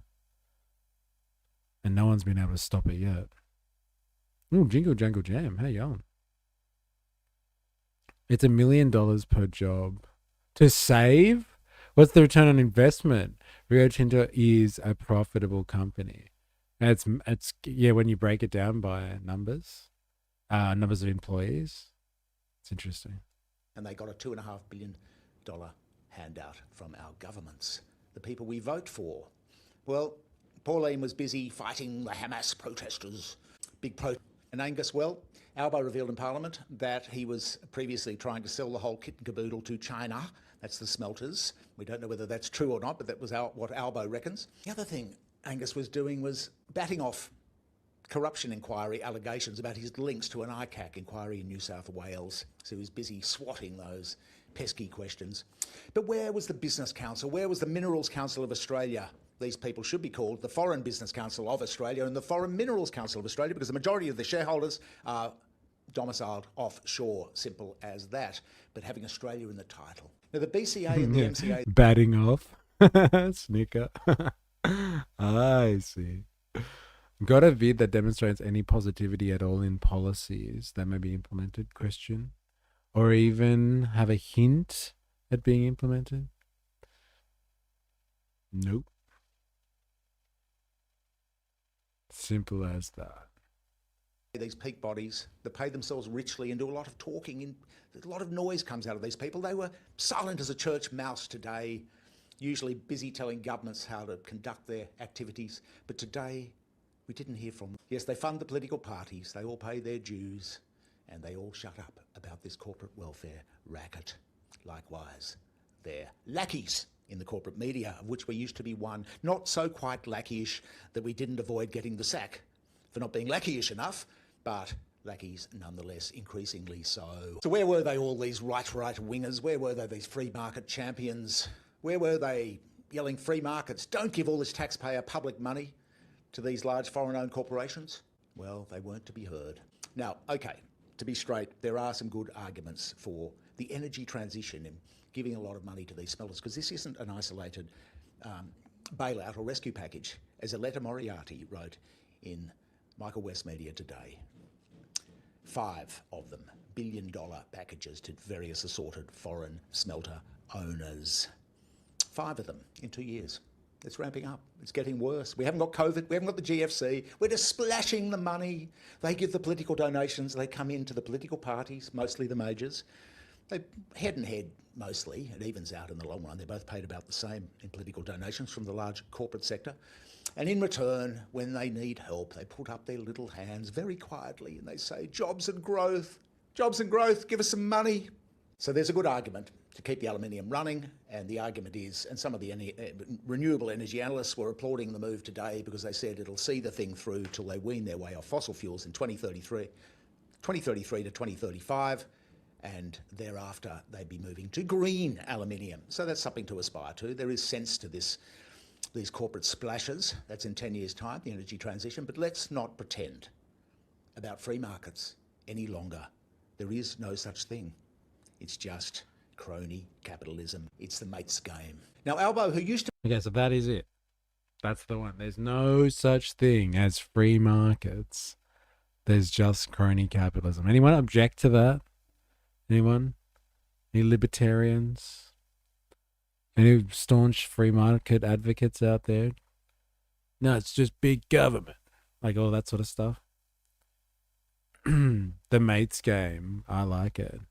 There's a really good book, actually, for Australian politics of this sort called Game of Mates. Pretty sure it's still that. And the follow-up is called Rigged.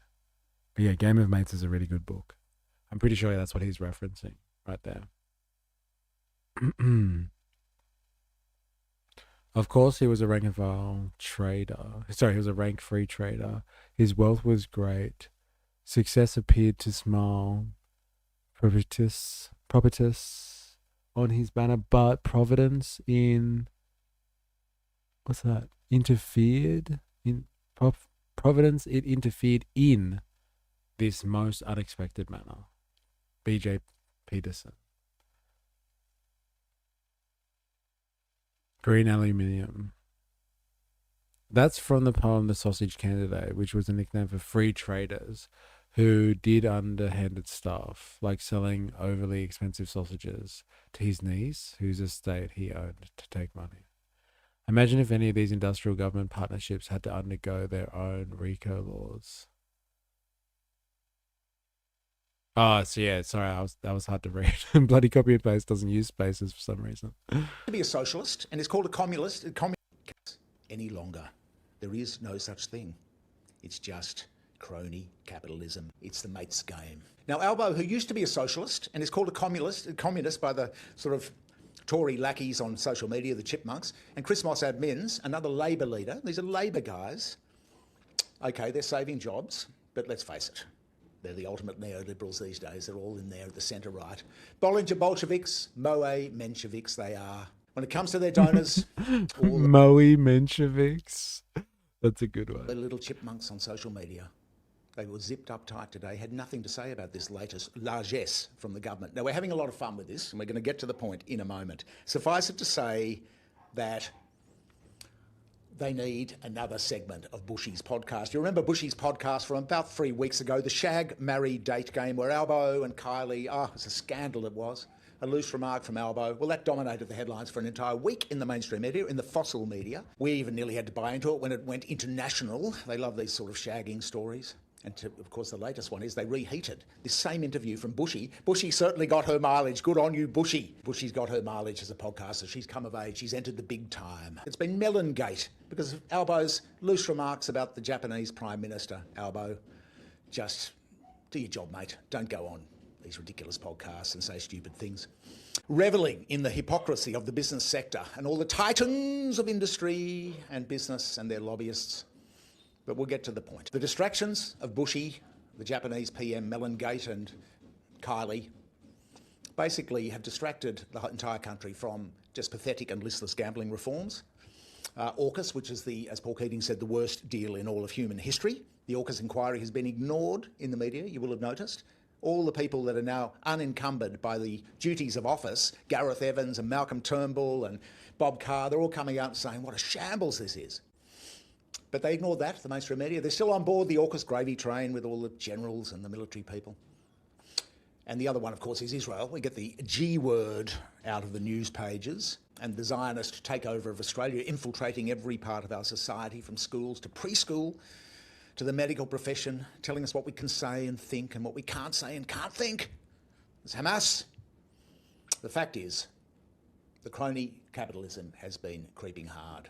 Now, before the GFC in 2008, 2009, they used to pretend that we had free markets. They used to say free markets all the time. They carry on about it. They were a little bit muted after that because, of course, if we just have a quick run through the GFC, major liquidity, macro liquidity measures, massive consumer stimulus packages, 52 billion, probably 100 in today's dollars, 100 billion. The banks were quietly but explicitly bailed out. They had this thing called the Committed Liquidity Facility, the CLF. They have these very, arcane names so nobody takes any notice of them or understands them, but it's effectively a package that was standing there so the banks could be confident that the public and the taxpayers would bail them out. It exists to this day. They are guaranteed explicitly by the taxpayers. The other one, of course, was sovereign bond guarantees, so the banks could, all these private banks, well, they're all paying themselves, many $1 million at the top. They could raise money with a sovereign bond guarantee. So that was the ultimate corporate welfare. So they got us through the GFC, effectively underpinning the banks. Actually, they did quite well, better than most of the rest of the world with their program there. But nonetheless, let's not pretend. This is not capitalism. You let things fail, moral hazard, you let the private sector take the risk. Socialise the losses so we all have to pay for it. And then growth comes after the destruction of financial markets. But no, that's all in the past. That's 1929. Now, the other one, of course, was the pièce de résistance, was COVID. Now, COVID came along and the bailout, the mother of all bailouts. They said the mother of all bailouts was in the GFC, but COVID. They don't talk about it, of course, because they're sheepish. Because now, not just the banks, but most of Australia's big companies are underwritten. Not all of them, but those that were affected by COVID are underwritten by the public. They've taken the burden of their risk. The JobKeeper payment, 130 billion, didn't go to employees, it went to employers. Very important, that little distinction. 130 billion. SME cash flow boost, 17.6 billion, 66 billion in early economic packages. Overall fiscal response, Australia's total direct response to COVID-19 outspent nearly all other advanced economies. Catapulting past $214 billion. Qantas alone strapped on at least $3 billion. It had more rescue packages than we can even remember.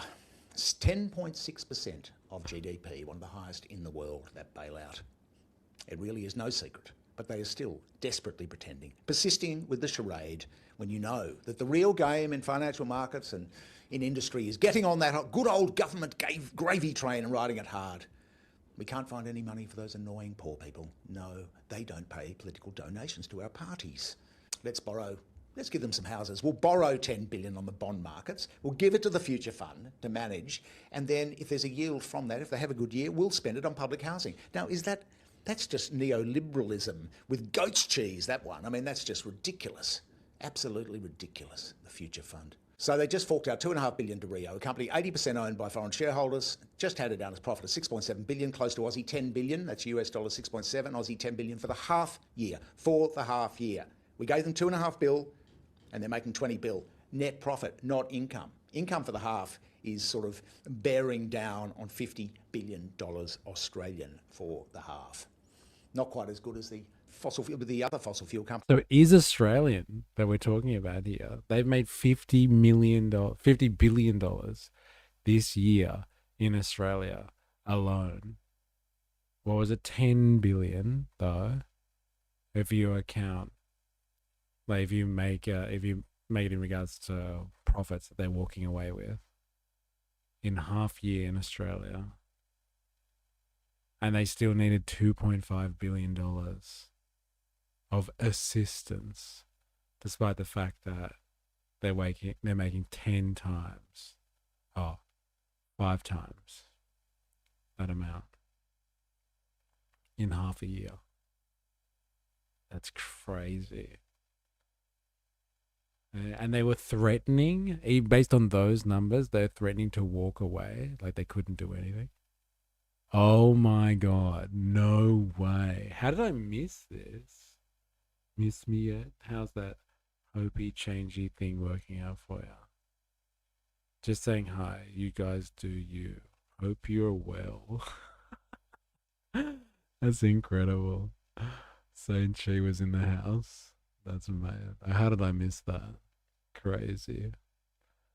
Jingle Jangle Jam. He gave her once a little treat, an outing down the harbour sunny, and Lord, the bill for bread and meat. You'd think they all eaten money, but Jones exposed the course too by carelessness. Such men are ninnies. He went and entered in his book 2 pounds of sausages, 2 guineas. So what the private lobbyists and the bank influencers on government do is create sausage candidates. I love Housing Australia Future Fund. So dumb. Let's invest 10 billion into people running housing. Then we'll use their profits to build more housing. That'll work.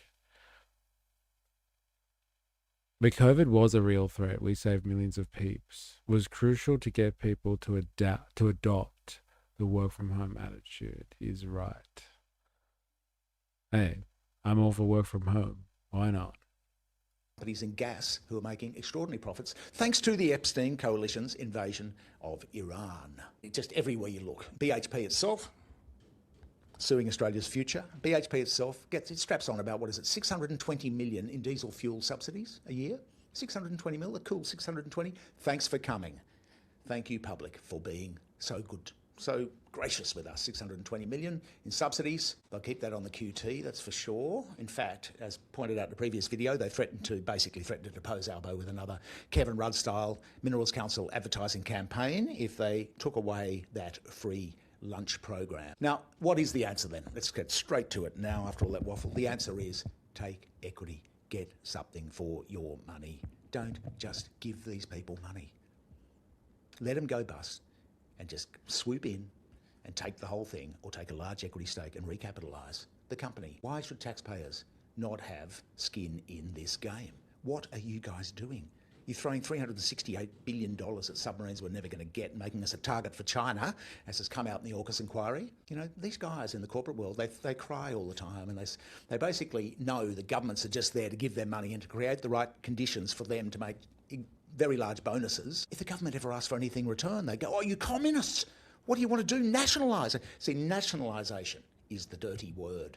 When we brought it up at the beginning of COVID, we made the point that Qantas, well, Just park the aeroplanes in the desert, tip the fuel out of them, leave them there until it's all over, and refloat the thing on the share market. Just assume their liabilities, get rid of whatever you know. Instead, Alan Joyce goes and sacks 9,000 people anyway, breaks the law, gets busted for breaking the law. No wonder the guy's smiling all the time. I mean, he's just got away with so much, that bloke. They could have refloated Qantas for billions of dollars in the wake of COVID, and there would be no moral hazard. If you can't cut it, you go bust. The government takes it, refloats it, as the UK government did during the GFC with Northern Rock Building Society, which was just like St George. It was going bust, and they just went, right, we'll just take it. And they refloated it for a huge profit. So they. Anyone have any objections to that? Like if one of these businesses go bust because they can't make it work, as they're saying here, economically, the electricity bill is too high, so we're going to walk away from this aluminium smelter. Anyone object to it being nationalized, refloated, and then somebody else can come in and buy it? And at least we, as a society, as a sovereign nation, we can get in on the game a little bit. We get to benefit from that system as opposed to just forking out money because people are threatening that they're going to go under. We just subsidize their existence. We get a cut. We get some skin in the game. That would be nice, wouldn't it? You go. Now, the other one, of course, is during the COVID epidemic, the Germans took a 20% stake in Lufthansa, the national airline. Then they sold it again for a big profit later on. They gave their voters some skin in this game. They didn't let the corporations just get away with cash for free. Now, in the case of the smelter, yes, there have been renewable energy undertakings. We understand some of the renewable energy analysts that are credited. I prefer you just make a public handler, but sure. That's interesting. Like, I thought people were scared of, like, nationalizing stuff because that's what communists do. But, like, yeah, let's just run it as a public entity. I'm cool with that. Stupid commies. Are saying that it's a good deal. So we're just on corporate welfare today. We just want to end this game of pretense because it matters for all of us, because we're the ones paying tax and our money is redistributed. Trickle up. It's not even trickle up, it's like splash up. Just splash our money upwards. Can't tax your way into prosperity, but we can give it a shot. While these guys, Alan Joyce and co, well, he's in the past now, they pay themselves massive executive bonuses and pretend like they're absolute gurus. They're gurus. Ooh, this is interesting. So for natural resources, finite, and housing, yeah, market can, hands off. At least those two. Fair enough. The Scandinavians have popularized some nationalized industries, in my opinion. Yeah, like, look, I think there's some very good examples of nationalizing industries around the world. But, like, yeah, people usually do say, like, oh, that's what communists do. We can't do that. We can't have the government owning sectors of the economy or industry, etc., etc. That's communism. And people usually recoil at that sort of stuff. A country owning its own industry and resources is not smart business. Like, because it's not business? I need to know more. Is getting money out of government and being monumental hypocrites. Nationalisation is still a dirty word. And the finance press, they were collectively biting their collective lips today. There was a little bit of a reporting going on, but it was very straight about the bail-up because they're sheepish about it. They don't want to admit that this is a total racket. Nobody wants to actually tell the truth, that it's a racket, that it's crony capitalism. And if anybody... He said the word again. Yeah, everyone says that, then forget how they turn their shower taps on. It's so dumb. As mentioned nationalisation, they'll continue to debunk and decry anybody who dares to come forward and say nationalise, they want their corporate welfare too. Now, to disclosure, we took some corporate welfare and we copped a spanking for it from the smurfs of social media, saying, oh, you're going to do everything Albo tells you to do, you're on the gravy train. Well, no, actually, it's 10% of our cost. Ooh, Ben and Barry's back. How you going? What I miss? Where are we at now? I don't know where you left us off, but we are at the moment considering a proposal by the federal and the state government to the New South Wales government. I don't know, actually, maybe it's already been finalised and agreed to. Anyway, they're going to give $2.5 billion to Rio Tinto Rio Tinto, because Rio Tinto has threatened to shut down its aluminium smelter in Tomago, just outside of Newcastle in New South Wales. And they're threatening to shut it down because electricity prices are going to be too high when they come off contract with AGL. And so they're like, sorry, I guess we're just going to have to shut down. It's too bad. All these people are going to lose jobs. We really like to be here. And the Australian government's like, I'll save us. And they have offered them $2.5 billion so they don't leave and they continue operation to save the jobs ostensibly. But like the deal is, if they do the 2.5, then that 2.5 is going to go towards them transitioning to renewable energy, which is probably something that they were going to have to do anyway. So they're basically just getting $2.5 billion to transition to renewables, which was a likely outcome regardless. They were going to have to make that transition at some point. So they're getting paid by the Australian taxpayer to do that, it would seem. And so that the speculation is, and like I would say rightly so, is like, well, this isn't like free market economics. If you guys don't want to pay for something and it doesn't match up for you, then walk away, sell the business to somebody else who can make it work, as opposed to just getting a handout from the government.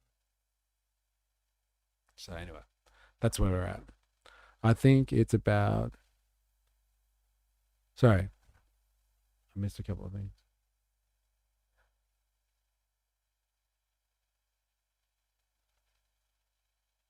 Why would you want your country to have any control over its sovereignty?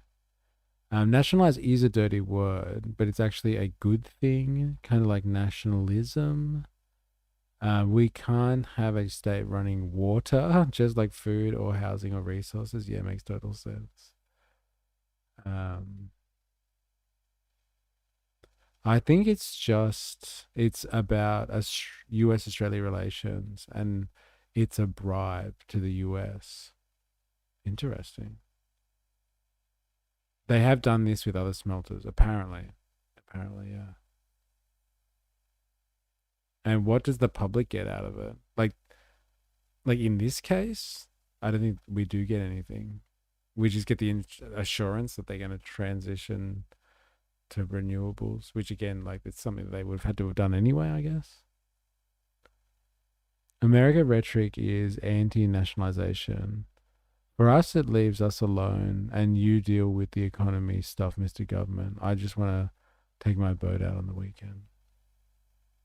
Just throw the $2-something billion into an offer to buy them outright.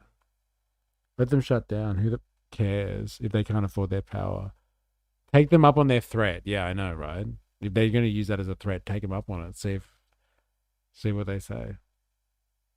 See you later. They shut down and what? People lose jobs. Who cares? But like, it's more like as if no one else will want to take up on this industry. Like, if they shut down or if they can't make it work, then refloat the site. Whyalla Steel Works South Australia, a massive $2.4 billion. Bone Aluminium Smelter Queensland, the federal and Queensland government committed $2 billion. It seems that's the going price tag, right? And are they all based on similar agreements as well? You got a transition? Transition. Now that's a dirty word. People are scared of that one. $7 billion in total. That's how they sell the crap. Poor peeps gonna lose jobs. Trying to neg us into a deal like a bro who's read the game too much. Neg. Oh, man. All right, fine. I'll just go there. No, wait. Come back. Dude, that's hilarious. Oh, that's how the corporate... That's the business world, isn't it? It's the art of a deal.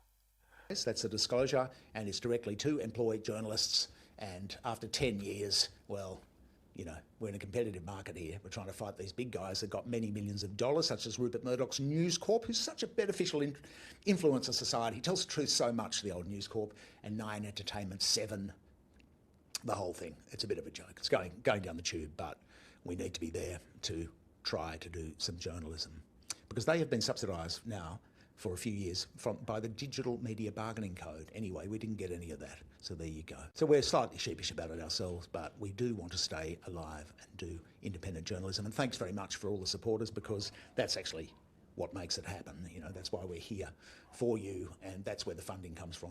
So there's a little bit from government now, but 3 years, 150K. Nothing like the millions the big guys are getting to be part of the club, 10% of the cost base.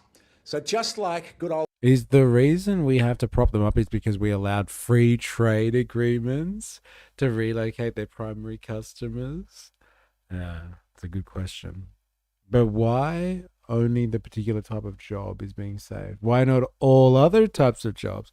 Hey, for $2.5 billion, you can make a lot of jobs, man. My God. Yep, all in exchange for the cash. The government is forcing these multi-billion-dollar corporations to upgrade their gear and switch entirely to green energy over the next decade. Introducing our new envoy for production, Neil Strauss. Why is there a priority for a specific kind or type of labor in the economy above all other types? Because it's production, eh?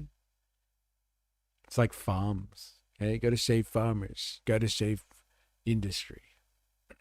That's like the ideological heartland of the employment base right there for Australia. Good old-fashioned industry and agriculture. They're just better labourers. Green energy can't supply base load for smelter. Any industry that produces/manages vital resource should be state-owned. Damn. You commie. Screen printers are being replaced by crappy digital printing.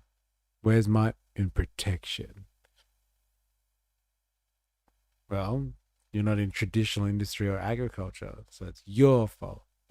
I was cleaning the dog's slobber off the windows of my truck after blowing it out.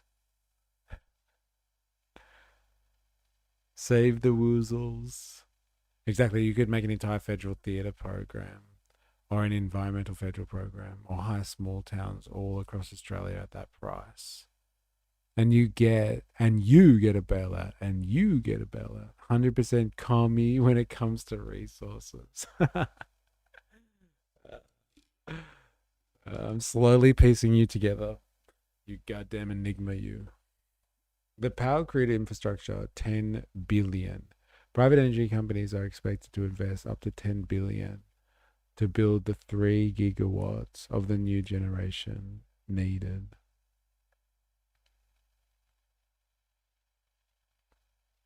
All right, back to it. Is he almost? I think he's finished. He might just be raving on about something else now. Karl Marx predicted the large corporations are fusing with the state. Too big to fail, moral hazard and all that stuff. The government puts the taxpayers on the hook, the voters on the hook, to underwrite the risk of big business. Capitalism doesn't Yeah, that's what I said before. I can't afford electricity. They should bail me out and help me transition to solar. Yeah, why not? Why is it just Rio Tinto that gets it? It's not even an Australian, a majoritively Australian-owned organisation. And outrageous. It's goddamn outrageous. It's crony capitalism, and frankly, the Liberal Party could actually do something about that, because they're to the right of the right. They could go and say, well, we actually want to have no subsidies for anything, just make it a level playing field. But no, they're all on the same gravy train with their little donations. It's the best money ever spent, bit of protection money every year from these very profitable corporations and the big four and so on, and they just get bailed out when they need it. If you have a look at the chart, here they are, from Aletta Moriarty, a reporter, to Margot. This week, $2.5 billion package, 1,000 jobs. Alita works it out at $2.5 million subsidy per job. That's a pretty mighty job. That's like an executive salary, that one. Boyne, Queensland, $2 billion bailout. Oh, these are the ones that you were listing before. There's Whyalla, there's Boyne, There's another one there. There's Mount Isa. There's Nirastar. How much did they get? And they're figuring it out via jobs. If they're spending $2.5 billion on this project, to keep the MAGA smelter running, to save 1,000 jobs, then that's each of those jobs is valued about $2.5 million each in government funding. That's crazy. Jobs, 2 million per job. Whyalla, South Australia, 2.4 billion, 1,500 direct jobs, 1.6 million per job. Very high per job figures, aren't they? When they say, oh, it's all for jobs, it ain't all for jobs, that's for sure. Mount Isa, Queensland, which I think is Glencore still, they got 600 jobs and bit over half a billion. And Nurstar in Tasmania, the smelter, also Glencore, the infamous, notorious Glencore, tax avoiders of very great repute for many years until we started hammering them here in Australia. Gigantic company, Swiss-based. So they're on the gravy train as well, and they're directly foreign owned. Not even the pretense of Australian shareholders there. So of the 4 aluminium smelters, 3 Tomago, Boyne and Bell Bay, they're Rio Tinto's. Rio's had now, this is its second bailout, and there's another one which is in negotiations for its bailout now, which is Alcoa. Yes, the Canadian or American company. Portland Smelter in Victoria. Now, they have received none yet of their $7.74 billion, which was committed last year. And here we are, us little householders, absorbing rising energy costs while the big corporations get their energy paid for by us, the same people that pay our home electricity bills. So there you go. It's not very fair, is it? But in any case, we needed it was a perfect opportunity today to debunk this idea of capitalism. It's crony capitalism. Now, one last thing, David McBride, the Army whistleblower, the ADF whistleblower, was finally released. I put in Transformers at Portland Aluminium. The Tomago Aluminium smelter supports a total of roughly 6,000 jobs across the region. Yeah, I actually read that before. That comes from the Rio Tinto website, actually. So the source said, anyway.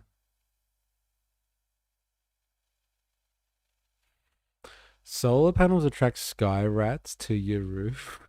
Down with renewables. Ravi, I hath returned. Good to have you. Yes, be free, David. Be free. All right. Tax wealth, not work. Hey, it's coming. Somebody runs on a platform of no more tax. That's the call from that guy. What's his name? I can see his face. Gary Stevenson. That's the guy. Tax wealth, not work. That's his line.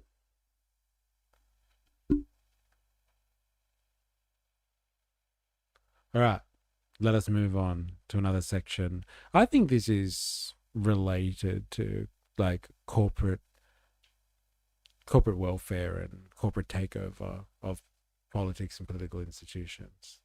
This is a suggestion by none other than the stream's own Ravy Baby.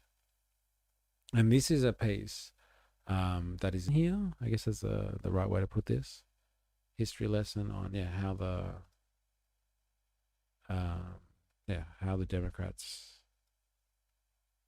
turned away from the average working American and sold themselves off to the corporatocracy.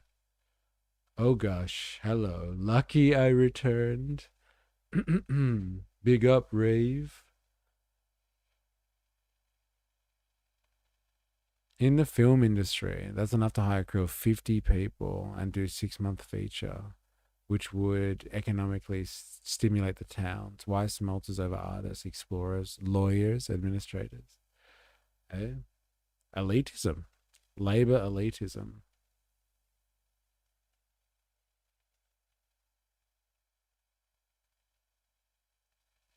All right, let's do this. Let's learn some history about the corporate takeover of the Democrats, or the abandonment of their working class ideals. Because like people do have that understanding of the Democrats. that they somehow they represent the working class more than anyone else. But like it would seem to be that the working people of America are more MAGA associated than Democrat associated these days. And the Democrats now represent the professional managerial class and that ilk. But let's find out. This might be really dense, so we might have to do a bit of fact checking, but we'll see as we go.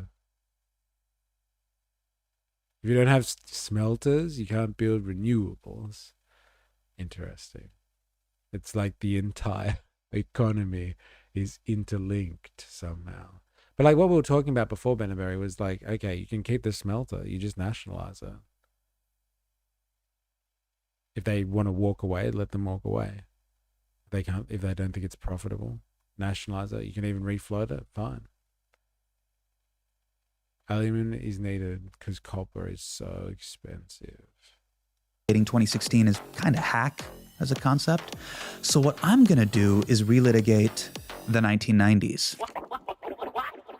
It was Hillary Clinton's husband, jazz icon Bill Clinton, who pushed Democrats towards more business-friendly practices and away from labor. Bill Clinton's 1992 platform was silent on antitrust and monopoly power, which had been a party plank for Democrats for over 100 years.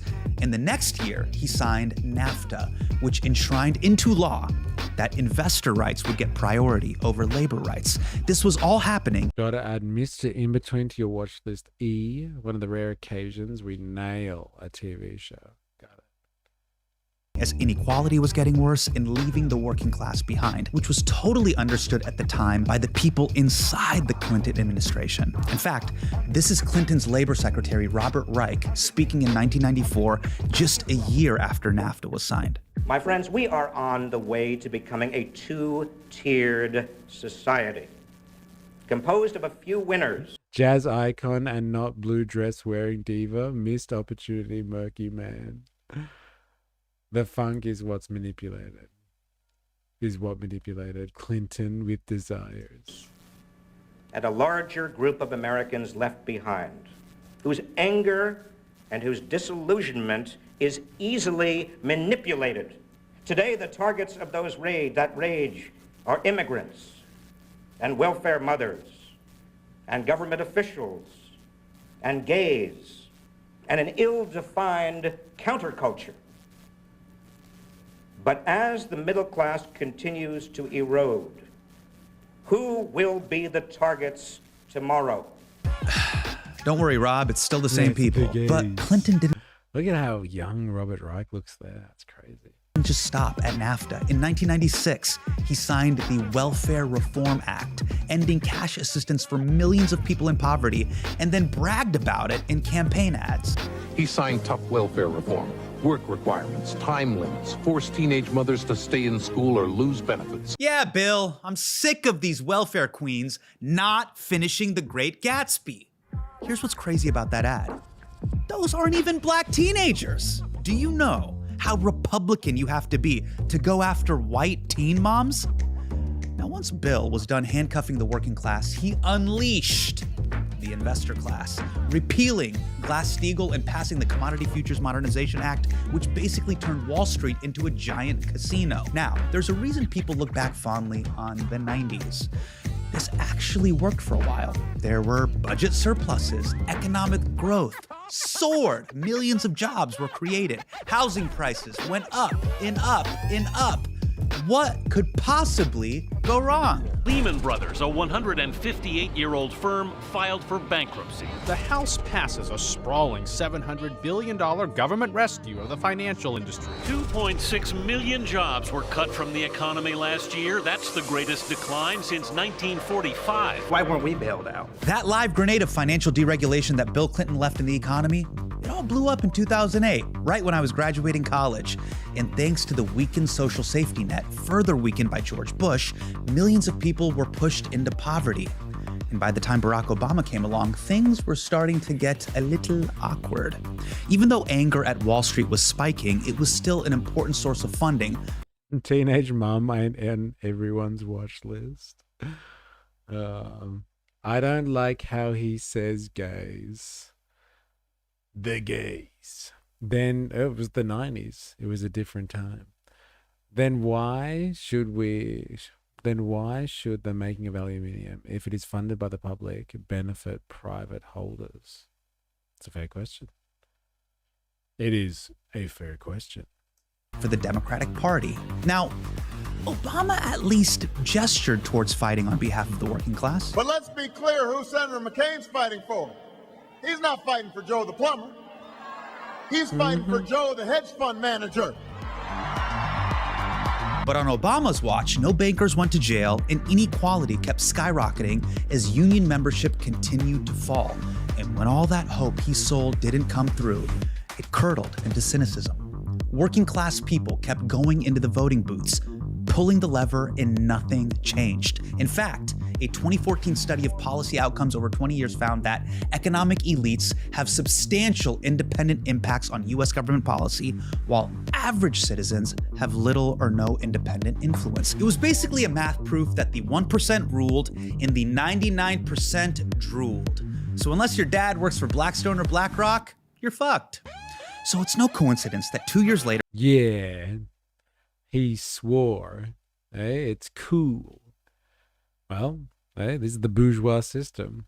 This is the idea of the bourgeois, or the dictatorship of the proletariat, is antithetical to the idea of the bourgeois dictatorship. And the bourgeois dictatorship is that for your political structure, which helps manage society on the behalf of a certain class of interests, a certain group of interests, if that political structure is captured by the bourgeois, they technically dominate that political system. And so if you dominate a political system over another group of people, that's a dictatorship, because you are controlling from on high over a broad mass of people. So that is the bourgeois dictatorship, as they've described in that study just there. And so that's why people shouldn't fear the idea of the dictatorship of the proletariat so much, because we already live in a dictatorship, which we call democracy. But it's really a bourgeois dictatorship. There's a large group of vested interests, usually powerful moneyed interests, that control the political spectrum, and they sit on top of that political structure and rule down from on high, and like basically dictate how your society works, and which is what we just looked at in the Australian example. So the Australian system, the Australian taxpayer, whatever you want to call it, we are subsidizing, I guess you'd say, the existence of billionaires. And they're not even like local billionaires, like Rio Tinto, like majoritively foreign owned. They get that political system to support them and their interests. So they dictate what's going on. That's why it's a dictatorship. They dictate how the political structure is supposed to work and respond, and it responds in their interests. So like for like there to be some type of dictatorship of the proletariat, so workers' society, where they decide, or the working people of a certain society control the political structure, it's not really that scary. Like we already live technically in a form of dictatorship.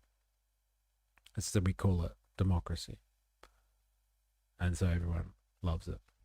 Or everyone thinks it's acceptable because we call it democracy. In 2016, the two most popular presidential candidates were people who could credibly claim that they weren't in Wall Street's pockets and would fight for the working class. Special interests, lobbyists, donors, they make large contributions to politicians, and they have total control over those politicians. I don't want anybody to control me but the people right out there. We need a political revolution where millions of people stand up and say loudly and clearly that our government belongs to all of us and not just a handful. When haven't we subsidized industry? There's not a new phenomenon. No, of course not.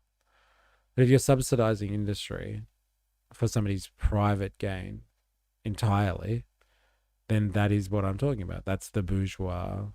We live in a bourgeois dictatorship. The entire political structure is fashioned in a way that supports somebody's private interests and their private control over the means of production. And so like it's just they get to call the shots. So like, yeah, we've always subsidized industry in favor of private interests. So like, yeah, it's not a new phenomenon at all. And that's why, like, I was tongue-in-cheek about what I was saying before. That's capitalism. But, like, people prefer it, if you're going to critique capitalism, to call that crony capitalism, because they get scared if you critique capitalism too much, because they feel like they're under attack, because they represent capitalism. But, like, crony capitalism is capitalism, and it's always been there. It's always been like this. People have been warning about this stuff, or talking about this stuff, for 250 years. As long as economics goes back as a field of study. Our government belongs to us. No, it don't. We can't do swimming pools, otherwise one of us will just be saying drank over and over again. This is not new. Of wealthy campaign contributors. Of course, we all know what happened next. The Democratic Party backed Hillary Clinton, whose campaign followed the usual playbook, ignoring working-class voters and focusing. But LTV assumes objective value, which is nonsense. Like, why is it nonsense? I would really actually like to know your opinion on that. Like, why? We had this discussion the other day. Why is it nonsense to have objective value? That's the point of all of this. Is that there are, like, the broad mass of people do work and create things. And they, like, paid some compensation for that, like a wage. And then what they produce is then taken for private interests. And then even supported by the government to make them even more powerful and profitable so they can capture more of that value. Value is necessarily subjective, depend on minds. Interesting. Well, I think it can be two things, to be honest, or even more than two things. It can be multiple things. Value is subjective, but it can be objective as well. I need an argument. Value is mind dependent, but like everything is mind. Wait, is mind independent? Like, is that mind? Like your mind? Is that what you're talking about? Independent. I need an argument. Value is mind independent. I'm not sure if I understand what you mean by that, actually. On suburban moderates. Right. That is not what happened next. The Democratic Party backed Hillary Clinton, whose campaign followed the usual playbook, ignoring working class voters and focusing on suburban moderates. That is not a conspiracy theory, okay? Chuck Schumer literally said it out loud 3 months before the election. For every blue-collar Democrat we will lose in Western PA, we will pick up 2-3 moderate Republicans in the suburbs of Philadelphia. And you can repeat that in Ohio and Illinois and Wisconsin. 2016 was the year the suburban strategy stopped working. It was the Democrats' worst turnout for union members and rural voters since Walter Mondale in 1984. So that brings us to today, 10 years after 2016, and the Democrats still have not figured out how to win back all those working class people that they lost. Now, I've heard the ideas. Interesting. How's the music choice in this? Objective means, to me, means dependent on a mind, not dependent on a mind. Yeah, like it has, in this sense, objective is like it exists outside of somebody's subjective reality. So yeah, it's objective as that it has its own value. It exists in its own right, outside of our mental conception. Yes, and like that is kind of true. Like whether I believe it or not, like this exists. It's not just a construct of my mind. Like somebody made this bottle at some point. And so it's got some value. Like I have no way of confirming that, if that's what you're saying. Does this really exist? I don't know. Do I even exist? Does anything around me exist? I have no idea. Like I can't confirm that. But like using like some type of reasonable logic, you could suggest that this thing exists objectively. It is a thing outside of whether I exist or not.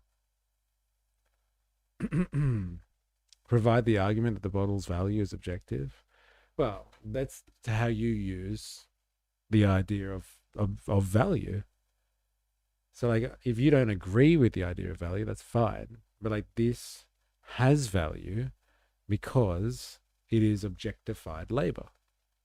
It is labor that provides value, and somebody made this. And so it has value because it was made by someone, and it is socially necessary at some point. Someone decided that this was worth endeavoring on, and it has value. It has use value. Like if you just make, I don't know, drawings of stick figures or something like that, and nobody wants it, like it doesn't have value, I guess, just because it's got someone's effort put into it. But like, this is a broader philosophical question, and like, you don't have to agree with it. You don't like it, then don't.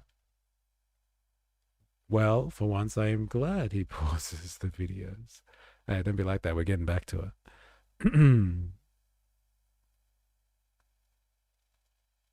It's not that it exists. It's whether its value is objective. Yeah, and like, objective just means separate to my subjective. So like, I might just like this because this is my favorite bottle. This is the bottle I had on me the first time I ever got laid. And so like, subjectively, I really value this bottle because it reminds me of the first time I ever got laid. But like, it's got objective value in the sense that it was made by some person, or many people have come together to make this. And that is the basis for value in society. A reasonable man argument would concede that the water bottle is real. It's got a subjective and objective entanglement. That's subjective. I'll chat in Discord one day on this. Okay, fair enough. All right, how about this? Objective value. Let me just pose this one question to you. If you don't think that value can be objective, then let me ask you this. What would happen if everybody on Earth stopped working tomorrow? And like, ceased working forever? What would happen? What would happen to the human race if everybody decided, that's it, no more, not working anymore? We die. Yes. We die out. Exactly. So you have to... The world would heal. Yeah, not what happens to planet Earth, but like to humans. What happens to humans if everybody decides to stop working tomorrow? We die. So apart from all the people that are like celebrating that humans on like that leave Earth would be good for planet Earth, for like humans, it's a problem. And so like, humans do produce something of value when they work. They must produce something of value. And the value that we're talking about is not like value that's like, oh, this is nice, I like this. Like, it's not that type of value. It's a value in the sense that it is important for our reproduction as a species. And it's socially necessary because we have a standard of that reproduction as we advance technologically. So like, as we reach different orders of civilization and different levels of society, we actually start to expect more. And so like, we're not just living on, I don't know, on potatoes anymore, and like living in rags or living in huts or something like that. We have expectations of what level of value of things that we need to have an acceptable form of existence. So like, there must be some level of objective value out there, because it's the value that is required for us to reproduce, to produce, because that's what humans do. We do produce things. it's important to people, so value is dependent on human needs. Human reproduction. Stop thinking of it as like needs, because needs is like a curly one. Think of it as the reproduction of our existence at that point in time. Needs makes it sound kind of like it's like, well, you know, today I feel like this, tomorrow I might feel like something else. It's about reproducing. If no minds existed, would value exist? Yes, it would still exist. It would still, that's the point of it. Like if we were all mindless, like if we were just like mindless, like tomorrow if we all lost our minds, like we'd still have to eat and all that sort of stuff, or we'd just die, I guess. But yeah, if we didn't have minds, I guess we'd cease to exist anyway. So our value, the value that we produce or reproduce, would be unnecessary. If no humans, value still exists. Well, no. I guess not. No. If there's no humans, then this whole conversation is pointless. Yes.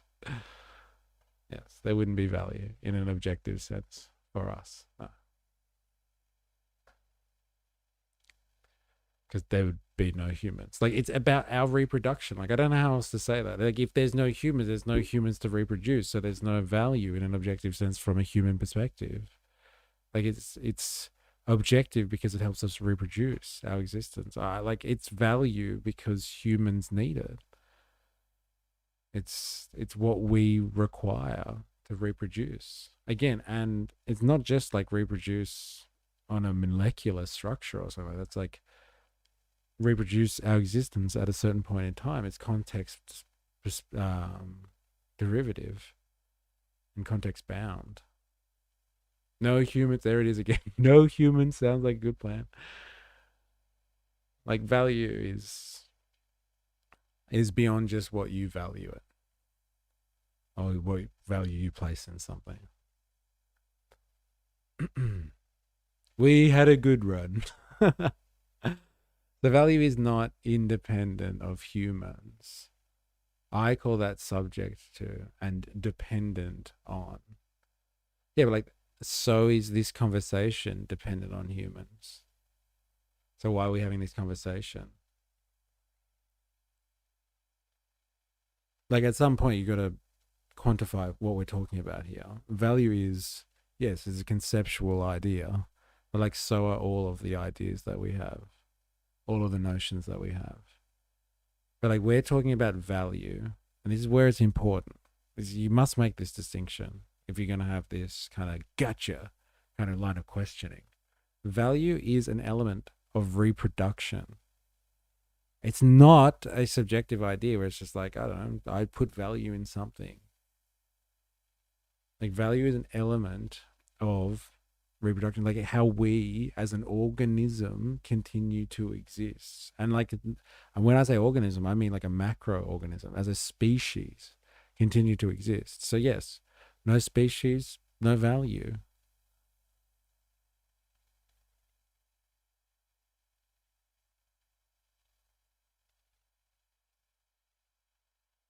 We're discussing a dependency relation. If value is subject to humans or not. It's not, if not, it's objective. If it is, it's subjective. No, I see. I don't know if I fully agree with that. Like, what we're talking about is subjective value versus objective value. And there is value. The subjective is what you perceive as an individual. And that's based on your reality. But like, does value exist outside of your reality as an individual? I think you're considering this differently. I'm considering, like, subjective is an individual's perspective on things versus is there an objective sense of value outside that is intrinsic to humans as a species as opposed to being to the individual. I think you can just make the distinction there.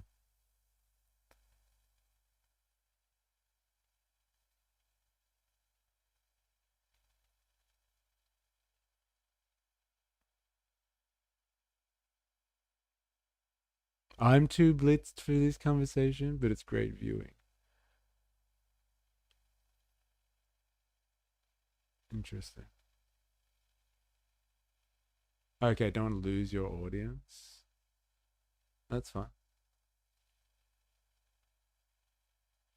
It's fine. I'm happy to have this conversation because I talk about this all the time anyway. How do you think a transaction takes place? Both parties win, both parties want the other thing more, and they agree on the price, and that is right for both of them. All value is subjective. Yeah, but we're not talking about price here. I know that many people think that value is just price. But like, that's not what we're talking about here. We're talking about like the product of human labor.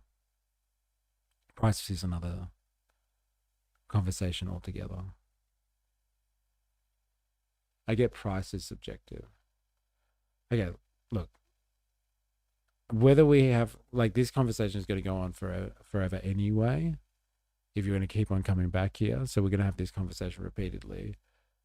But like, if you're willing to say that value doesn't exist without humans as a collective, like all humans, and so then it must be subjective because it's reliant on all humans, then it's subjective in relation to all humans, fine. But like on the individual level, humans can have subjective value in something, but like objective value can exist outside of an individual because we are part of a larger species who requires that value in order to reproduce. So I guess it depends in what perspective you're looking at it, to be honest, as an individual or as a species. They are very different things. But like, I hear you in terms of your contention. I understand what your contention is. I hear you, and I raise you this video. Like, value could be physical requirement for food to sustain life. This would be subjective, but there's value in that sustenance. Let's all just agree Minz is a douche. Collective unity. All right, back to it. We should run DSA candidates. Great. We should shut up about trans rights. Not great. And we need a Joe Rogan of the left. What the fuck does that even mean? But it's clear that there are millions of Americans who still feel politically homeless. A recent poll showed that 43% of Americans are not happy with either party. Honestly, I thought that number would be higher. The way this is always framed by the media is a blue versus red problem. The country has never been more divided. We've never been more divided. Our politics have never been more divided. Our country's never been more divided. Our country's never been more divided than it is today. This country has never been more divided. But there are ways in which the working class is very united. He's not, is he? He's not. This guy isn't as funny as he thinks he is. Yeah, it's unfortunate. They are united in hating the billionaire psychos running the economy. They are united in their opposition to the Scrooge McDuck corruption in Washington. And now we're seeing the rise of maybe the most energetic, bipartisan working class coalition that we have seen in a generation, who are all saying in unison, fuck AI data centers. The backlash against AI data centers is growing, with protests from coast to coast in dozens of states today. The issue uniting many Americans across the political divide. We don't want this. It is not going to benefit us in any way. We are not going to pay double the amount of our utility bills. Do you understand that? We don't get anything for it, other than we're losing land, we're losing water, and we're losing air quality. Why are you protecting? What are you To talk about this more, I reached out to a media outlet whose mission statement is building power for the working class. Since 2021, More Perfect Union has been doing on-the-ground reporting focusing on labor unions, inequality, and corporate power. And maybe no other media outlet out there right now is doing more reporting on the backlash to AI data centers.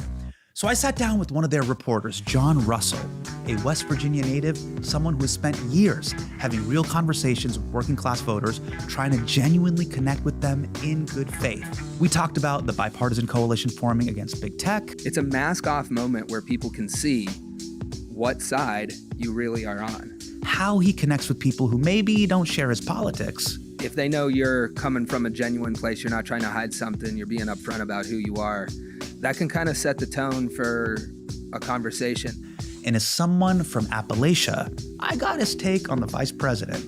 What is your take on J.D. Vance? Oh, Build power for my working ass. Plop. Yeah, I wonder if they are doing what they say they're doing. The old more perfect union. I wonder. Wait, the Earth would keep circling the sun for billions of years, even without humans? Oh no. Whoa, whoa, whoa.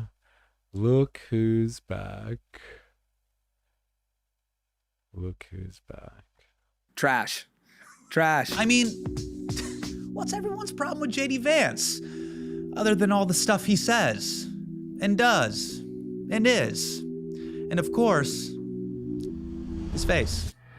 Hurry right away, no delay, stop today. Make your daddy glad to have had such a lad. West Virginia is one of those states that your hand is a map of it, and it is a middle finger, and it's perfect. So this literally, this is West Virginia, Eastern Panhandle. Okay. You got Maryland down here. Yeah.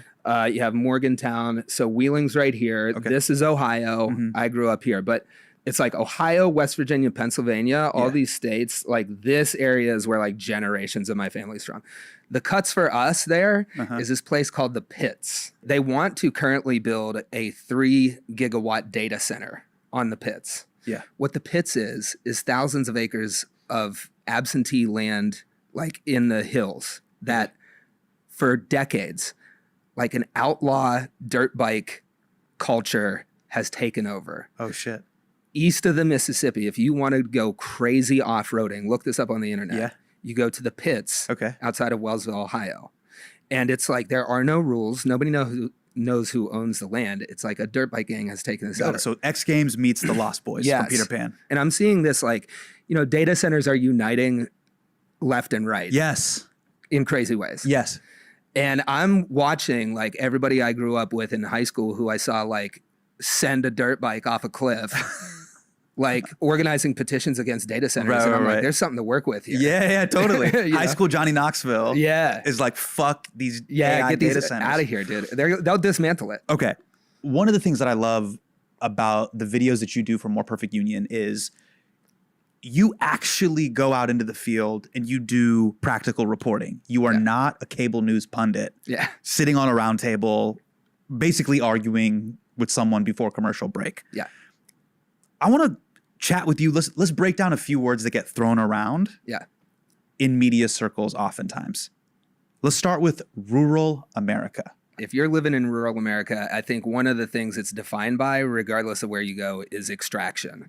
Like if you are in the middle of the country, like large scale monoculture agriculture, where monopolies are owning all the inputs, that's kind of the economy that you deal with. If you're in the mountains of West Virginia, it's been the extractive industry of coal. That's rural.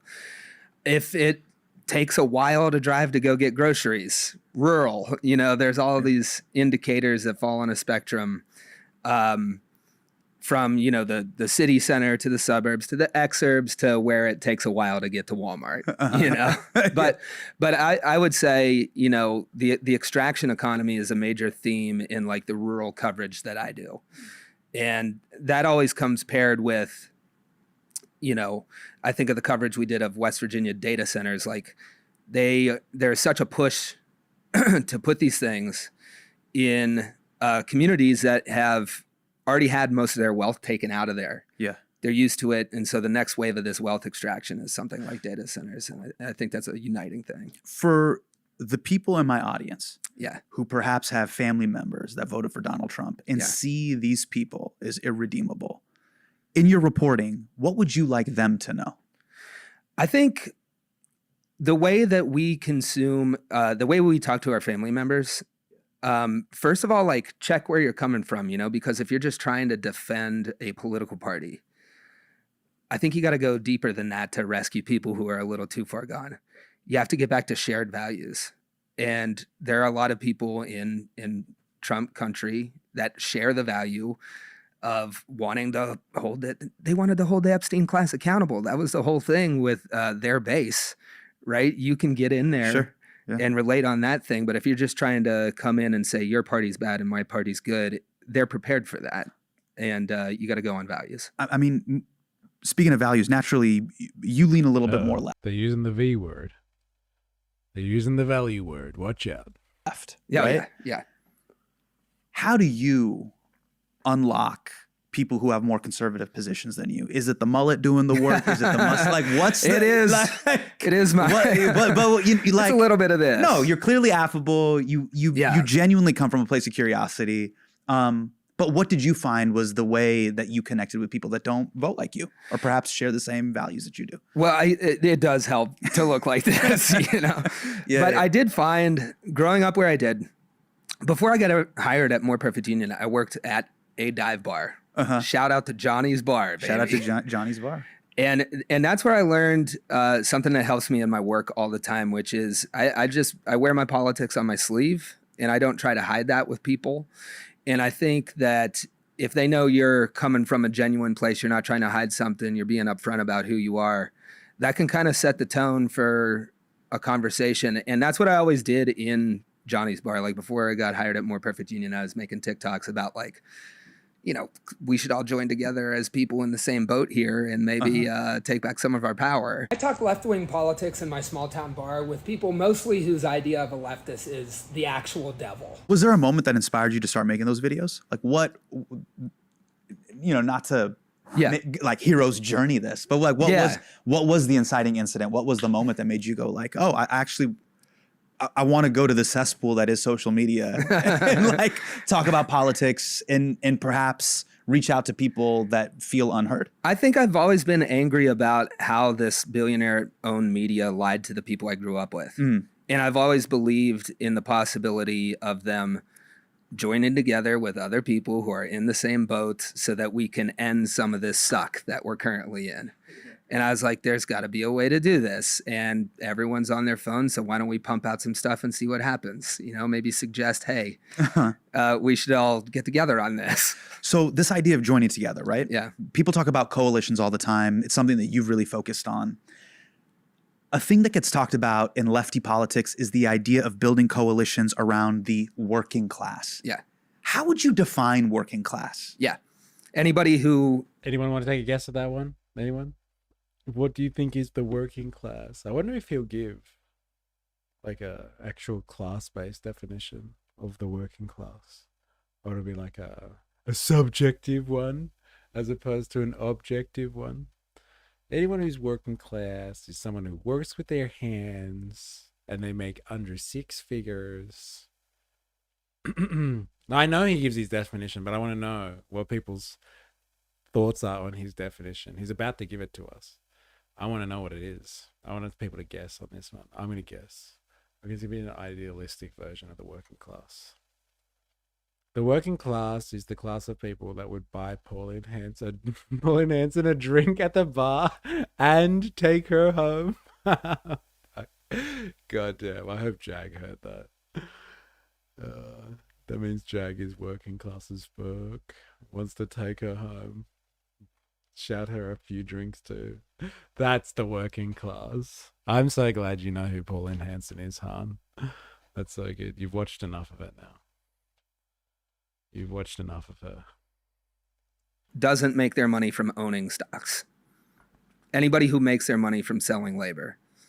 Anybody who, like, if you can't call Howard Lutnick, you're working class. Got it. Anyone selling their time for labor instead of profiting off private equity. Oh, that's pretty close to what he said, man.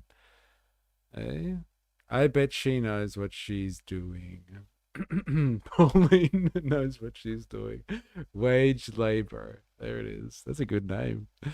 I'm glad you're using that word. Relies on exchange of labor for a wage. Yes. Just a thought. Don't need to discuss now.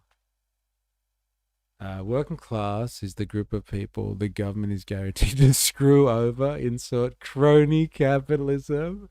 But that's just me. It's so good. It's big government and crony capitalism. Who says an old bird can't have good tricks, eh? Am I right? Just a thought, no need to discuss now. Marx argues that food has an objective value because your body physically requires calories to survive. However, critics point out that a physical object only gains economic value if a human mind actively makes a subjective choice to care about the outcome. However, critics point out that a physical object only gains economic value if a human mind actively makes a subjective choice to care about the outcome. Okay. That's a point for a further time. You know, you're on Discord, right? There's a place in Discord where we can have this discussion if you want. It's called Talk It Up. There's a section called Talk It Up in there. And there's like hot takes, bold statements, ask or answer, etc. You want to have that conversation. Wait, if you want to do a voice call one day as well, let me know. Me and you, Benaberry, will go head to head. We're going to nut out this. Is it subjective or is it not? I need to know. If something that you say in Board Lutnick. Food has value for me. Food only has value for me being hungry if I prefer to live. I make a subjective choice to give it value due to an outcome. I think Deep Woods Off is a scam. He's still got eaten alive by mosquitoes, but they don't itch. I think Deep Woods Off is just a numbing product. Dude, what the fuck are you talking about? Did I miss something here? When do you guys chat in Discord? Whenever? It depends when you're up or when you're online, I guess. Oh, wait, I mean like a voice call though? Like we can do a voice call anytime.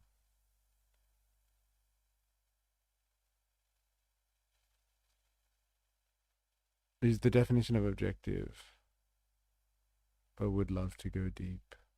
Objectively, most people don't want to die. Yeah. Ooh, call in. You every time there's an option. It's just like, ooh, call in.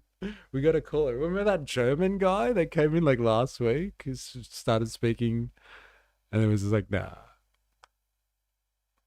And then took off. We're like, nah. I think Han was going to do a voice call with us one day. We're going to talk about libertarianism. And he was like, nah. Stocks. Anybody who makes their money from selling labor. Anybody who, like, if you can't call Howard Lutnick, you're working class. Got it. If something that you say in public moves markets or starts wars. I need a voice changer. I don't want to be recorded just in case somebody steals your identity. I wouldn't want that. You know, then you might not be working class. You know, this is the first time I've actually really heard this articulated well this way. You're basically talking about labor that perhaps works for companies. You could work at a grocery store. You could work at a variety of different places. But if you are not part of the equities class, you're part of the working class. To me, yeah. If you get your money by selling your labor, most of your money by selling your labor, to me, you're working class. And I think that doesn't strike people because the assumption is like a white guy in a hard hat. You know, a doctor and a lawyer, you know, we kind of separate that in the pop, but I don't think we should. Like dentist? Yeah. Working class, man. And like dude who bags groceries at Safeway, where I used to work. Yes. And I was fired, which is some fucked up shit. You got to tell me. I thought I was a pretty good employee. I just didn't want to work there, but I did work. I'm on your side. I thought I was decent. I didn't want to. What'd you do at Safeway? I was a courtesy clerk. Okay. Which is I bag groceries. Yeah. And essential work. Yeah, essential work. And shout out to my boy who got me the position. I still owe you a huge thank you. Shout out to Chris. Thank you for getting me that job. Way to go, Chris. I fucked it up. It wasn't, and you vouched for me, and I fucked it up, and I still live with that. But me and Chris are boys. Let me get us back on track. Mm-hmm. So you're basically saying, hey, my cousin who's a dentist, yeah, and plumber, there's a connection here. Yeah, and I think we. And of course, a lefty can't even be a grocery bagger. You don't know why he got fired, though, Han. Don't assume.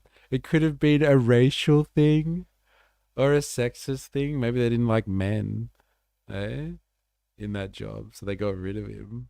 Could have been identity politics related. Need to update that now because you look at the scale of wealth in America and we have a trillionaire. We have a trillionaire. We have close to 1,000 people with $1 billion. You know, for me, I'm always trying to get people to think about the difference between $1 million and $1 billion. Yeah, what a weird word dilemmas. I was thinking that as well. Courtesy clerk, mate, you're a checkout chick. The fuck is a courtesy clerk? Jesus, what a wanky name. 1 million seconds is 11 days. 1 billion seconds is 32 years. Holy shit. 1 trillion seconds is 32,000 years.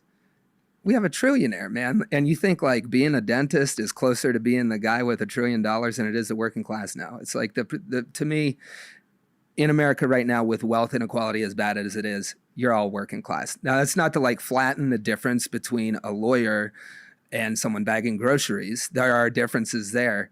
But for the purposes of fixing our problems, which I view as mostly being caused by people with too much money and power making all the decisions, we are all working class.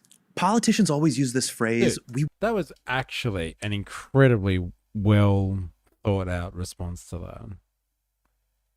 And I say that because I am incredibly biased and I just agree with the way that he's described that. But like, hey, I'm down with that. I'm actually impressed. I'm actually quite impressed. Want good working class jobs. Yeah. And they always phrase it like people love their jobs. Yeah. I think most jobs suck. Yeah. I've done food service. I've worked at grocery stores. I've worked at Office Max selling printers. All my jobs that I've had outside of comedy pretty much suck. Does comedy rocks? Comedy I like. Good? I mean, I'm lucky enough to do what I'm passionate about. Yes. Okay. I feel that way too. But every other job that I had fucking sucks. I was a stump grinder for 7 years. Shit. Yeah. Yeah. That takes the cake. I don't even know what that is. you have like a giant diesel machine and then you blast a tree stump into dust. 7 years. But why do you have to do that though? It was good money. No, but people wanted there's like that stump needs to go. You'd be surprised at the amount of stumps in America. So like, here's the thing. And like, are you a homeowner? I own a home, yes. Okay, a yard. Yeah, I was just thinking that as well. But she's a better bagger than a comedian. So good. Yard? We have a front yard? Yeah. I don't know the situation in New York City, but like if you're owning a yard out there, if you're renting a yard, sure, you'll end up with a tree stump in your yard, and then people will go try to like set it on fire, or drill holes in it, or like dig it out. There's no better way to get it out than blasting it out with a diesel machine and someone like me. You know, got it. Operating. Children must have loved you. Like my son, what you just described, he's 6. It's very Bob the Builder. Yeah, he would have fucking loved that. Yeah. Most of my demographic is just, children enthralled by machines. Gotcha. To get us back on point, what I'm saying is we don't need to romanticize jobs per se. Yeah. But what I think we need to focus on is common human dignity. Yeah. And the way people are compensated for their labor gives them the dignity to provide for their families, pay for healthcare, send their children to school. Totally. If a loved one gets sick, take care of them. Get the bag, take care of grandma, be able to look out for my mom and dad, my sister. If someone's in a bind, I can help them. I can see that on the bumper sticker right now. Like, get the bag, take care of grandma. Like, and chill. Yeah. Be able to help my sister out if something bad happens. Bag. Yeah. Yes. Grandma, chill. One of the great things about my job right now is I get to kind of drop into locations and see how things are going there. We did a piece in Italy about worker-owned cooperatives. Because not only do I think we should stop like romanticizing jobs, but we should think about how jobs are organized. Because we're used to one way here in America where most of them suck. Yes. And what's it like in Italy? So we did a story where like a fifth of the economy in this region of Italy, in northern Italy, comes from companies that are owned by the people who work there. This and I remember we were standing on the floor. Wait, how does that work? Okay, so the workers own the company. They can hire and fire their boss. And like, wait, is this like the way the Green Bay Packers are owned by the city or whatever? Yes. I never understood this concept. Yes. Okay, so break this down for me. Please make me So now understand I can't say, I don't know the details of the Packers, but basically a cooperative, right? Okay. This is a company like any company you would work for, but instead of being owned by one guy and shareholders and a board, the workers are the shareholders, the board, and they make the decisions to run the company. You can hire somebody to be CEO, and you can also fire them. And it was mind-blowing to me to go over as an American to Italy, stand on the floor of a factory where 2,000 people worked, just like the ones that closed down after NAFTA in the Ohio Valley where I'm from. They got a 2,000 person factory. It's doing manufacturing. It's owned by the workers. And I'm standing there with the boss of the company and 3 workers. And I asked the workers, what would you do if your boss made 300 times more than you make? And they were like, we would fire him. The workers are highly paid. They work in manufacturing. They control who runs the company. They make the products. And then they go sip espresso at 4 p.m. and be reasonable. Yeah. There are different ways to do jobs. No, but what's the catch here? Like the way you're describing it, I was like, no, there's a catch though. What's the catch? There's nothing's perfect. Okay. How long do you have to work there to be able to vote? Or the moment day one, you're essentially on the quote unquote board? So this would be a plug to watch the video, because we had a worker who had just joined, all the way up to somebody who'd been there a long time. First of all, you have far less turnover. You have far more expertise. Sure. Yeah. You've incentivized staying there. Yeah. And there's a clear path from the guy we were talking to who's 20 years old to spend a short amount of time and become, a worker owner. Would you say kind of the core tenets of the videos that you work on for More Perfect Union, are they essentially about labor solidarity? Yeah. It's about strength in numbers. It's about solidarity. It's about different ways to organize the economy and work. One of the things I hear in media reporting all the time is, here is how the Democratic Party abandoned the working class. Yeah. What does that mean? Yeah. Well, that makes me think of Elliott County. We did a piece for More Perfect Union. Yes. And this was the Emmy award-winning piece that you made about Elliott we County. won 2 Emmys. And shout out to the whole team at More Perfect Union. Like any video that I'm on, there's a whole team behind that. Josh Hirschfeld-Crowan, Meg Hirschline, Faz, Josh Miller-Lewis. Will go down the whole list. It'd take too long. But Elliott County is the only county in America. This is Eastern Kentucky. It's the only county in America that voted 144 years in a row for Democrats before flipping to Trump by one of the largest margins. Talk about fumbling the bag there. They fumbled the bag. 144 years you're running it up. And then to flip your entire base. But here's to your question. I would say the Democratic Party was responsible for fumbling that bag, because what we found there, of course, a lot of people who voted for Democrats forever and then flipped to Trump, but you can trace through the history of the Democratic Party. It used to be very much FDR, and then it switched to, Bill Clinton and corporate donors and the Democratic Party that we know today, that we see in a fight with these primaries, in a real contest for the direction, like someone like Zohran Mamdani or more of what we've been used to. It is the FDR Labor Party that kept places like rural Kentucky voting for it forever, because they knew the deal. You vote for Democrats because they're for the working man. But eventually they lost those roots, and we suffered a pretty large consequence for that of people. In your reporting, what specifically did the Democratic Party do to betray the working class that made people say, fuck it, I'm changing my vote? Yeah.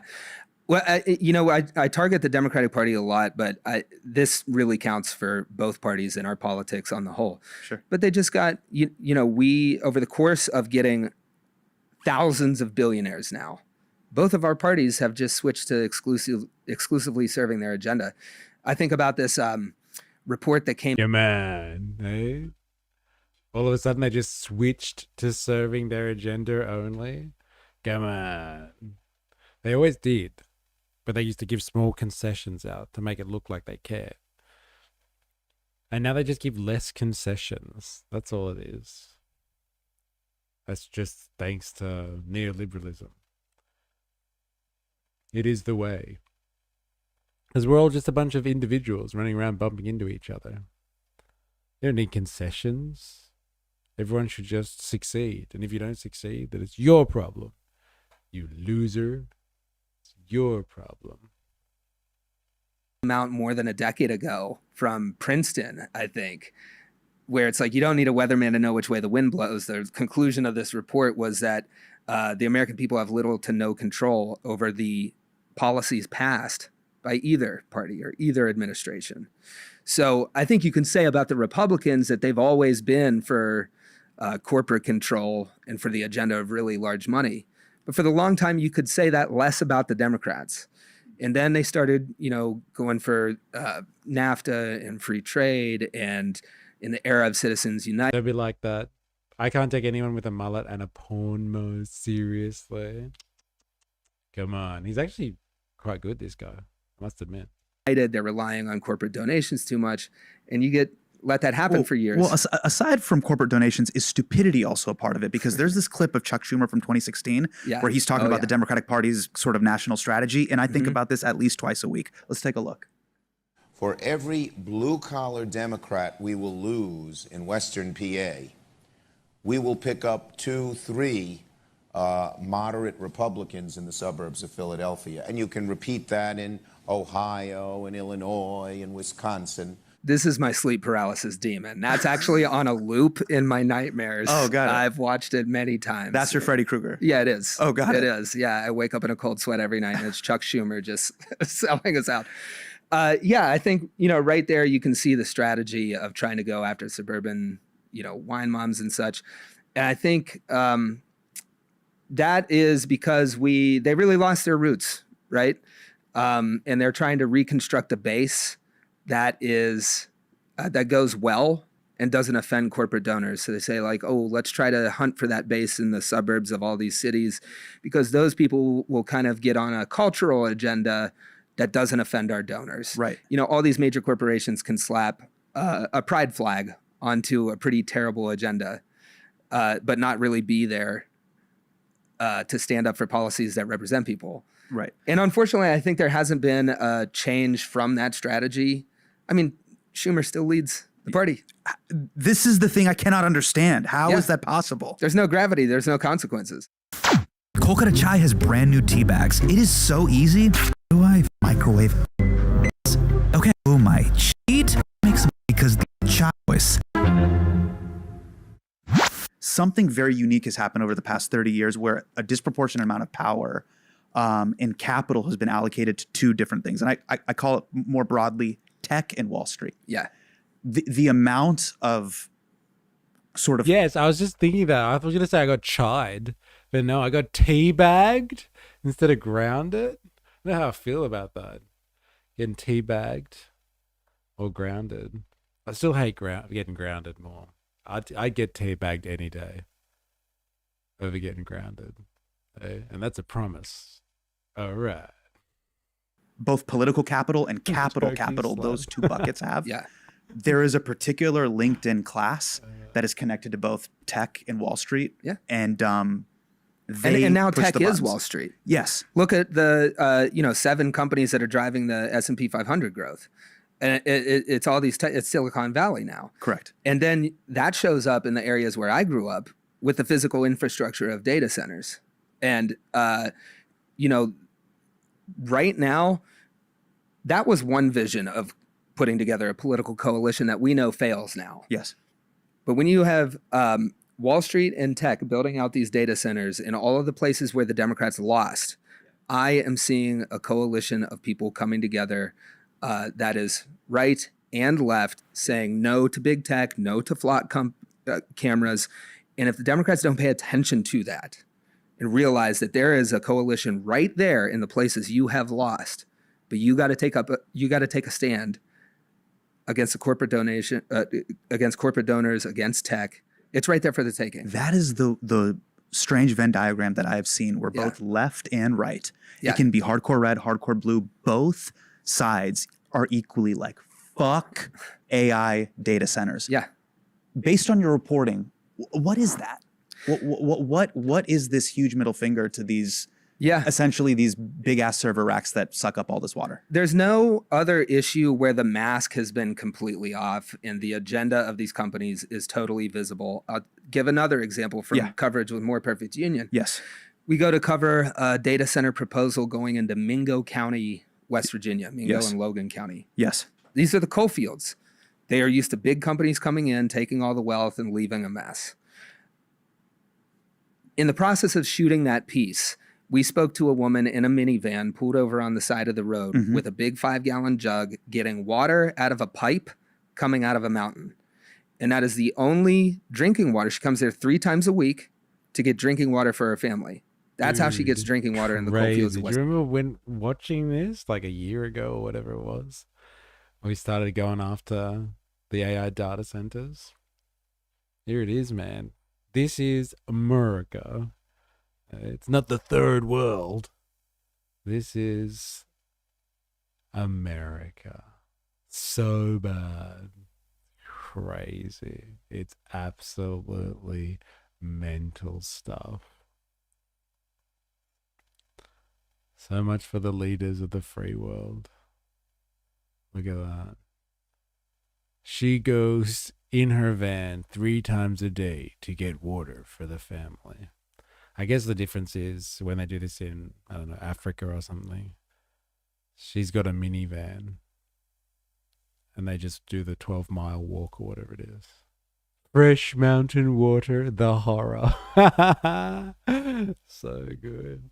That's the takeaway from this. And what? The bitch has got mountain water. What is she complaining about? Thanks, hon. Virginia. They want to stick a data center there and say, hey, you go get your water out of a mountain. We're going to give all the clean water that you've been denied for decades to a data center. It's a mask off moment where people can see what side you really are on. I also think it's the first time we've seen technology be presented in such a way where people are like, no, I get how AI makes you rich. Yeah. How the fuck does this make me rich? Yeah. That's the other thing about it, man. It's like, you know, I see people like, oh, well, this is how companies operate, right? Yeah. They come to areas where they already made a mess, where people are desperate for jobs. And a lot of people will say like, hey, we need these jobs. But AI data centers are literally a job-killing supercomputer. Totally. That's what it does. Yeah. That's how they sell it on Wall Street. And people know this. There's no jobs in there, man. So if you're a grocery store worker, you work at a fast food company, if you even do clerical work at your local school or dentist's office. Here's my question. Yeah. In your reporting, right? You're speaking with all these Trump voters, but if you do you remember the inauguration? Yeah. Essentially, the FANG stocks were right behind him. Right there. And you would think the way Donald Trump positioned himself, it would be like cowboy hat, no shade to you mullet, dude. Like, you know what I mean? Like, hey. Like he would have signaled like, hey, here you are up on stage, Cowboy with me. Stadium behind me. Yeah. Like I'm America's team.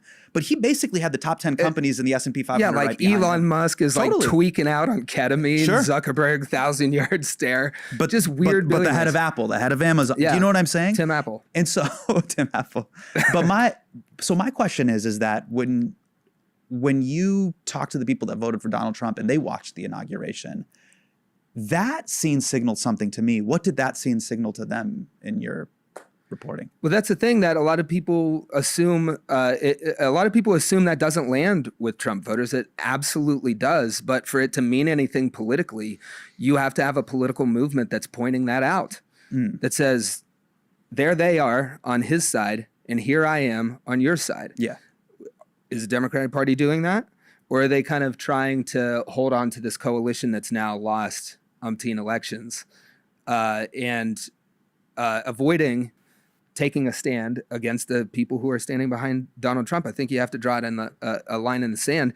But thankfully now we've seen a movement of that happening. I mean, you have Zohran Mamdani winning in New York City, but it's not only that, but now we see candidates from that model succeeding everywhere. Michigan, Colorado. And I think that can succeed everywhere. And, something that's been less examined is the fact that there are little blue cities all over red states where you can make government deliver for people, where you can take back some of the public sphere and say, you can expect excellent public services. And we're also going to take a stand against data centers and flock cameras coming into town. And I think that would sweep Huntington, West Virginia, Wheeling, West Virginia, little towns all across this country. And but is it ever going to happen? Like, for all the wonderful analysis these guys provided so far, it's kind of just like back to simping for the Democratic Party. Like, that's just gonna be a thing. Like, it hasn't worked.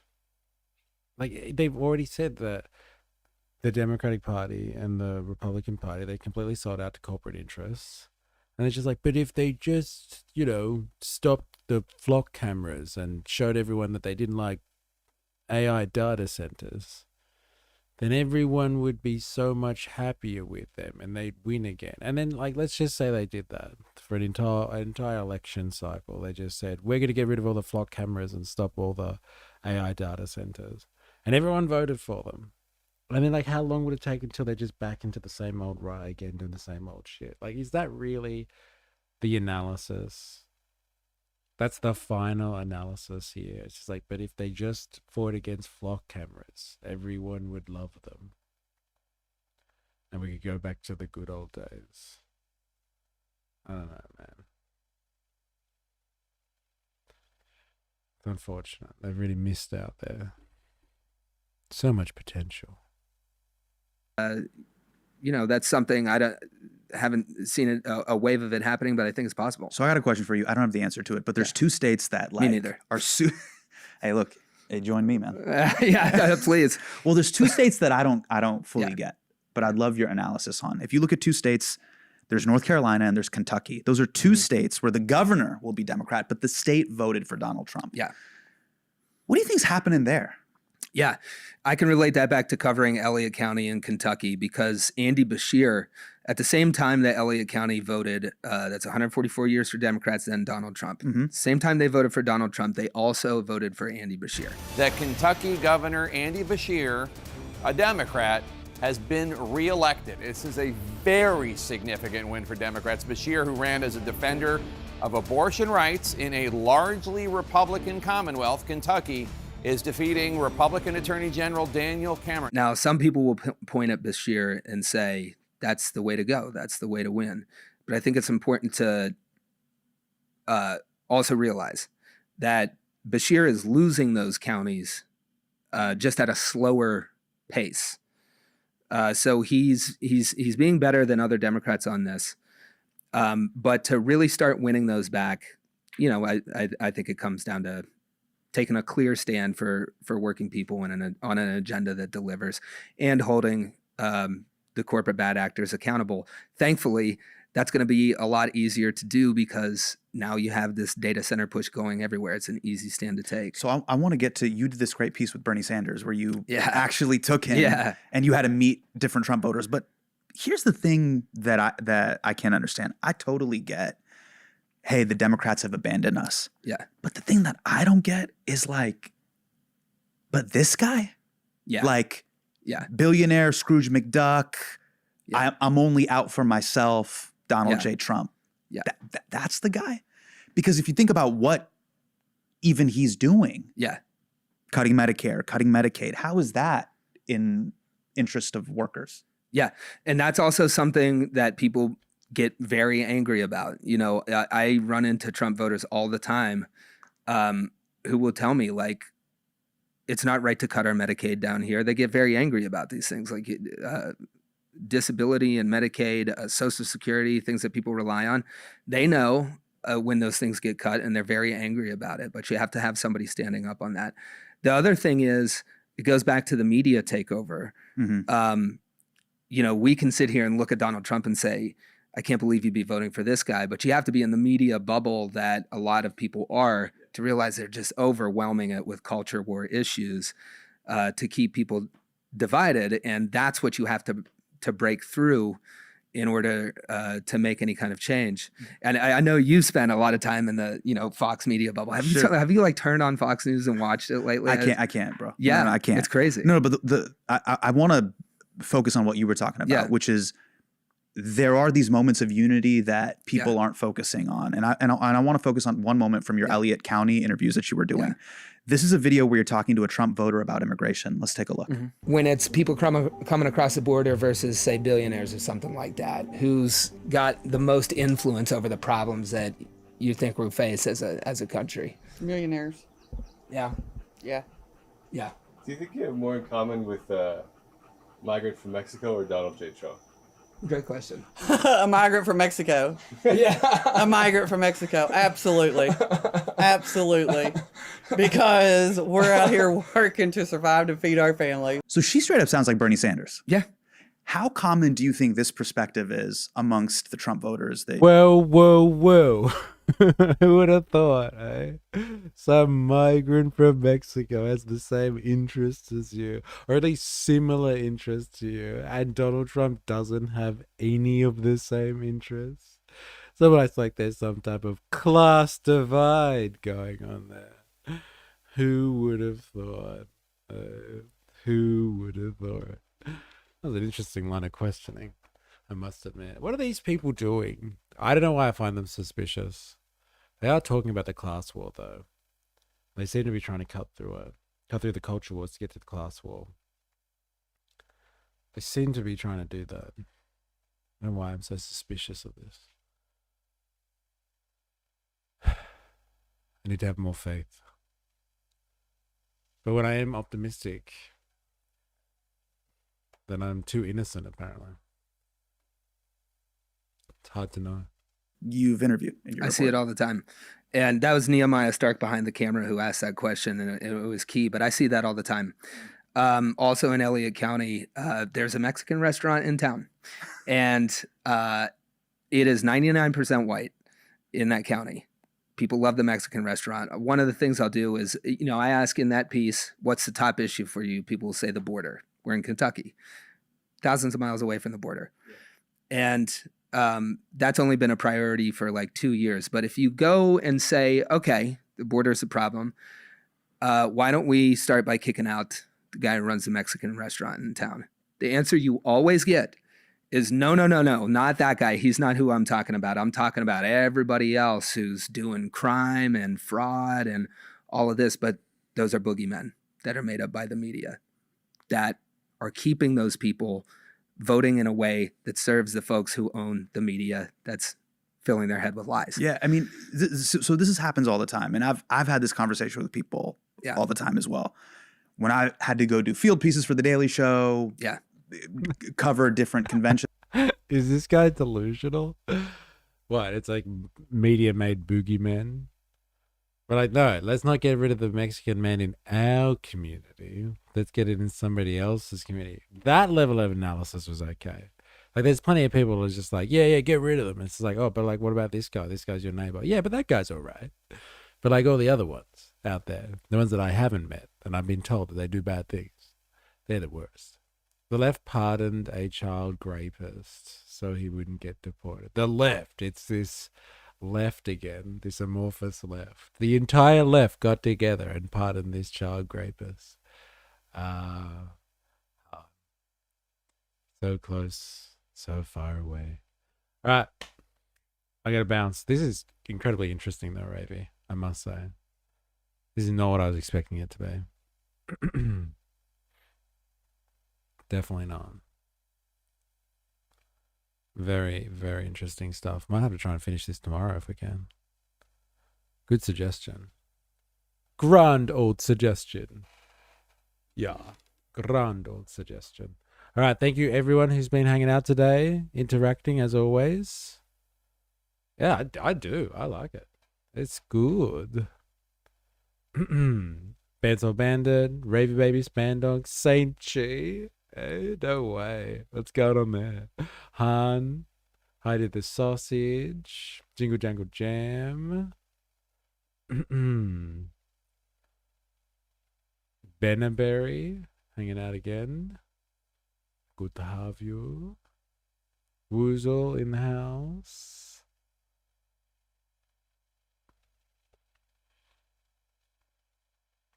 You've also been hanging out for the afternoon session. Hobo Joe, Voltateur. Ah, man, can't go back that far. I think Blaz was in earlier too. Yes, Blaz, the meme king. 4AS, I think, was in earlier as well. Jag. Thank you, everyone. Thanks for interacting. If you were watching this after the fact, thank you very much. If you've been lurking today, thank you. If you haven't already and you're on YouTube, activate the like button on your way out. Do that. It'll be good for you. Here's an invitation to Discord before you go. Come and join the community there. And come join us on Patreon as well.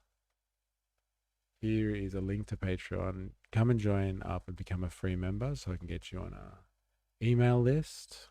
If you can financially support, I'll love you forever. But like, become a free member. Get on that email list. It'll help a lot. All right. We'll be back tomorrow with some more. Until then, please remember, as always, I am, you are, we are a mystery. Catch you on the morrow. Thank you.